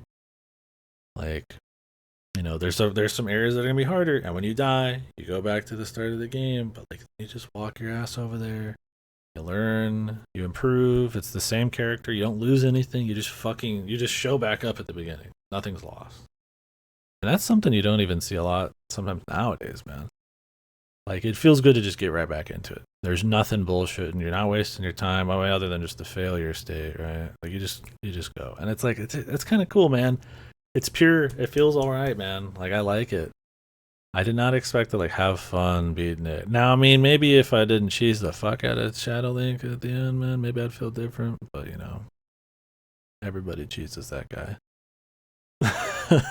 That guy's an asshole, dude. I fucking infinite the fuck out of that guy. I don't give a shit. I don't know. I'm gonna put that there. Now, in a bubble, it seems stupid to compare like Twilight or Tears of the Kingdom to like Zelda 2, but I think it's important to think about that, man. Like the purity of it. Like that's a problem you get in a lot of games nowadays is bloat and like just a trimmed fat experience, right? Like, you know, that's why some RPGs and like your Ubisoft games are just they're boring to people a lot of time. They're like 100 hours of like nothing very like strong, but there's just a lot of it.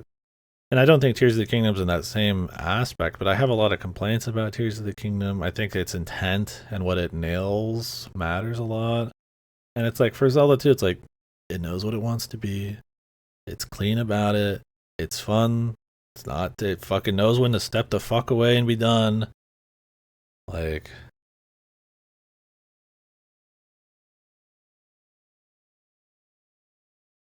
those are not far away from I mean, Echoes of Wisdom is just just a weak 2D Zelda. Everything else is just lip service in that game. It makes you think they've got something special going on with the game mechanics, but it's just really not. Right?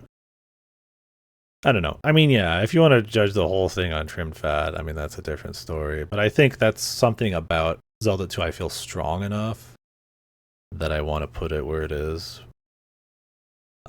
Not even just for hot take. I just had fun with the fucking game, man. Like I just thought it was fun. It was just a good time, and on the NES of all things, right? Like, I mean, I don't want to give a game too much credit for its age, you know. And so, you know, on the flip side, I mean, maybe I'd put Zelda 1 lower. I don't know. Maybe I would. You know, I kind of agree with Cactus though. It's like there is a openness to Zelda 1. You just fucking go. And there's a crypticness to some shit. And you know, if you're careful and considered, you know you're gonna find some shit. And it's not very like memorable generally, and mechanically complex, maybe for at the time, but it's like it is in a way kind of like that Zelda one. But the thing is with Zelda 2, the thing is with Zelda 1, it's like everything just does it better afterwards. Um, I mean, you could argue Echoes of Wisdom does it better because it's just, it's the same thing but more, but it's like, it's the same argument as Zelda 2. It's like, it's just more clean and focused in Legend of Zelda 1. When Echoes of Wisdom, it like gets in its own way. So it's like, I kind of want to put it a little lower. I do think I had more fun with Zelda 2. Maybe it was just because it was unique. It felt fresh. That kind of like side scroll melee. That only like East 3, the original, like Travelers from East, even felt kind of similar to that. I mean, I guess there was, Topia goes for a Zelda 2 thing, and it's great. And I guess Infernax kind of did a mix too, and that was pretty great. But I mean, it's still pretty. Its particular pace is unique. Where like Legend of Zelda 1, it's like there's a lot like it now, and a lot that does it better. So, I don't know. What do you guys think, man? What Legend of Zelda between Skyward Sword and Tears of the Kingdom? The original? Like, I'd replay the original before Skyward Sword, I think. I don't find the original, like, annoying or anything. It can be difficult, it could be cryptic, but like I said, there's a certain fat trimmed on it. It's not like an unfair game.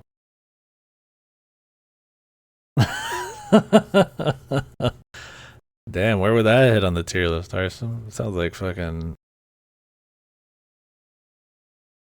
triple X tier, dude. Yeah, that's my thing. Is like it's fun and it does the job that the others do, but it's just not like super awesome about it. I'm gonna put it like here.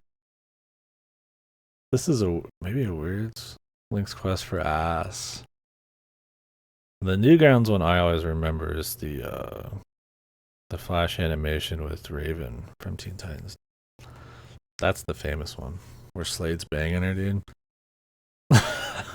that's Newgrounds fucking all-star shit right there, dude. Culture Discord stream someday. I got too much to stream here. But yeah, I might do the Song of Saya at some point. I wanted to do that VN.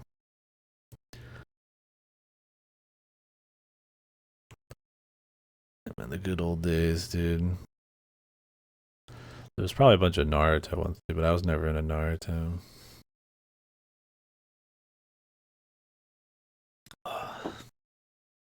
It'd be funny to play some like old school like flash porn games, man. That'd be like on Newgrounds when you're younger. I don't know. I feel like this Legend of Zelda 1 pick's a little weird. I mean, I think Hyrule Warriors is just more fun pound for pound, man. It knows what it wants to be. Legend of Zelda's clean, but it's hard to really, in the shadow of every game that copies it better, it's hard to put it on the same level. I don't know, but it's like, honestly, I had more fun. I bitched less playing this than Skyward Sword. I don't know all those. You guys know more than me. That's my thing. Like, if we measure this on like the amount of bitching, I mean, this would be I would put it right back up here. Like I complain a lot more about Skyward Sword and Tears of the Kingdom. I have a lot more problems with them, but there is something, even though I have less complaints about it, a little rudimentary, and like I said, one upped too hard later. But it's like that doesn't mean it's bad in its own right. Classic fantasy, yeah, it's just right to it.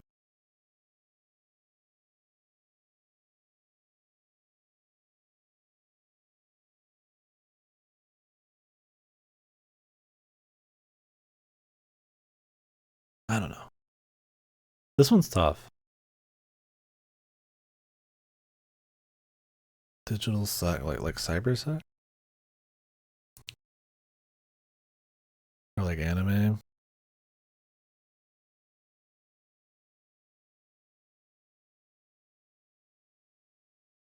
Oh, and like streaming it and shit. You mean like full on sex too, not just like a little bit? Yeah, I've never understood the prudishness and pearl clutching, especially in America, where like violence is this like super like, glorified thing, like hyper violence, but like sexual stuff, which you know, when done with consent and all that, like it's just like a win-win for everybody. I don't know. It's just it's probably Puritan shit and like that over time and its effects. And I mean, who knows? Maybe that kind of stuff will shift. Because in other countries, it doesn't matter as much. Like, France is a good example, right? They go more crazy. He's a good Christian boy, dude. Yeah. I don't know. I mean, I guess maybe there's like the disconnect between violence and reality. It's like you can separate it more. Maybe there's some kind of sanctity effects on it. I don't know. I mean, I think you do what the fuck you want, man.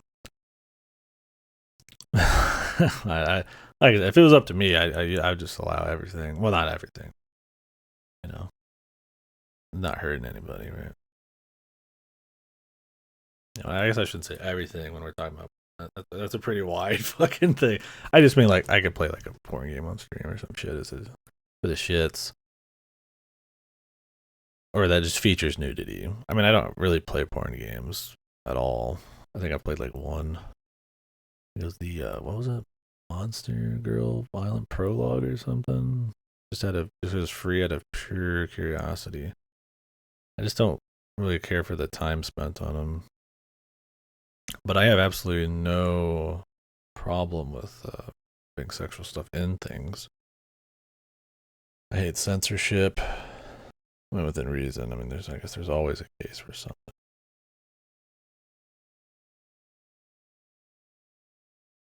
But I don't.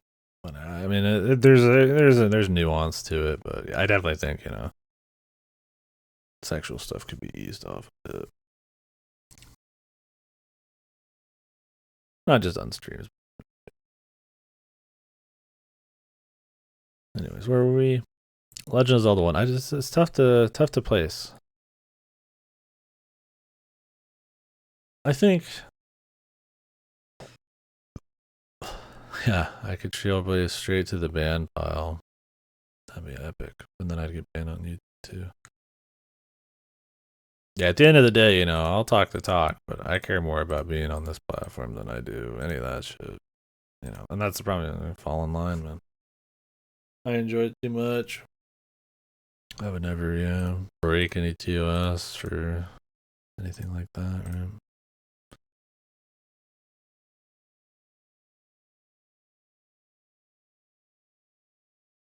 Oh, animation, yeah.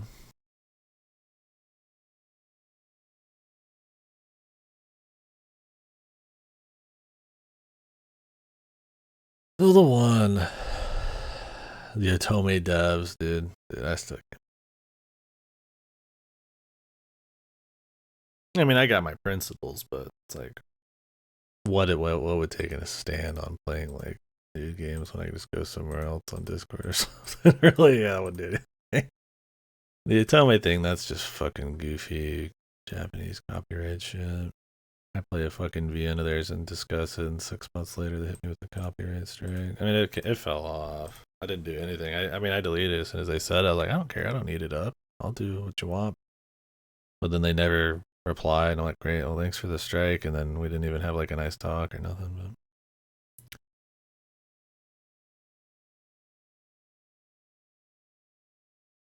But Game Boy Rock for a Zelda dungeon, yeah. Link it. I'll play it. I don't have it on my list here. I need to get the rest of the Zelda soundtrack.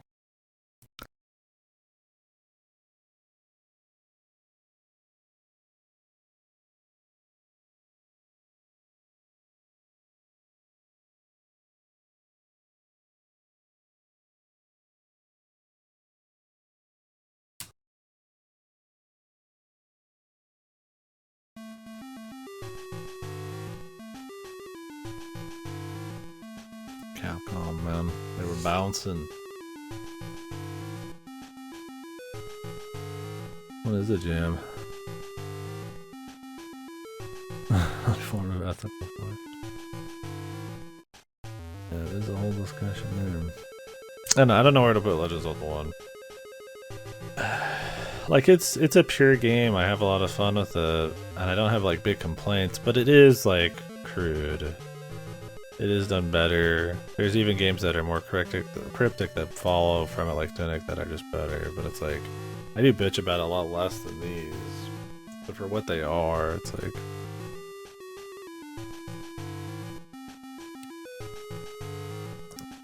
Maybe I'd pop it here.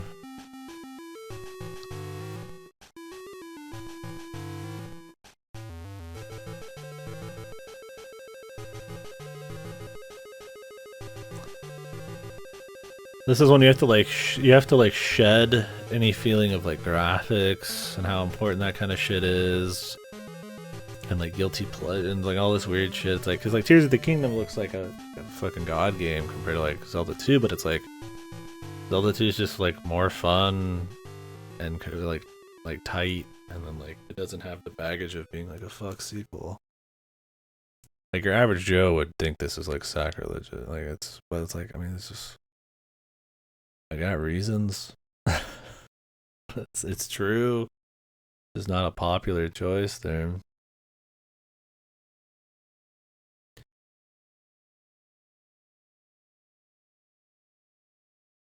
Yeah, that's probably where I first played it. Or the Zelda Collector's Edition disc for pre-ordering Wind Waker, I think where I played it. Mostly. But I played it for the first time fully, like, this last 5 years.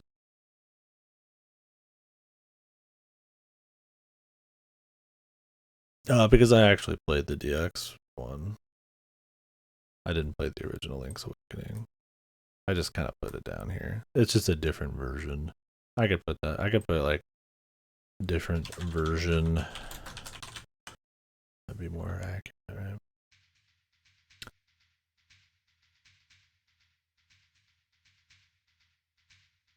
I'm not really interested in putting like alternate versions unless they're like significantly like a full reimagining.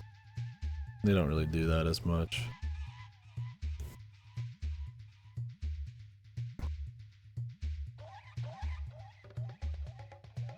I don't know. I'm still bent up about where I want to put the original Zelda 1.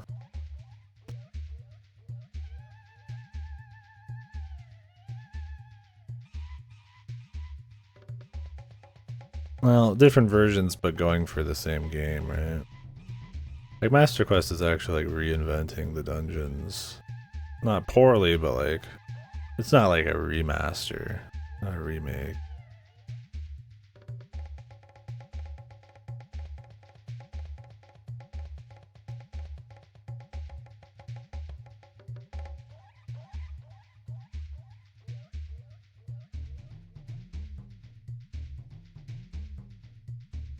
Like it has a very different goal than just like Ocarina of Time 3D.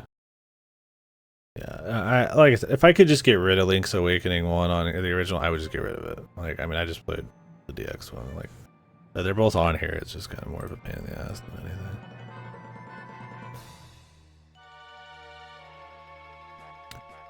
I would say.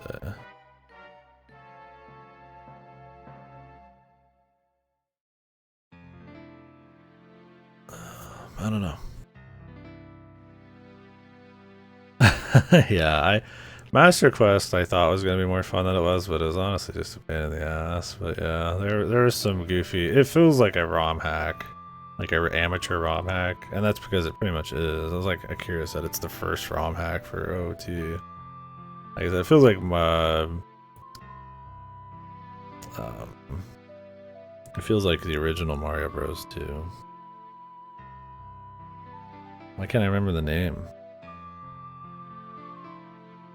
What was it in the West? Mario Bros. 2?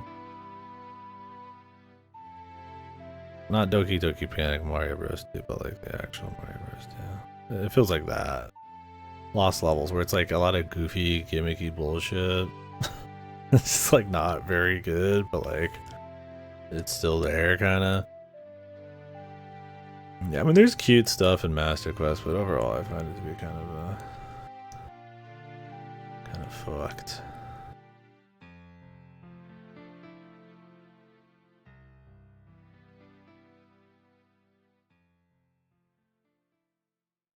Yeah, it was worth running through once, but I didn't. I don't know.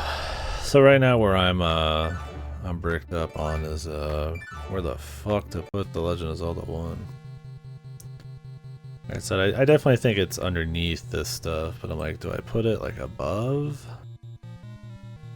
Like, I mean, I probably had more fun on it than Skyward Sword. And Hyrule Warriors is too much of a guilty pleasure. But I mean, you could make an argument for any of these to be above some of these, man. I don't know. I think on principle, I bitched too much about Tears of the Kingdom as a sequel to put Zelda 1. like, like, Zelda 1, like, fucking not over it. I don't know.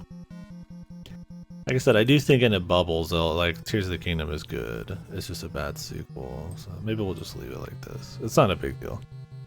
This is just like inner ranking. I don't feel like that strong about it. Alright. Now we're getting into the fucking goofy shit, right? Spirit Tracks. Let's pop that fucker. Do it. I like Spirit Tracks more than Echoes of Wisdom. Probably not. I still found Spirit Tracks to be a pain in the ass sometimes. I kind of want to put it up there, like maybe the bottom of the tier above. I think it's like a step above this. I don't know, man. Okay, so the Spirit Tracks field theme is really good.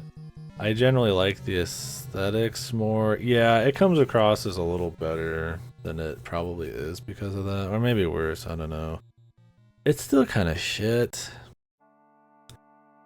Like, I mean, it's got a few cute items, some alright dungeons. I like Zelda in it, she's cool. They definitely have more of an art style and a soundscape and shit, soundtrack, than Phantom Hourglass had, but it's still a pain to play.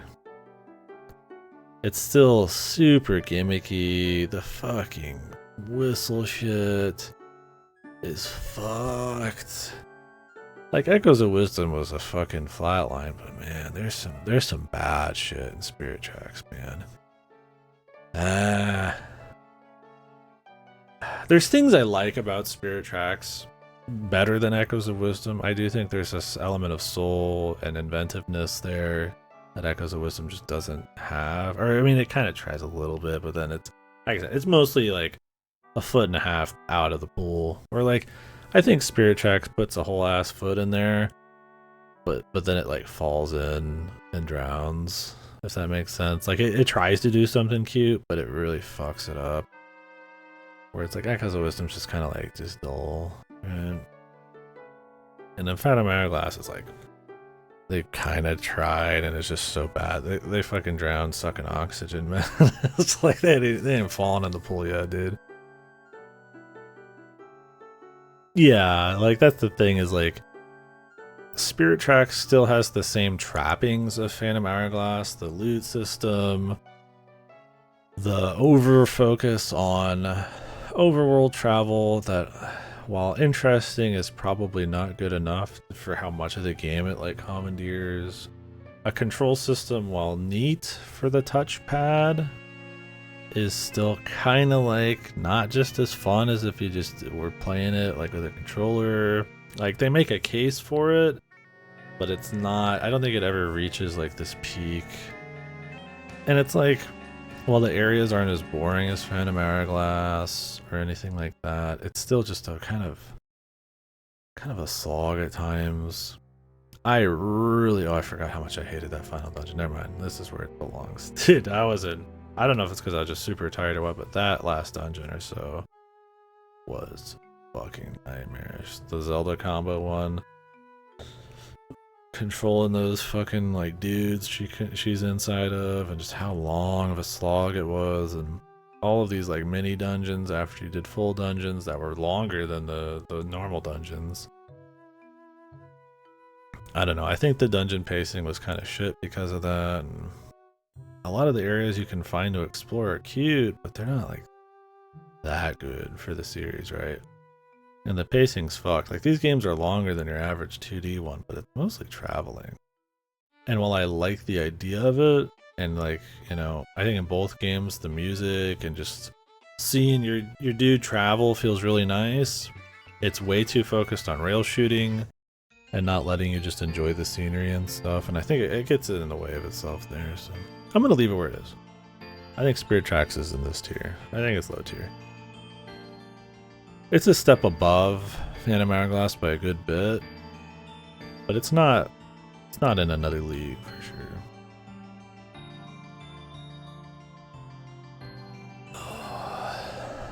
Alright, we're in the CDIs. Link's crossbow training and Cadence of Hyrule.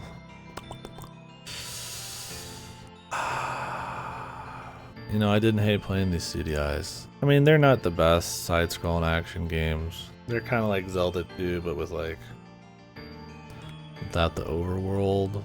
The cutscenes are bad, but they're like funny. But it's like they're bad. So if you play these on the original Philips CDI, like they're probably atrocious because of the mapping of the controls, the lag on loads. Yeah, the thing is, like, the fan updates, even though it's the same game, just changing the loads and the controls makes these playable.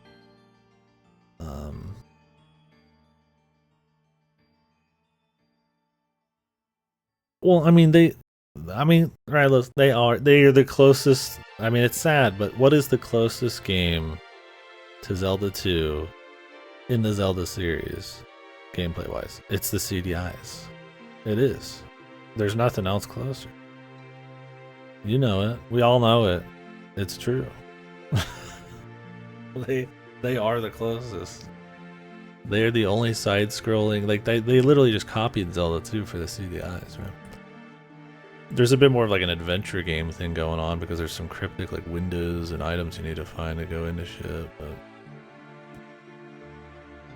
I guess it's got like a Donkey Kong Country map instead of like a normal explorable map. But, I mean, I'm not gonna put it even close to Zelda 2, of course, but yeah, the fan updates definitely give it a little bit more than it should. I'm gonna put these low because I don't think they're great. I think they're better than you would expect, and I think with the fan updates, which is just a lag control thing, which is huge because I mean, think Zelda's Adventure. I didn't have any updates for that, and it was nightmarish, and a lot of it was the lag. So I'm gonna put them like right here. I don't remember the difference between these. I'm not gonna lie to you. Zelda being a psycho was funnier. These are S+, S++.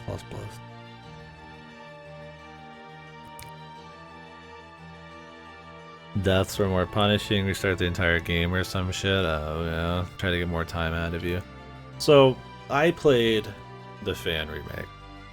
I'm gonna pop them I'd probably put them above Spirit Tracks, honestly, with the fan remakes. They're like 5-6 hours. They're just a nice little fucking jumping around action game with a little bit of like puzzly stuff you gotta figure out, like cryptic shit. They're not great. They are funny, entertaining because of the cutscenes and stuff, like Morshu and all that crap. They're not like a travesty like people would want you to believe if you're playing the fan PC port. Zelda's Adventure is still a fucking nightmare, right? But it's like with the CDI, like Gamelon and Faces of Evil, it's like, yes, they're an affront to the tone. They're an affront to like just the feel of the rest of the games and the other than Zelda 2, the mechanics and shit. But like as a side-scrolling action game, they're fine, right? I mean, they're not gonna be beating out like Castlevania as far as like, you know. I mean, those were probably better, and they're way older. You know, that kind of shit. Like, they're not like top of the class or anything, but it's like it was fun. Now, yeah, I didn't play the original CDI ones.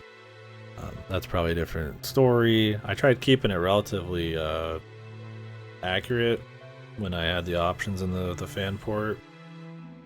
I tried not to change too much shit. I tried to use most of their legacy stuff, but maybe just innately it's got, you know, it's just better. I mean, it's just gonna be better on certain ways regardless. I don't know. I really did just, I mean, I was never annoyed with them. I was never pissed at them. They were over before you knew it. I was annoyed at Phantom Hourglass. I wanted to be done playing Phantom Hourglass. Master Quest was amateurish. It just felt lame. Hyrule Warriors Age of Calamity. I mean, it's just a worse Muso with a crappy story. And I ran like shit. Fan service for a game that's got boring characters. Like, if Spirit Tracks wasn't a bit more soulful, and I just felt some kind of self-conscious about the CDI placement, I'd probably put them above Spirit Tracks, but I think this is fine. MQ with the fucking steering, yeah, that's another thing, is this maneuver here. I mean, Jesus, I didn't even get that experience with Zelda's Adventure, so. But yeah, I'm gonna put them there. I mean, they're pretty much at the fucking bottom. You can't blame me too much on this shit. Alright, we got Cadence of Hyrule and crossbow training. My voice is starting to go, and I should probably get to bed soonish. As I drink some energy drink. If I don't make it, I don't make it.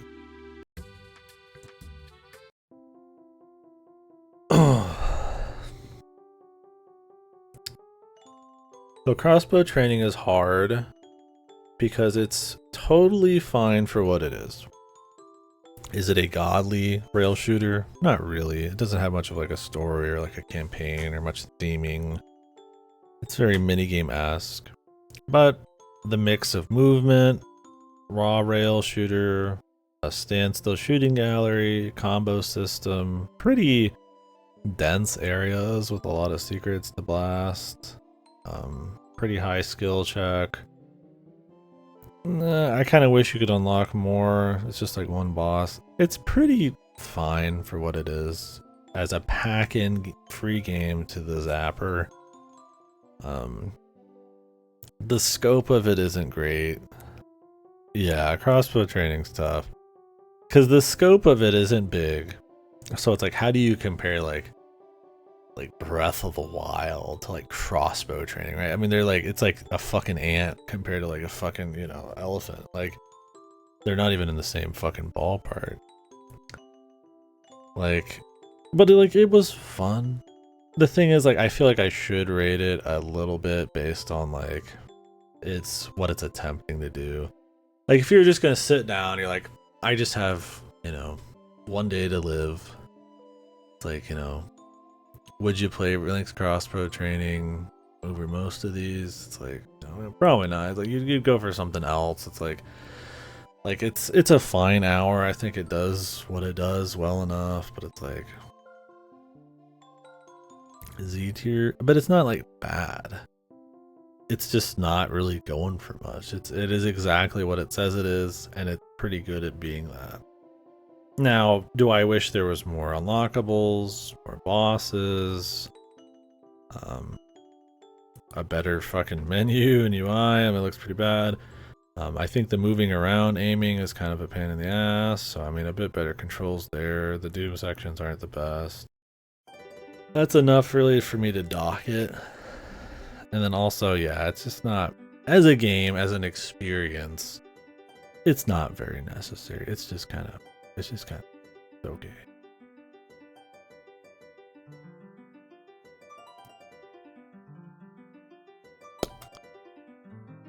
Pop that fucker right there. What do we think about that? Thing is, like these are like bad. Like Link's crossbow training, I never once said I was like, this is bad. This is fucked. I was like, this is a fun little hour, and I'm done. But that's all they're trying to be, right? Like, do I shit on a game on Steam that's like an hour, simple, like, you know, not really. It's the scope. It's how much you care about the scope of the thing.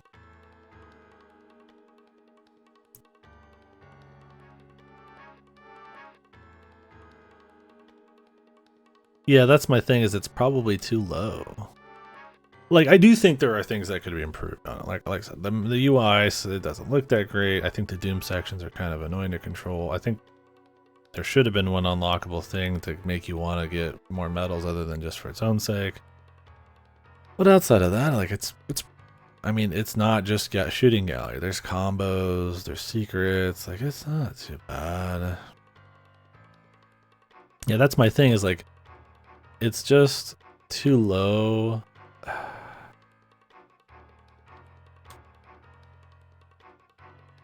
Because it's not enough of a game. But I mean, it's exactly what it's trying to be, though. It's just a simple little shooting gallery game for the Wiimote. And it's like, I could see, you know, with the scoring and all that, somebody probably played a lot of these. It was kind of, you know, it was fun. I didn't hate it. It wasn't like great. I wouldn't play it over like, you know, like I'm going to whip out Metroid Prime, but it's like, yeah. And the thing, I was like never annoyed by it or anything. I'm popping it up here, dude. Spirit Tracks pissed me off sometimes, man. I thought it was bad sometimes. But crossbow training never got the fucking chance, man. Never got the chance to get that bad, dude. It seems goofy, but it's like when you explain it, when you think about it, it's like I think that's sound reasoning. Now, if you don't, I mean, if you prefer to judge these based on their like viability as like an experience as a game, how gamey it is, the scope of it, right? You know. But I mean, if we start thinking about things on scope, you start getting into, well, that means 100-hour, you know, open world games with being able to see all the hair follicles on everybody's asses are better because they just put more money and scope into it. It's like, well, that's not what it's about, you know? I got Zelda 2 this high because it's trimmed to fat and it's pure. How can I not put like a game for a similar reason? Right? You just can't do it. I did do the Mario tier list and I don't remember. I didn't have Mario Run on there. It was like, I think it was like a pseudo tier list. Because I didn't get everything.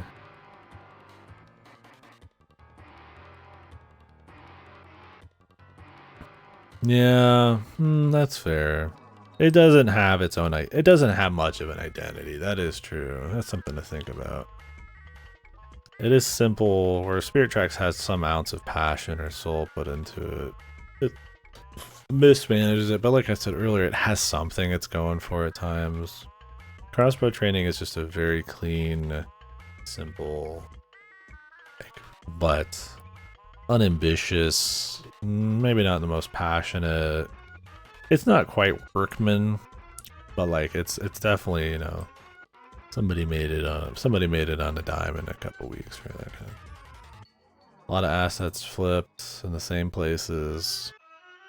You know, if it was like a new Link doing a new thing, and it was like an hour long and had its own little style, like maybe, you know, that's something to think about too. I guess asset flips and shit. I'm kind of in the middle on it because, like I said, I had more fun with it than these other ones.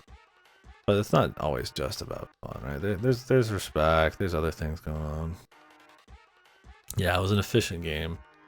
Honestly, the zapper one zapper probably cost more than that game cost to make. Too. It was probably some intern just whipping it out. Yeah, where is my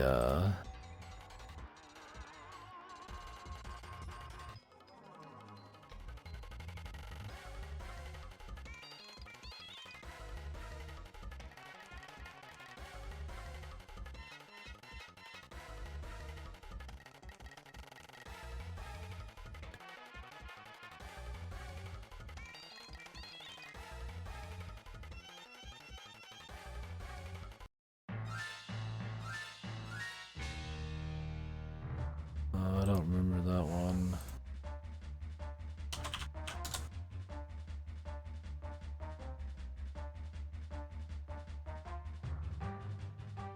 Why is this not working on Steam? Is Steam down? I'll have to look into it later. I think we talked about it. Oh, whoops, I had double audio. My bad, guys. Probably didn't notice. Oh yeah. I just got distracted. Alright, there's some weird file. It was probably nothing, but I need to delete it. Do that. I was gonna look up my.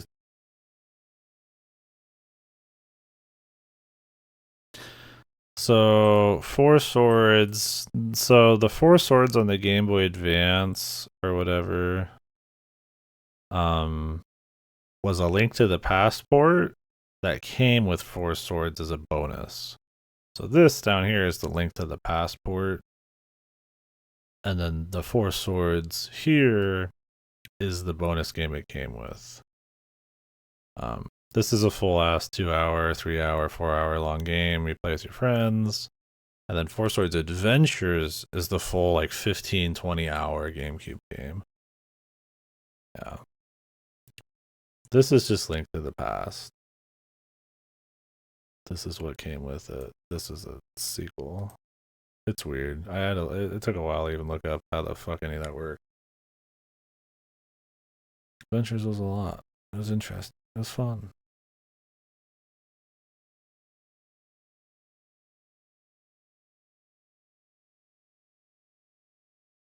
Yeah, I don't know about Four Swords on the DS. I don't know much about that. Maybe there was a Four Swords on the DS. I'm not sure. There's Triforce Heroes on the 3DS.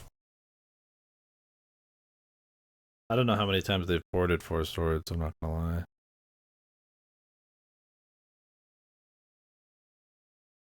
A lot of people never did, yeah. Least Rolly.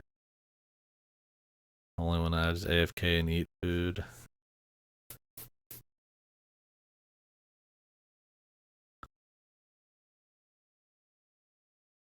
Okay, that was the standalone. Yeah, I think the standalone was very limited, but I think it's the same thing as the GBA one, but it was a single player version. Maybe. Is that what it was? Yeah, I think it's the same thing as the GBA one, but without the single player option. The GBA one doesn't have single player. That's how it worked. I want to say we played the GBA one, so I can't speak 100% to the DS one. And then the GameCube one is a totally different game. Yeah.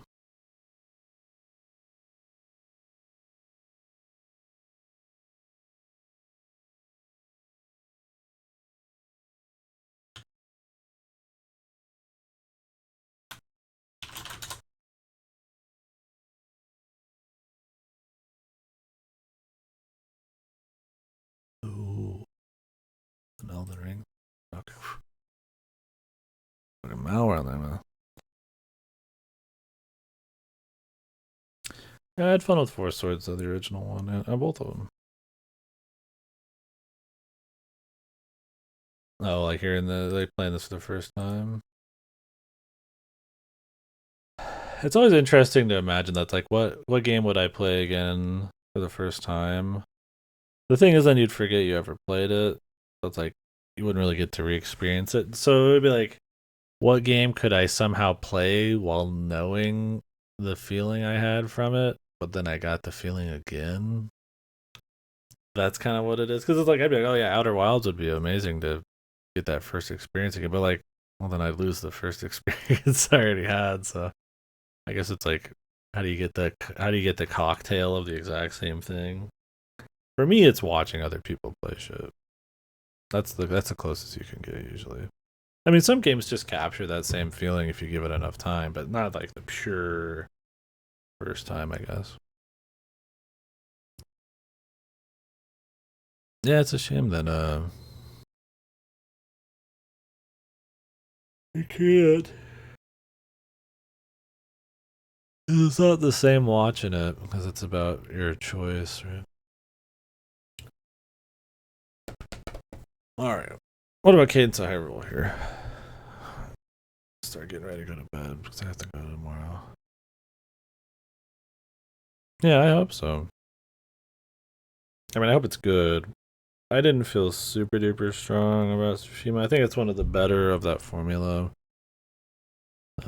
I think they said they wanted it to be even more streamlined, less bullshit tasks. I thought I read that in an interview somewhere. That's good. So they're really gonna cut back even on the more like Ubisoft type shit. I think that'd be cool. Alright, Cadence of Hyrule. Where the fuck am I put this?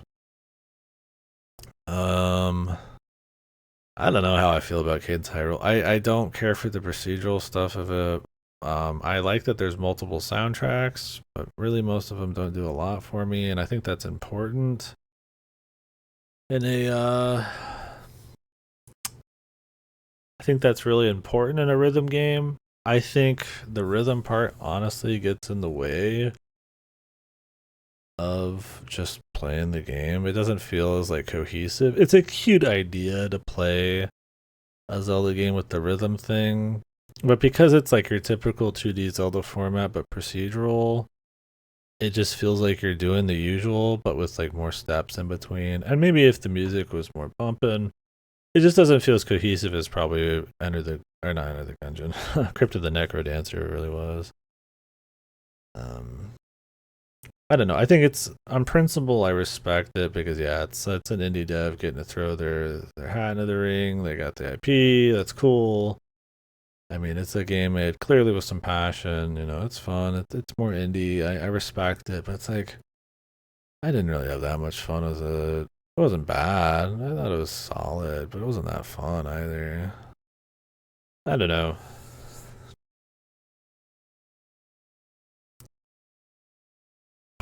I mean, it didn't piss me off. I mean, it felt unnecessary sometimes. I don't even remember the bosses. I don't remember any dungeons. I don't remember shit about outside like my general thoughts on it. Like it's not fucked, but it's like it's not that great. AOL. Oh, you think that low? Uh, I'd probably put it. I might put it under Spirit Track. What did people think of it back in the day? I'm not looking to get influenced, but what did this game like get?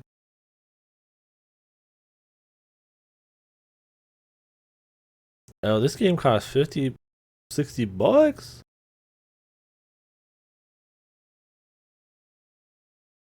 How much did this shit cost when it came out, bro?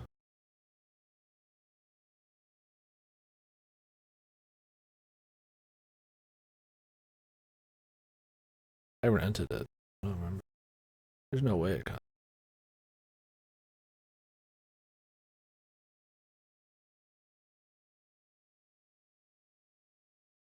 It's $25 right now.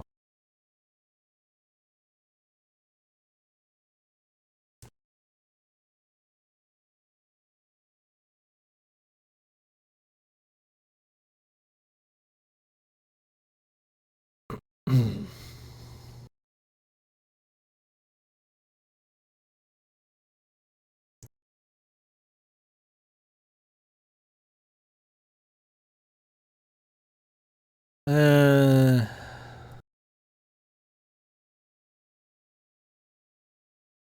uh,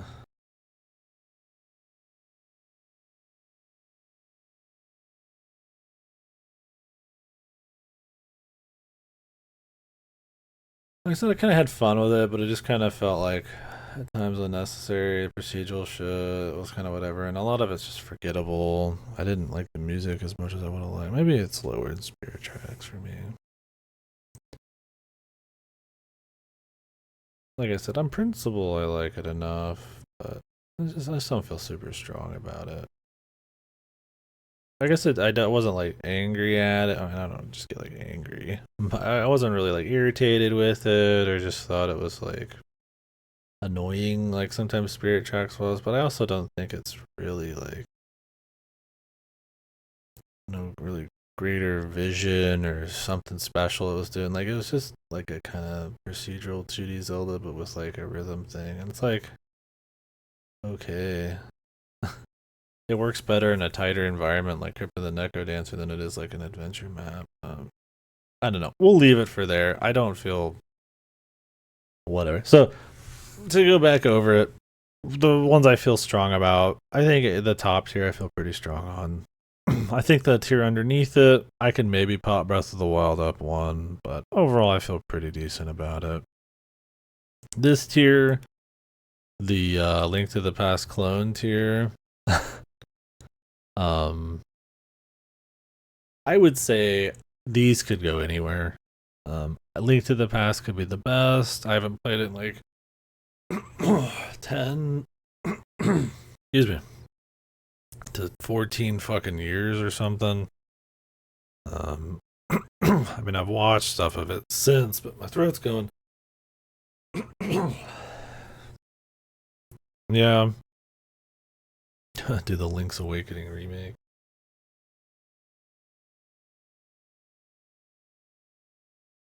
Yeah, see, that's the thing, too. I mean, really, I think if I just replayed that and then watched a bit of the others, I'd remember, but I think this is probably pretty accurate. I like Link's Awakening's setting, the theme of it, some of the characters, the more inventive enemies and like mounts and all that shit. They just kind of got to do whatever they wanted, and it was pretty neat. I watched a little history thing on it recently, or listened to it. And that was pretty cool. Um, the Capcom ones, these are just like probably more clean versions gameplay wise than Link's Awakening, but I don't think I like some of the theming as much, and they're kind of retreading a lot of ground. So I mean, they're all pretty close. I think these ones.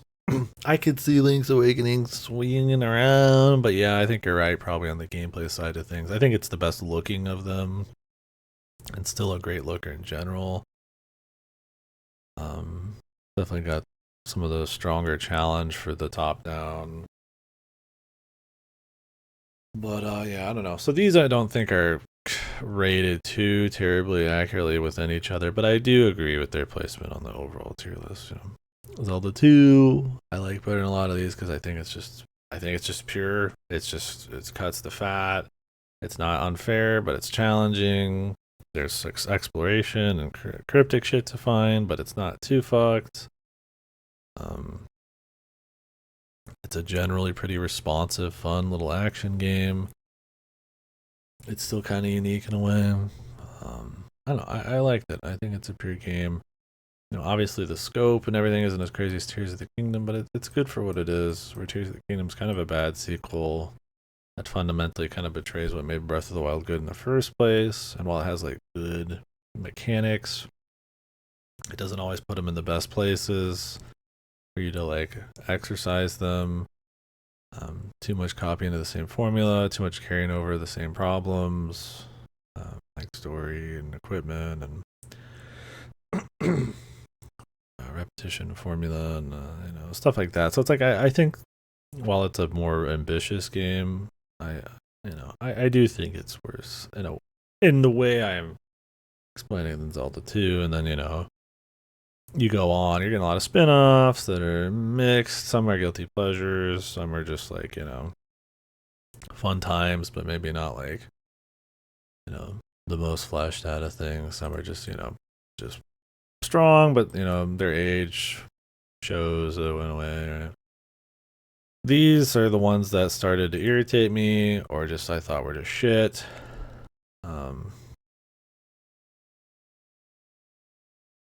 Yeah, once you get under Zelda 2, it's like there's like huge flaws. Like Skyward Sword has big problems with like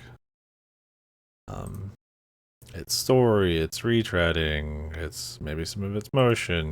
Zelda 1's just like it's just really like this is like a moose. Oh, enough said. Like this is a too safe. This is just a short little. I mean, almost like a test demo thing. This. I think Four Swords Adventures theoretically could be a lot higher. This is one that I think some people would put a lot higher, but it depends a lot, like on how you played it and stuff. I think it was pretty good, but I feel probably stronger about the single player ones. Yeah, these start to have issues, but there's still like some quality of them is good. Where then I think the tier underneath it's like it's like these they're fraying at the seams. There's like some passion, some soul in them, like Cadence kind of in the spirit tracks, but it's like these are kind of fun in the right version, the CDI ones, but it's like they're kind of fucked too, and it's like, and it's just like, okay, these are starting to just like, all right, maybe there's something in them because Zelda's are generally still all pretty good, but like it's definitely falling apart a bit. And then he gets all the adventure, which is just bad. So I don't know how these ones I haven't played, the 7 I haven't played would be they're probably low tier, probably bottom tier shit. Well, Tingles maybe it's higher. Who knows? Some of these are like, this is like a micro game. I probably could play it in like half an hour. If I had more time, I would. Picross, man. I mean, these are like micro. These are like fucking like phone games. So. Yeah, Tingles you'd have to be judging based on almost just pure intent and like execution of it. Because they don't really like go for a lot of the same things. Where the problem up here is like they're so damn similar, it's hard to compare them without like direct like playthroughs almost back to back. Tingles would just be like just such a different kind of zone. You have to conceptually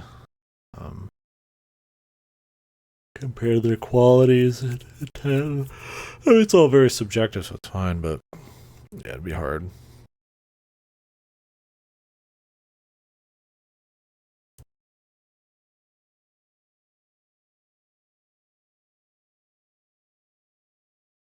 Anyways, Delta, you got a long wait. So I don't know. I think this is it. I think, like I said, I just explained kind of, I feel a bit more wishy washy on a little bit of these rows. The general placements are fine, but, the inner placements maybe not. And then the bottom two here, it's like, I think the inner placements could be a little all over the place. Some of it's very semantic, like, or, maybe not semantic, but like intent driven, like crossbow training, like what it's trying to be and how it executes it. So it's like it's kind of hard to like contextualize that. So it's like, but I think for the most part, it's like we try my best on it.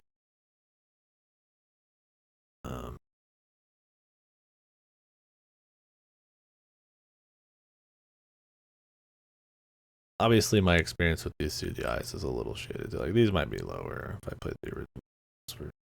They'd probably be bottom, I'd imagine. But this is the fan.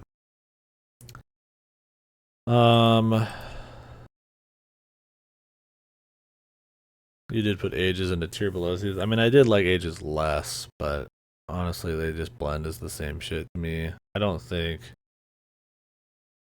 I'd imagine even if I just replayed them, I wouldn't put it in like a whole tier below.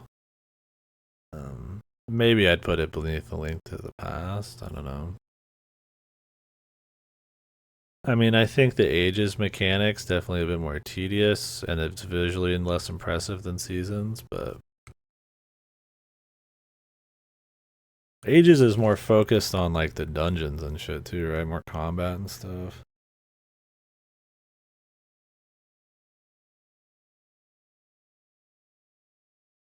I need a game to make me feel. One up, man. Sonic's a good one. Try that UFO 50 game, man. I hear that's good. Alright. Pretty fucking shit dungeons. God, it's been a bit. Would I put it below Link to the Past? Like I said, I don't feel ultra strong on this. I'm very easily gonna be manipulated on this one. I mean, because I trusted people in here probably enough where I'd probably fucking agree if I played it again recently. Like I said, 2D Zeldas, they just feel so deep. These four especially feel so fucking similar to me, man. Like they're very like they do change some stuff between them, but like the structure, the feel of the dungeons, like yeah, there's some quality dips, and you get your rocks feathers and all that kind of shit. But man, do they feel fucking damn similar. I Link's Awakening, my Oracle's playthroughs aren't even that old. They're like a few years max. And I mean, fuck.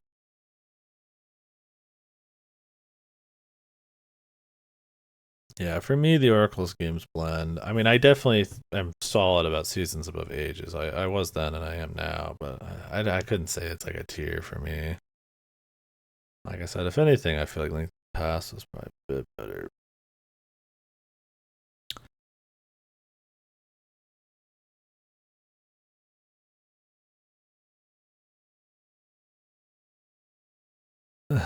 He just always stood out to me not in a good way. I mean, Link to the Past stands out because of its art direction and difficulty and its music. So I mean, it stands out in that way. But like dungeon to dungeon, I still don't feel anything terribly memorable on it. Like yeah, it's hard for this to feel like a Game Boy game, right? For me, I think Link to the Past maybe blends more because it's just been that long and it is a similar structure.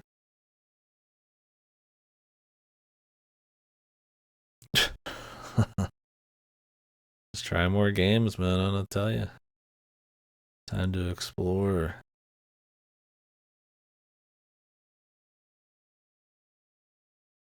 Open your heart. And just go all in on something. Oh shit! Jesus.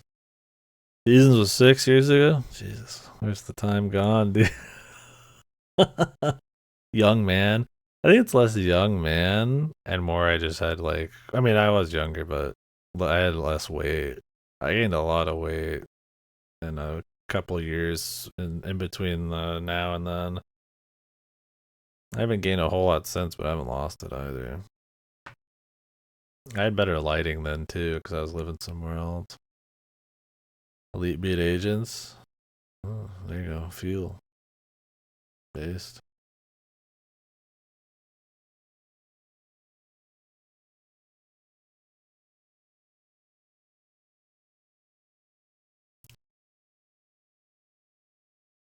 Whew. Well,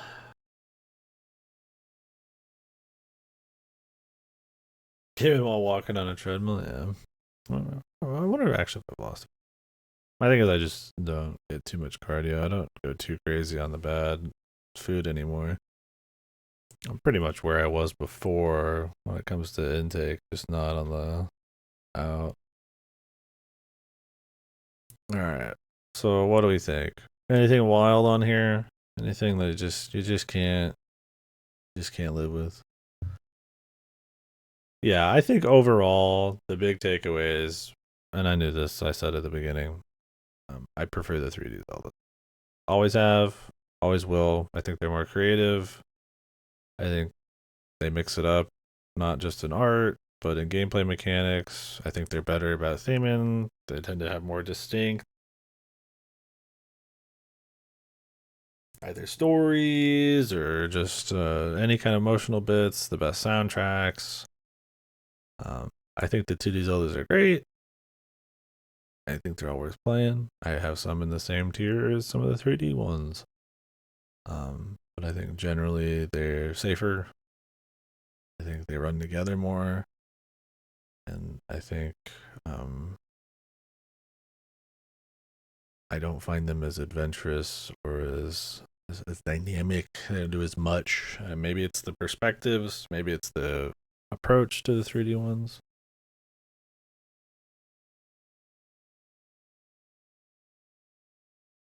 You think MM is just straight up better?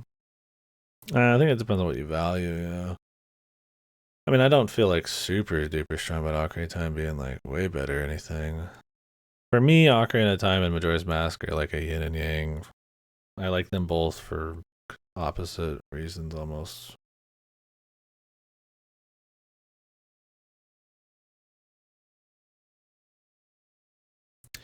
I wish they made another one in the SNES by the end of the cycle. That would have been really cool. Yeah, I would have been really interested to see what they would have done with like a Link to the Past, like successor before, they're going for Game Boy Color and putting them all on handheld from then on. Too early in the console, they're doing cool stuff. Yeah. I mean, the jump from Link to the Past to Ocarina of Time is as monumental as it is, maybe because they didn't do anything in between in a way, but um, it would have been cool to see for sure. I don't know. I mean, I think it would have been cool to see for the time for sure. I think you get stuff like Link Between Worlds and all that at least kind of fits that mold a little bit. But I mean, obviously, it's a different time period.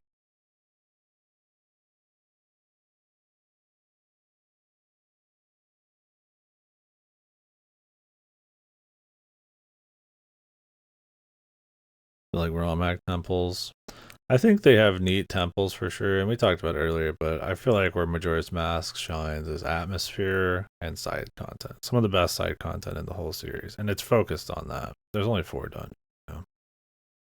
um, some of the dungeons can be annoying, but I think stuff like Stone Tower is really strong, and I think stuff like Woodfall's just fine. So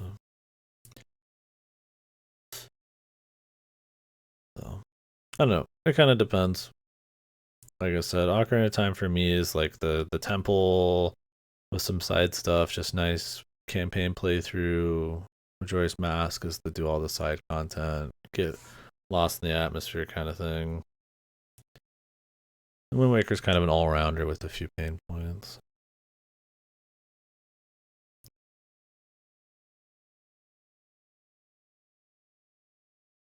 I think Majora's Mask in the grand scheme of gaming maybe has like a more unique uh, atmosphere and memorability from it. But I think Ocarina of Time is just a very just extremely clean package. That's just a lot of fun without really letting up too much. And yeah, I agree that Majora's Mask is just like a tight game. New ideas that are very cohesive with the Zelda package, like the bomber stuff. I think the time stuff works really well. It's not too annoying, but like I said, thematically it's really cool because you get to see everybody start losing their shit, and then the explosion, and then I mean it can be a little annoying. Shot like Don Goro's is a nightmare. I think that's a horrible mask. I hate the idea of resetting the time and then redoing half the fucking dungeons halfway through just to get some frogs, but or fucking up a single thing on like the couple's mask and having to redo that. Like, so there's some annoyances that come with the clock, but for the most part, I think it's pretty tight. It's ideas, but it's a vibes thing above all for me. But it all works together very well with the time shit, the vibes and stuff. Yeah, I don't think the time stuff gets in the. I mean, maybe it's just because I've replayed it too much, but I don't think the time stuff gets in the way of like general progression at all. You just got to be like, hey, you know, I did the side shit. I did the stuff in the town. Finished it up. I'm gonna do a dungeon. You know, I've got time. Make sure you put on double time. Finish it. You reset. Right? You don't fucking try to like fit in like 20 dungeons or if you're gonna hit the end, it's like I don't know. I've never been like tough. I've never been tight on time. Maybe if you don't know how to do like inverted, I'm pretty sure the 3DS one they probably just tell you. I don't know how hidden it is in the base game. I know it's from the Scarecrow guy in the Astro Observatory. I don't know. I've never been like stressed out about the time in that. And I mean, I could get stressed out about those timers. I also think timers in games can be done very poorly and can be very lame, but they can also light a fire under your ass and provide like create experiences that you wouldn't have otherwise. That can be a necessity. Like you need to have something pushing you along to get you more aggressive, to get you planning a certain way. Or if you didn't have that, you wouldn't be able to do it. I think it's very important. I'm playing Against the Storm right now. It's got that in a way. Stuff like XCOM 2, like XCOM 1 is all about Overwatch turtling. XCOM 2, you gotta play like a fucking psycho because you have like 7 turns. Pikmin, you've got to be very aggressive because of it. It can be very high stress, anxiety, but I think it also creates very unique experiences. So I think people who just like don't like timers, I get it, but I think it is not a like invalid kind of like gameplay mechanic. I think timers just everywhere to create artificial challenges lame. Like I said, it can be very bad, but I think games that very carefully use it are good. Can be. I also think that Majora's Mask isn't even like those games. It's really more of like I don't want to say lip service, but it's almost more of like an aesthetic, right? Part of the theme, part of like how you work the bomber's notebook and the side stuff. Like it never feels like I'm like needing to route. I'm needing to like plan. It's just like you rewind it a bit here and there and it's like you're good. Yeah, Temo. I can agree with that. I think on replay, um, it can take a while. Now you can go to the grandma and have her skip time, but you still have to wait that last night. Um, but I agree. I think it's fun on the first run, and a lot of people won't even know to skip the time on replays, probably. But I'd agree. Sunshine has a pretty long, has a long set of cutscenes. I guess you're not locked into like out of gameplay for as long, or you're not locked into like a gameplay tutorial for as long. Really, it's more like yeah, a lot of cutscenes and shit. Which sucks for speedruns. That's like the bane of all those speedruns. I don't remember if they've allowed them to start starting after the cutscenes in Sunshine yet or not. I don't know. I haven't watched a Sunshine run in a while. Oh, you can dance with the screen. I've never done that. Maybe once. I don't know. Not my go-to.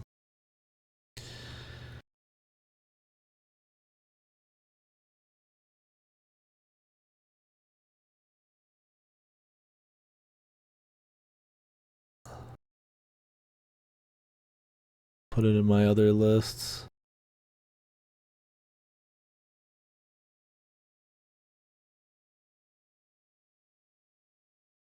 Oh, really? It's like I get it, man, but it's like if you're not actively speedrunning it, like, and if it's making the community like die in any way, it's like, man, I just let them do it. My opinion, man. You could just splice the video in the front, dude.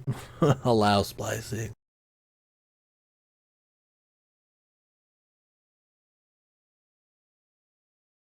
The thing though is like, there is a gameplay part, and this is the problem. There is a gameplay part before a big cutscene, right? Because you go to the airstrip, so it's like, in a way, you can't really do it, right? Like if it was all cutscenes, okay, but there's a gameplay bit there, so I get it. It is an unfortunate for speedruns, though. Where's my tier lists?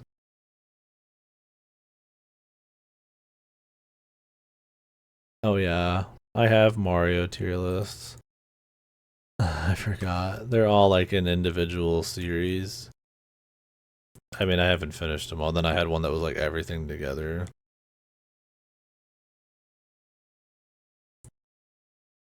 Oh, absolutely. I mean, I think Majora's Mask just has the most impressive, yeah.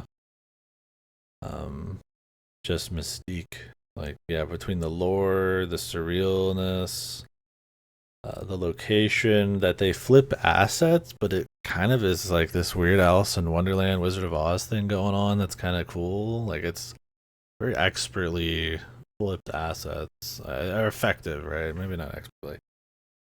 Who knows if they had planned it that way, but it works out very well. Um, it's very bizarre, yeah. And yeah, like who the Happy Mask guy is, like how the mask work, well, like what the fuck Majora is.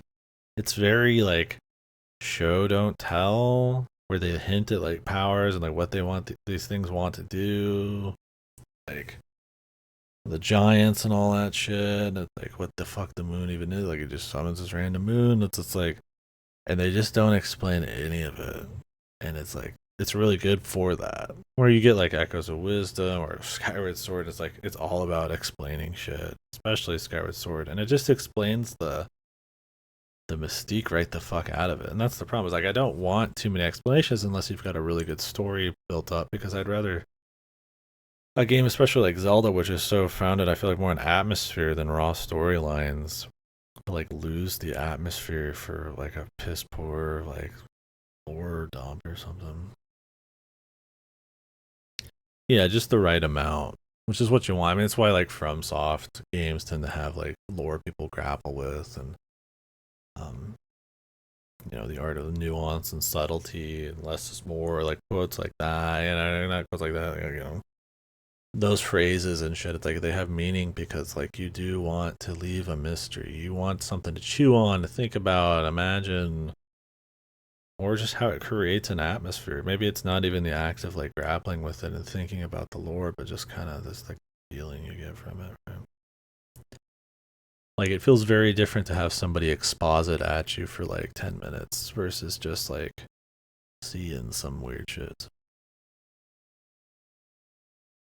Yeah, and then it gets close and everybody's starting to just kind of freak out a bit more. And that's another thing. I mean, there's a like Twilight Princess is dark, but I would say Majora's Mask feels more like dark, like in a depressing kind of way, right? Like Twilight Princess is like an edginess to it, dark, right? Like it's just like dark, like grit dark, but like I mean, there's people like cowering, like freaking out, they're gonna like die and shit. Like Majora's Mask, people getting kidnapped by fucking aliens, becoming like zombies. The music, the tone, like the fucking like the Goron, the Zora guy, they're just like dead. They show them dying. They're not coming back. Like or TP, it's like yeah, there's like a crisis, but it's almost more like a Hollywood dark, you know, thing. And it's good. It's a great game still. I mean, I put it high, but um, yeah. Majora's Mask, like there's almost a surrealness to how much they ignore some of it, but then they don't by the end of it, right? Like the postman just pissing his pants in the fucking room, or the sword master hiding behind the fucking like that's a little hidden thing, right? Where you could find the sword master behind the closet or whatever, just like pissing his pants, even though he's supposed to be like the boss hog, right? Just like little moments. You're like the cafe and his wife thing and all that shit. And you're just like, damn, there's some moments, right? And it's like it's not like a deep like I'm crying game or anything. It's not that kind of deal, but it's got atmosphere. And it's got enough of those little bits of atmosphere, just like strong little scenes without a whole lot of dialogue or expository bullshit that like it kind of creates a distinct enough atmosphere that I think it makes it one of the greats, man. Especially in Zelda. So, despite like maybe the dungeons not being up to snuff, or maybe some of the mechanics people don't like, but Gigakino, where you're slowly working your way through the thieves' den, and then they get together at the end. Yeah, if he's gonna show up, you're just waiting. She's in there in her wedding dress or whatever and shit.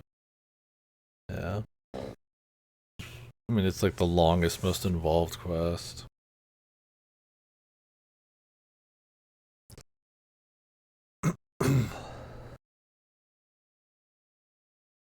Yeah.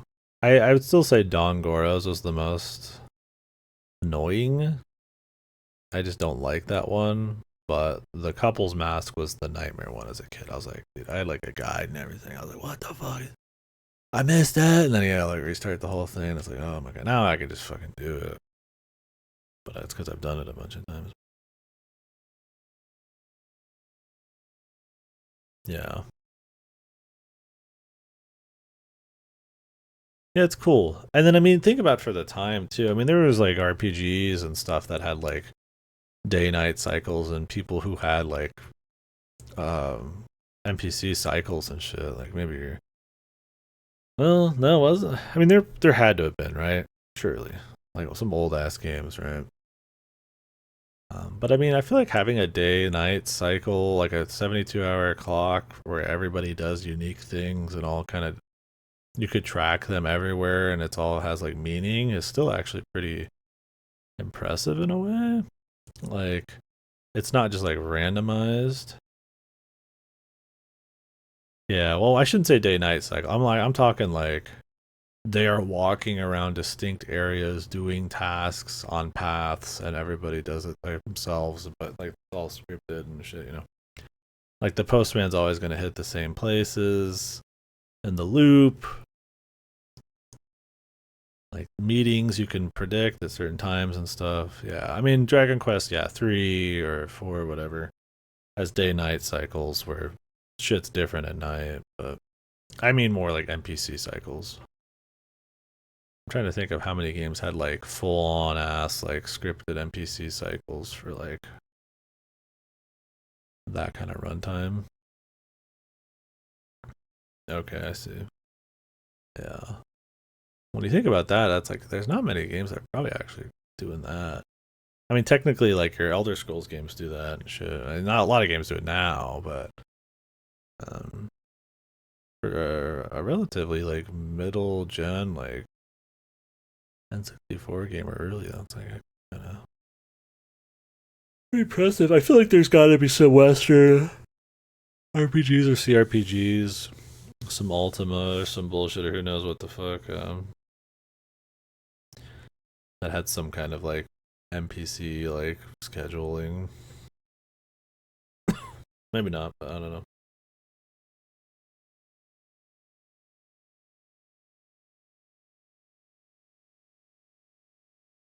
Yeah. And I think how MM does it successfully is they keep the scope down, man. It's not like there's millions of fucking NPCs. There's like just enough and they're interesting and more dense. And the game's focused on those over like, dungeons and stuff.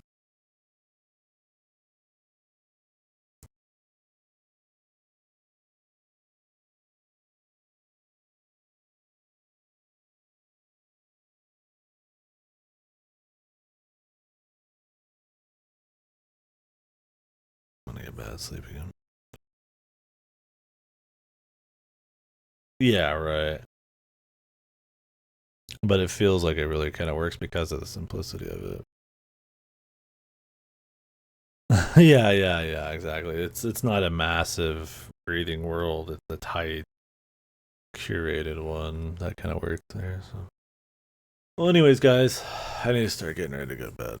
I gotta be somewhere tomorrow for some shit. But when we get back, Rylos asked me what's next, but probably I might be playing a little bit of Satisfactory with somebody, so you might not see me. But if you do see me, maybe we'll dip back into Against the Storm. If I get lucky, I'll get Indica in the mail, but it's probably not gonna be till Monday.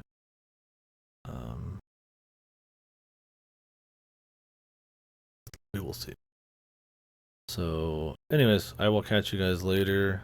Thank you very much for watching. I'll probably be back tomorrow afternoon, but maybe you won't see me for a day or so.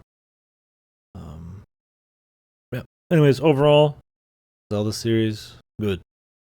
I liked it a lot as a kid. I still like it. It's got its dips. I think the last few installments, the last couple, have been a little questionable.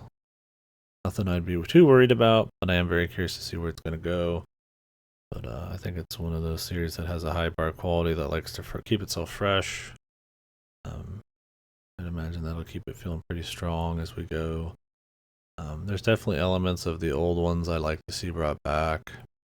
So I hope they can kind of give us something maybe that merges all the styles, or just gives us something just good. At the end of the day, just something good. Whether that's another Breath of the Wild or not, hey, whatever. As long as it's like something that I feel something strong about. I just hope they're not just dictated by sales or critic reviews. I don't think those are as indicative of a all timer, essentially. So, anyways, cool shit. We'll try to knock the rest of those Zelda games out, maybe tier them at some point, but we just don't got time right now. Anyways, thank you guys for talking. It was really cool to chit chat as usual doing these tier lists. Long one, we had a lot of chats. I would have spent more time on each person's